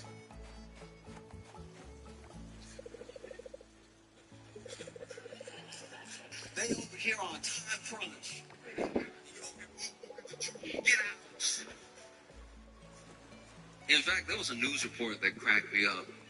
I laughed so hard because the security report, there was this person who, I don't think they were like head of security for the Louvre or anything, but they were basically like, it is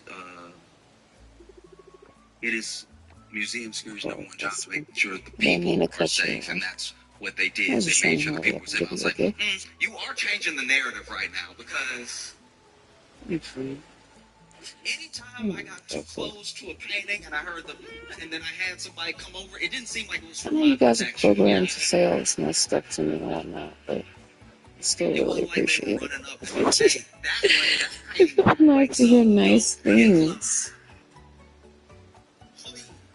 Please. This world is so fucked up now.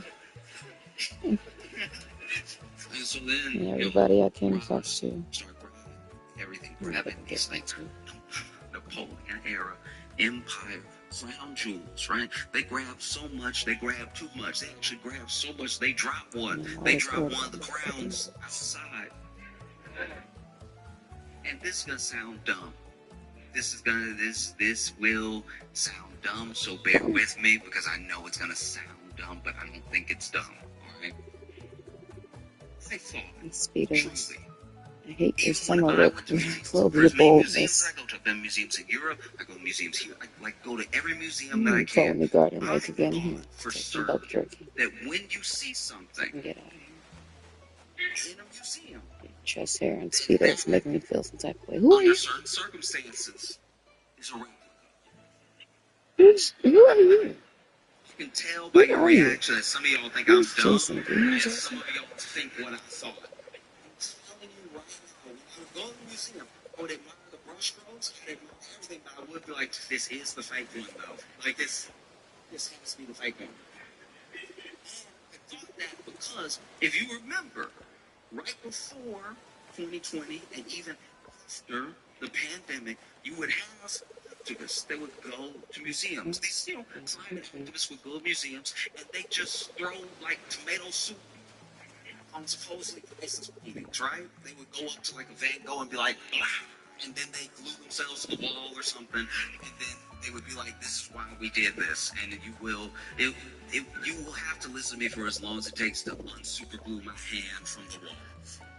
Because people who are climate activists feel like no one is listening to the point where the only thing that will get any attention or like stop people for a second to listen to them is just an extreme You owe me a knock lot. you out of the way.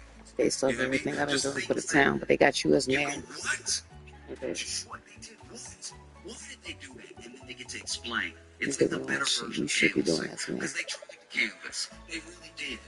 Everyone that cares about the climate tried to canvass. And what did you do? You walked by them. They were like, do you have a minute for the plane? And you were like, I'm headed to work, please. Also, the free work time. And look, I've seen plenty of times. I canceled every time. And so they were like, do you have a minute for the planet? And then my buddy was like, no, we're good. And, kept walking. Good day. And this dude, I really made that new campus. It was like, you I have not been back to the library since we've been together. Notice. I told you that before. Supposedly priceless paintings We used to go all the time vandalized, with people kids. throwing Campbell soup on them and everything. So it was like, It's been that long. surely a 13 museum years would now, not yeah. allow As you- Campbell soup to get thrown I have on not the real been. one, You didn't like the just say regular that one. again Because the the other day. museum was always Have super you? chill about it. Because I made the mission of The museum, they would like throw tomato because soup on a Van obviously, Gogh in the don't matter museum and what be you like, say, stuff you're gonna still happens, act we gonna like get that. it on. Whether you say something, do something else, whatever. You're just gonna keep on. I You don't know know. what? I just literally said. You're gonna get it all because when I got close, when I tried to smell the painting, I heard and then you came over. No smelling. Just get it off. No big deal. Or you would see things like you would see. I don't know about you, but the tomato soup that I eat got a little oil to it. And you throw it on oil painting, it seems like it might leave a stain. I have no idea. But then you would see the museum come out and be like, no permanent damage was done to the artwork. And I'm like, oh. Striped suits that were clear.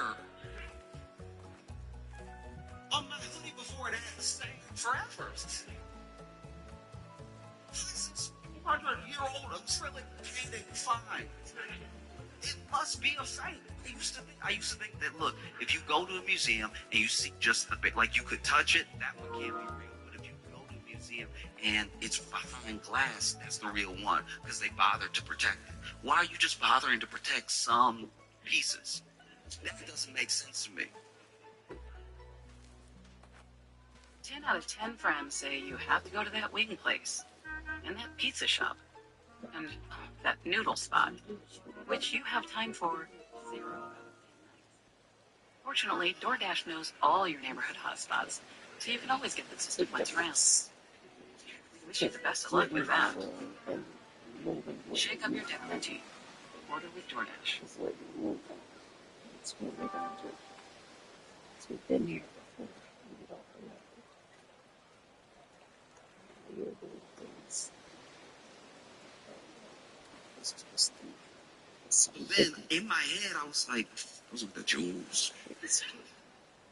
I'm You know still what I mean? That's just colored glass. These people so stupid. They still ran got in all there the same and way. risked their freedom for some colored glass. And then the French government came out and said priceless items have been stolen from the. And I was like, that's Mm-hmm. security around jewels. You know. Please make it last. Sorry. I really need to reset my hand.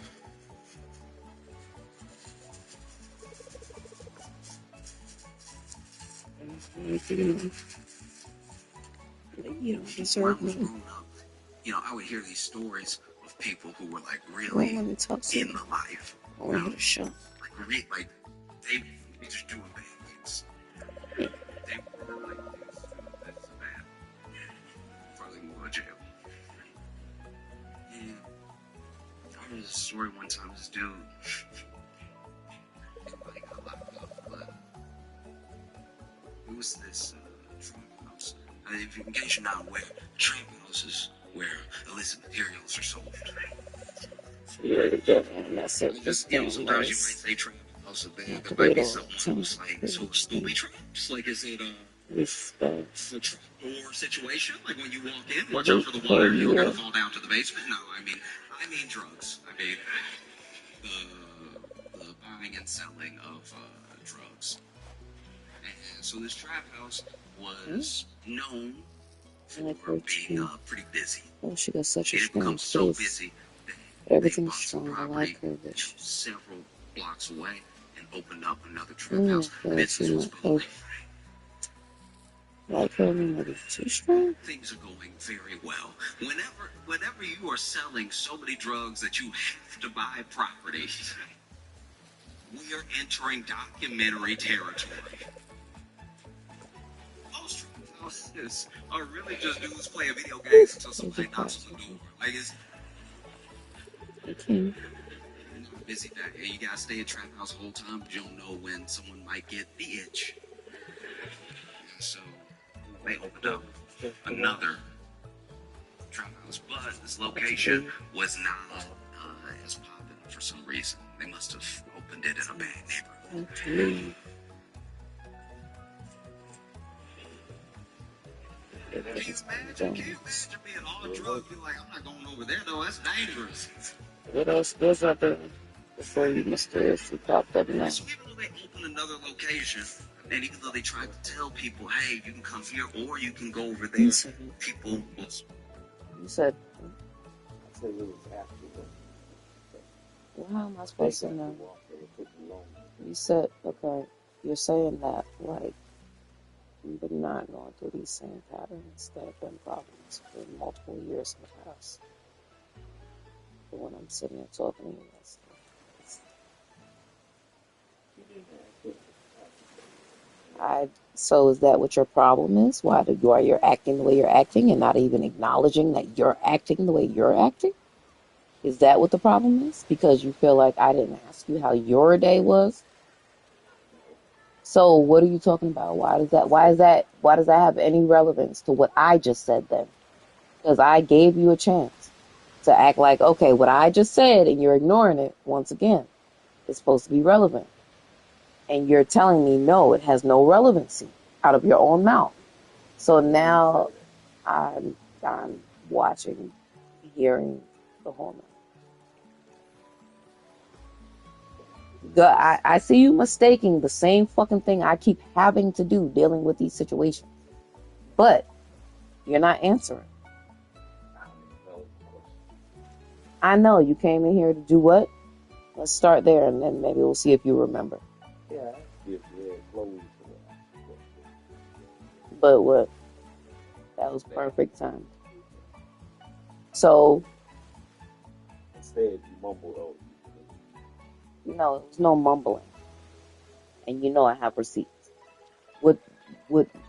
Okay, so that was the end of so I mumbled it. And then you said all of that to say what? I know it's different when you realize that, once again, you're doing things and you don't have no real reason. But then when I'm directly asking you each question, it's the same thing. But no matter what happens, what I'm pissed the fuck off about is it's the same fucking result. So what do you want me to say? I don't even know. I know that. We're not on the same level. I am well aware. I know that. So for you to keep saying that every time I'm talking to you about some shit and you want to get childish, it's getting old. I am well aware. What are you trying to say? That's the most basic I can break it down at this point. What are you trying to say? So now you're not trying to say nothing. That's my point.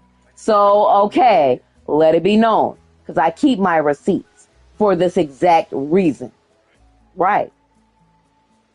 I'm glad you're satisfied.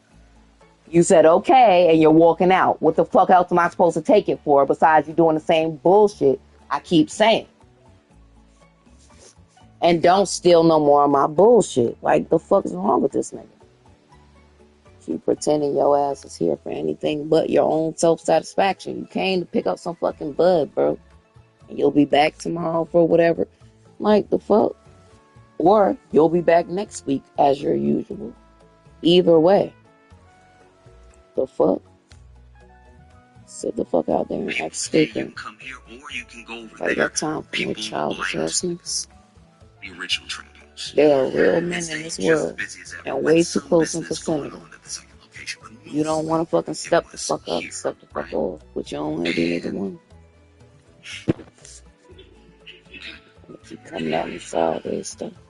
Let's just call him Crazy. Jerry, alright? Jerry ran both trap houses. That's when we started And he this did a shit. pretty decent I job. know I need You to know, pick me kept up. his books, kept his And I'm finances. sitting there fucking with a really nigga who don't even understand knew what his none of that inventory. is, unless it come in the form of He a could have fucking made a beer great or a blunt. store manager Or some at any random grocery ass store. young pussy. But There was this dude named Twan, I didn't know and you Twan Twan. found out about these That's very popular traps. Well, one popular, one not so popular. mm-hmm. And he made a plan Yes. to rob the trap house, the main. He's the most. Right. So his plan He for may maybe robbing later, what? the lucrative trap house was to basically set up a diversion at the one that wasn't as busy. Oh, So he she's so cute. basically faked a I stole robbery the trash and at the one everything. that was So not as that's some busy. blood He had some turkey. guys go over there, bang on the door, act like they Things had ain't nothing guns. They were here. about to break in because he knew I it really would like make that. everyone call Jerry. And then she Jerry asked and his me, boys would go over there. You know, see, by the time plain they and get simple there, those stuff. guys have already left. He come in, And he then ain't the asking main for no trap house hug, no is less kiss, no none of defenseless. that. They break I in, guess he Twan and think a them break beer in, they juice steal all this money out of and the trap house, right? $15 Take it worth back of to their people, place. Now their maybe place 20 is gift tags. Stash House. Stash House should be self-explanatory. If I You know what? lost you at I'll be Stash nice. House, I'll I give you cannot 25. help you. And that's nicer than anything he's ever Trap tried house to has give me been credit robbed. for Everything's been throughout our taken entire back to the relationship. Stash House. Okay. And Okay? then Twan and As his he just boys sat thought there they and had made a tried to killer bullshit, shot. Like this is great. knowing, No one even knows that it was us because they had planned it you know, very no well. one look They down planned your it all the way image. down to the detail of if those guys who did the fake robbery got caught, they wouldn't even know who Fucking hired story them, that you right? keep pulling off on me is supposed to be a But good illustrator. Jerry, That's supposed to be all gravy. Jerry's no fool. Jerry started asking around, and he could kind of tell that some of these guys were lying, some of these guys weren't lying. He traced everything back So, to Twan. only downside to So starting it he over. set up a I plan. gotta sit here and go along. Plan to rob Twan's stash house. To go in there and not just get his stuff back, but take the rest of whatever was in there. And his plan wasn't as meticulous. He just sort of ran up in there with a lot of men and guns. Oh, 2026 is Now, gonna what be he did amazing. do is he waited. He learned the I can routine. tell He already. learned who would be there when. It took months, and then finally He was like, we're going to do it on Tuesday. They never paying attention on And Tuesday. then pop up in even other fucking days. Now when I finally come back and get on my Just broadcast. 15 of us. It won't be Now no all of a sudden you got time resistance. to talk to me. It's not like it's their money, it's Twan's money. And so that's what they did. They broke up in there. Went ahead, zipped out everybody. They took everything, which took several trips. The people at the stash house did have to watch themselves be robbed for quite a while. Yeah, you over here.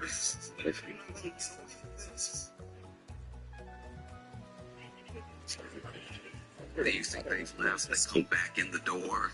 Nope. Acknowledge it. Left all this right here. You watch a public show. That's what you call these moments. You do One of them in broadcasting. You want a public show. to Right, that's what the people come for. someone say classmate, gang member, was so appalled at the theft when he freed himself. I'm sorry too much. I'm gonna run banana cleaning it up. I'm gunking it. Sweet police.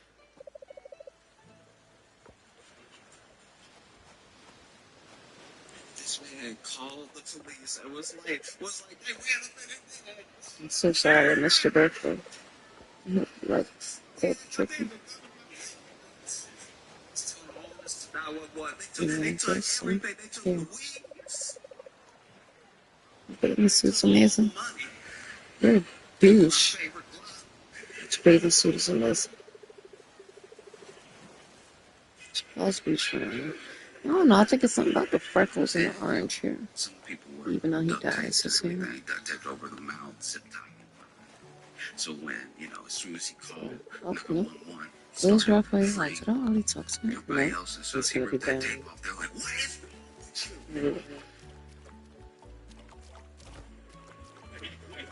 Yes, here they are. That's nice.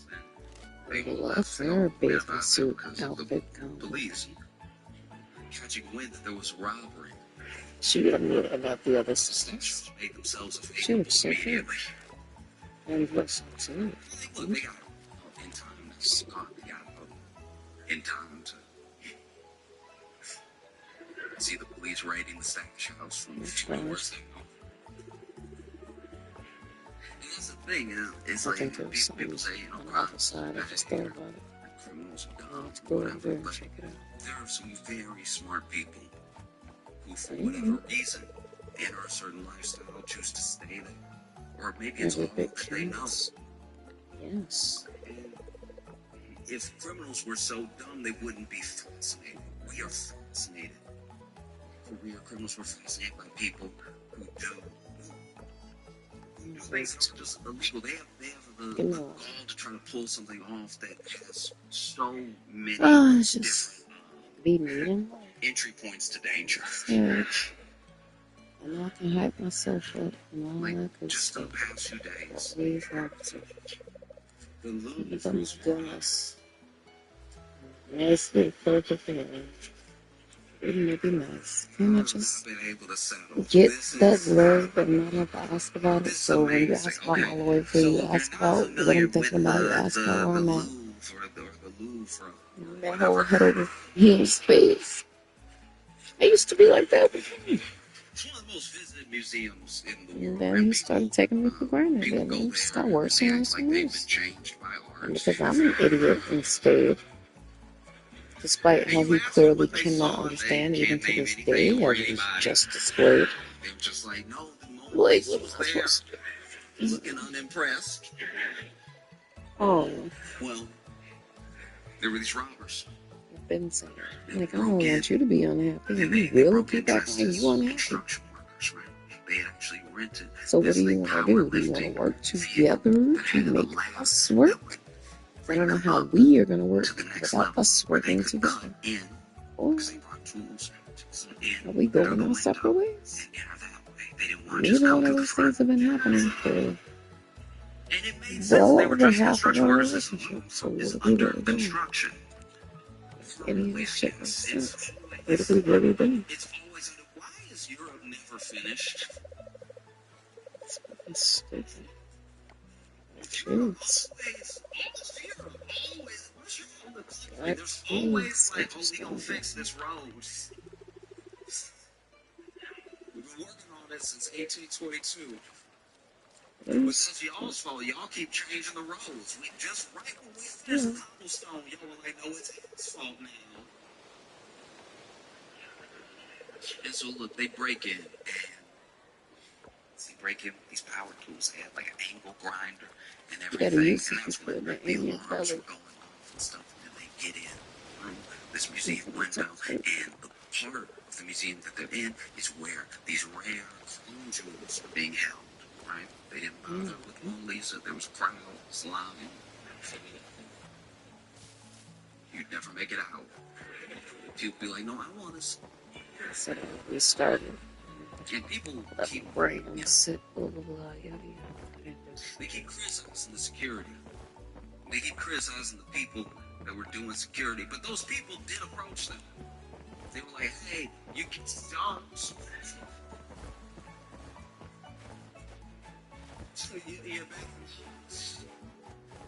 What is museum security really supposed to do? Let's be honest. Let's be real.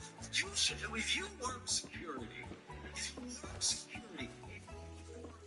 they should arm you with as much as it takes to protect what's supposedly valuable.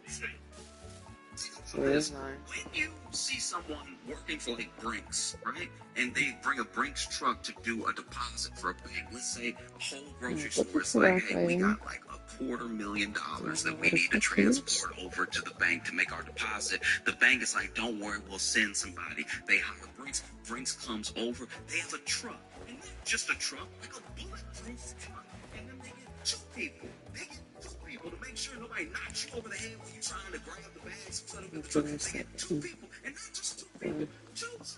This is the biggest people you've ever seen. Like two people that are so big that's like you are the gun, right? And then they give them a gun. They always hold in their pockets. Maybe they don't have a gun, but it looks like they have a gun. And they don't give them guns because they don't plan on taking any prisoners. Mm-hmm.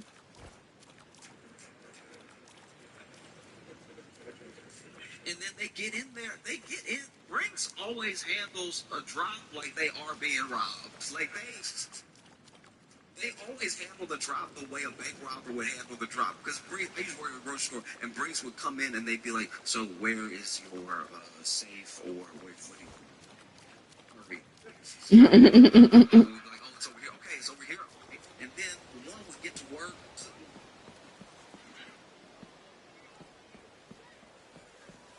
Mm-hmm.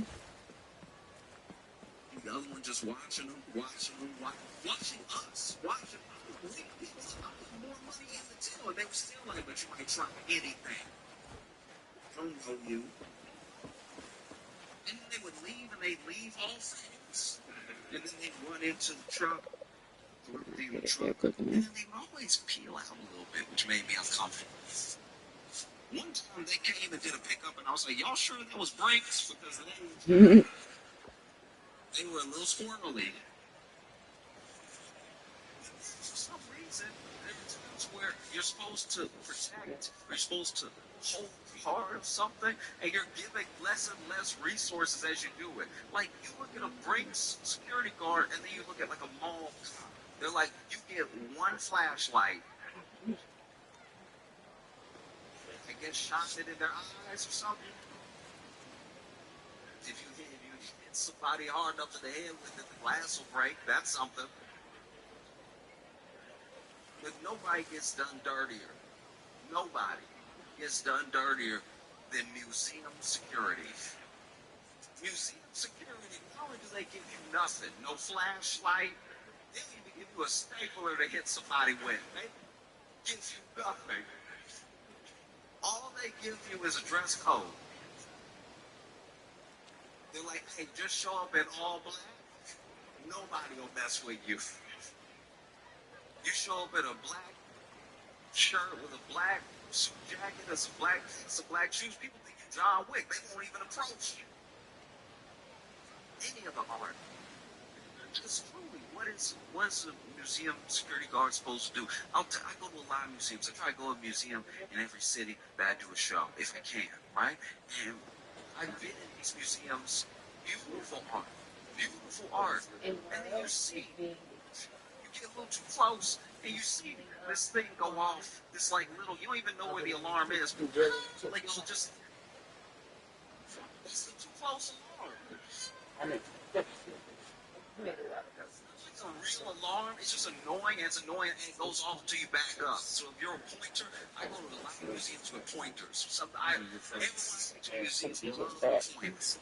It's like we all three together. They're like, oh,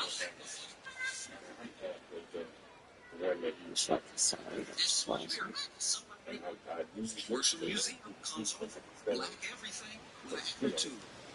Season, I be getting like 50 assists. That should say get 5 assists. What did you say?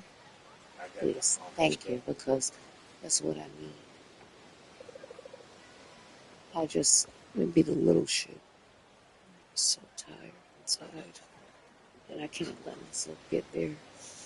It's a combination. You were talking and it didn't matter. I was literally talking multiple times. I paused everything I was doing and whatnot. And then you just decided to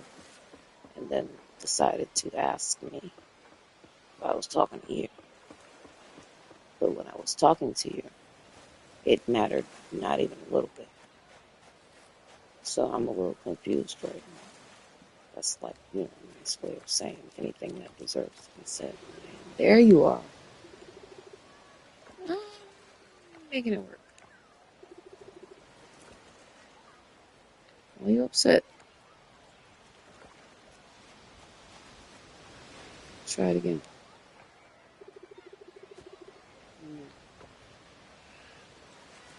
What's the world? You not saying what you were saying? Speedy. I say you was talking about Speedy. I know you was about to say that. That's why I'm mad at you. We're talking about Speedy. And you and Speedy the other day.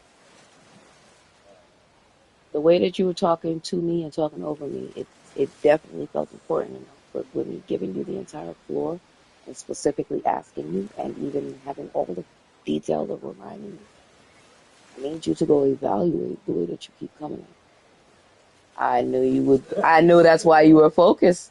The way you were focused. Okay, well, close the door. You came here to act like that. That's on you. I definitely try to do what I do, just like right now. And you act like a big ass child. Now he don't want to talk about him and Speedy. The fuck you keep coming back here for? Oh, to actually put your shit on and keep going out there for the bitches you came for. No. Probably came to try and fuck. Weird ass niggas. Worship Museum comes over, black everything with an attitude. Oh, could you not? Ma'am, So, and every time it always come off the same simplistic ass person. I wouldn't mind him how he is the one that the fuck he is. And he gets mad at me because he don't know how to be a fucking decent boyfriend. Crazy work. Can I get one more? Museum security guards, you over here doing trash shit. It's because you're doing trash shit. Oh wait, you done doing trash shit. Can I get one more? It is any child. Any child will ruin their day. Because I don't know what it is about the frequency of the alarm, but if you're 4, you can't hear it. If you're 4, you're like... No, I tried to get a... We can't hug in the water. This security guard was in a true predicament because this child was out here touching everything. He was touching to the point that it sounded like their alarm was okay. going off to the tune of was about to go ahead and go there. And finally, the security guard started chasing this child. Not really chasing him, not like Dennis the Menace chasing him, but just following him around, hoping to maybe this kid's gonna go back up to their parents or something and be like, "Can you please hold your child's hand or something?" Because they've been touching everything. Sauce on everything. You can't grab this kid. You can't actually grab I know that sounds crazy to anybody who was born in any era before now. You have to kind of let this kid put applesauce on all the others, because if you touch this kid, you've committed murder. So if you snatch this kid and even hold their hand so you can find their That's a parent, Tupperware. you are basically killing them. So Yep. you have to like let them kind of do it, but then follow them around, but then not touch them, And but this then make sure they don't touch anything. You'll look back terrible. And so in finally, the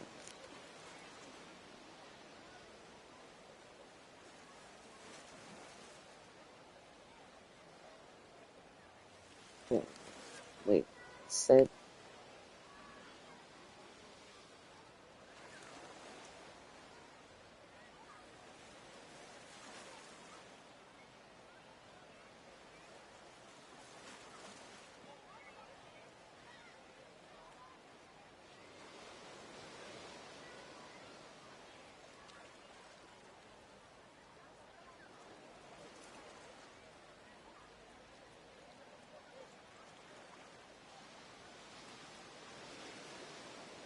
no, that's what I'm talking about.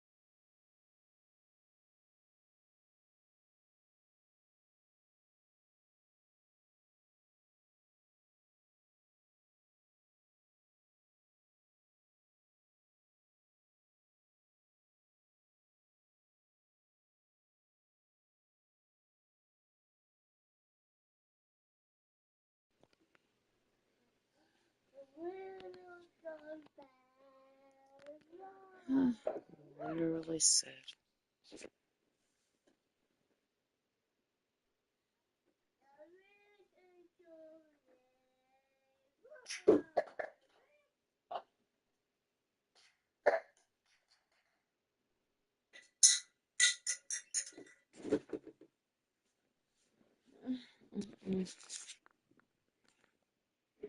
Okay.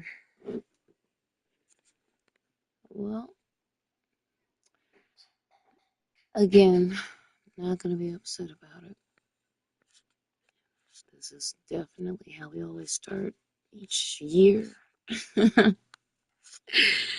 Definitely dealt with no fuck niggas this long. But he continues to be a fuck nigga and keeps trying to expect me to act any differently. I'm so good on it. I'll be back. Anybody with sense will know better. Thanks for watching. Like, share, and subscribe. Maybe not this one, but what else?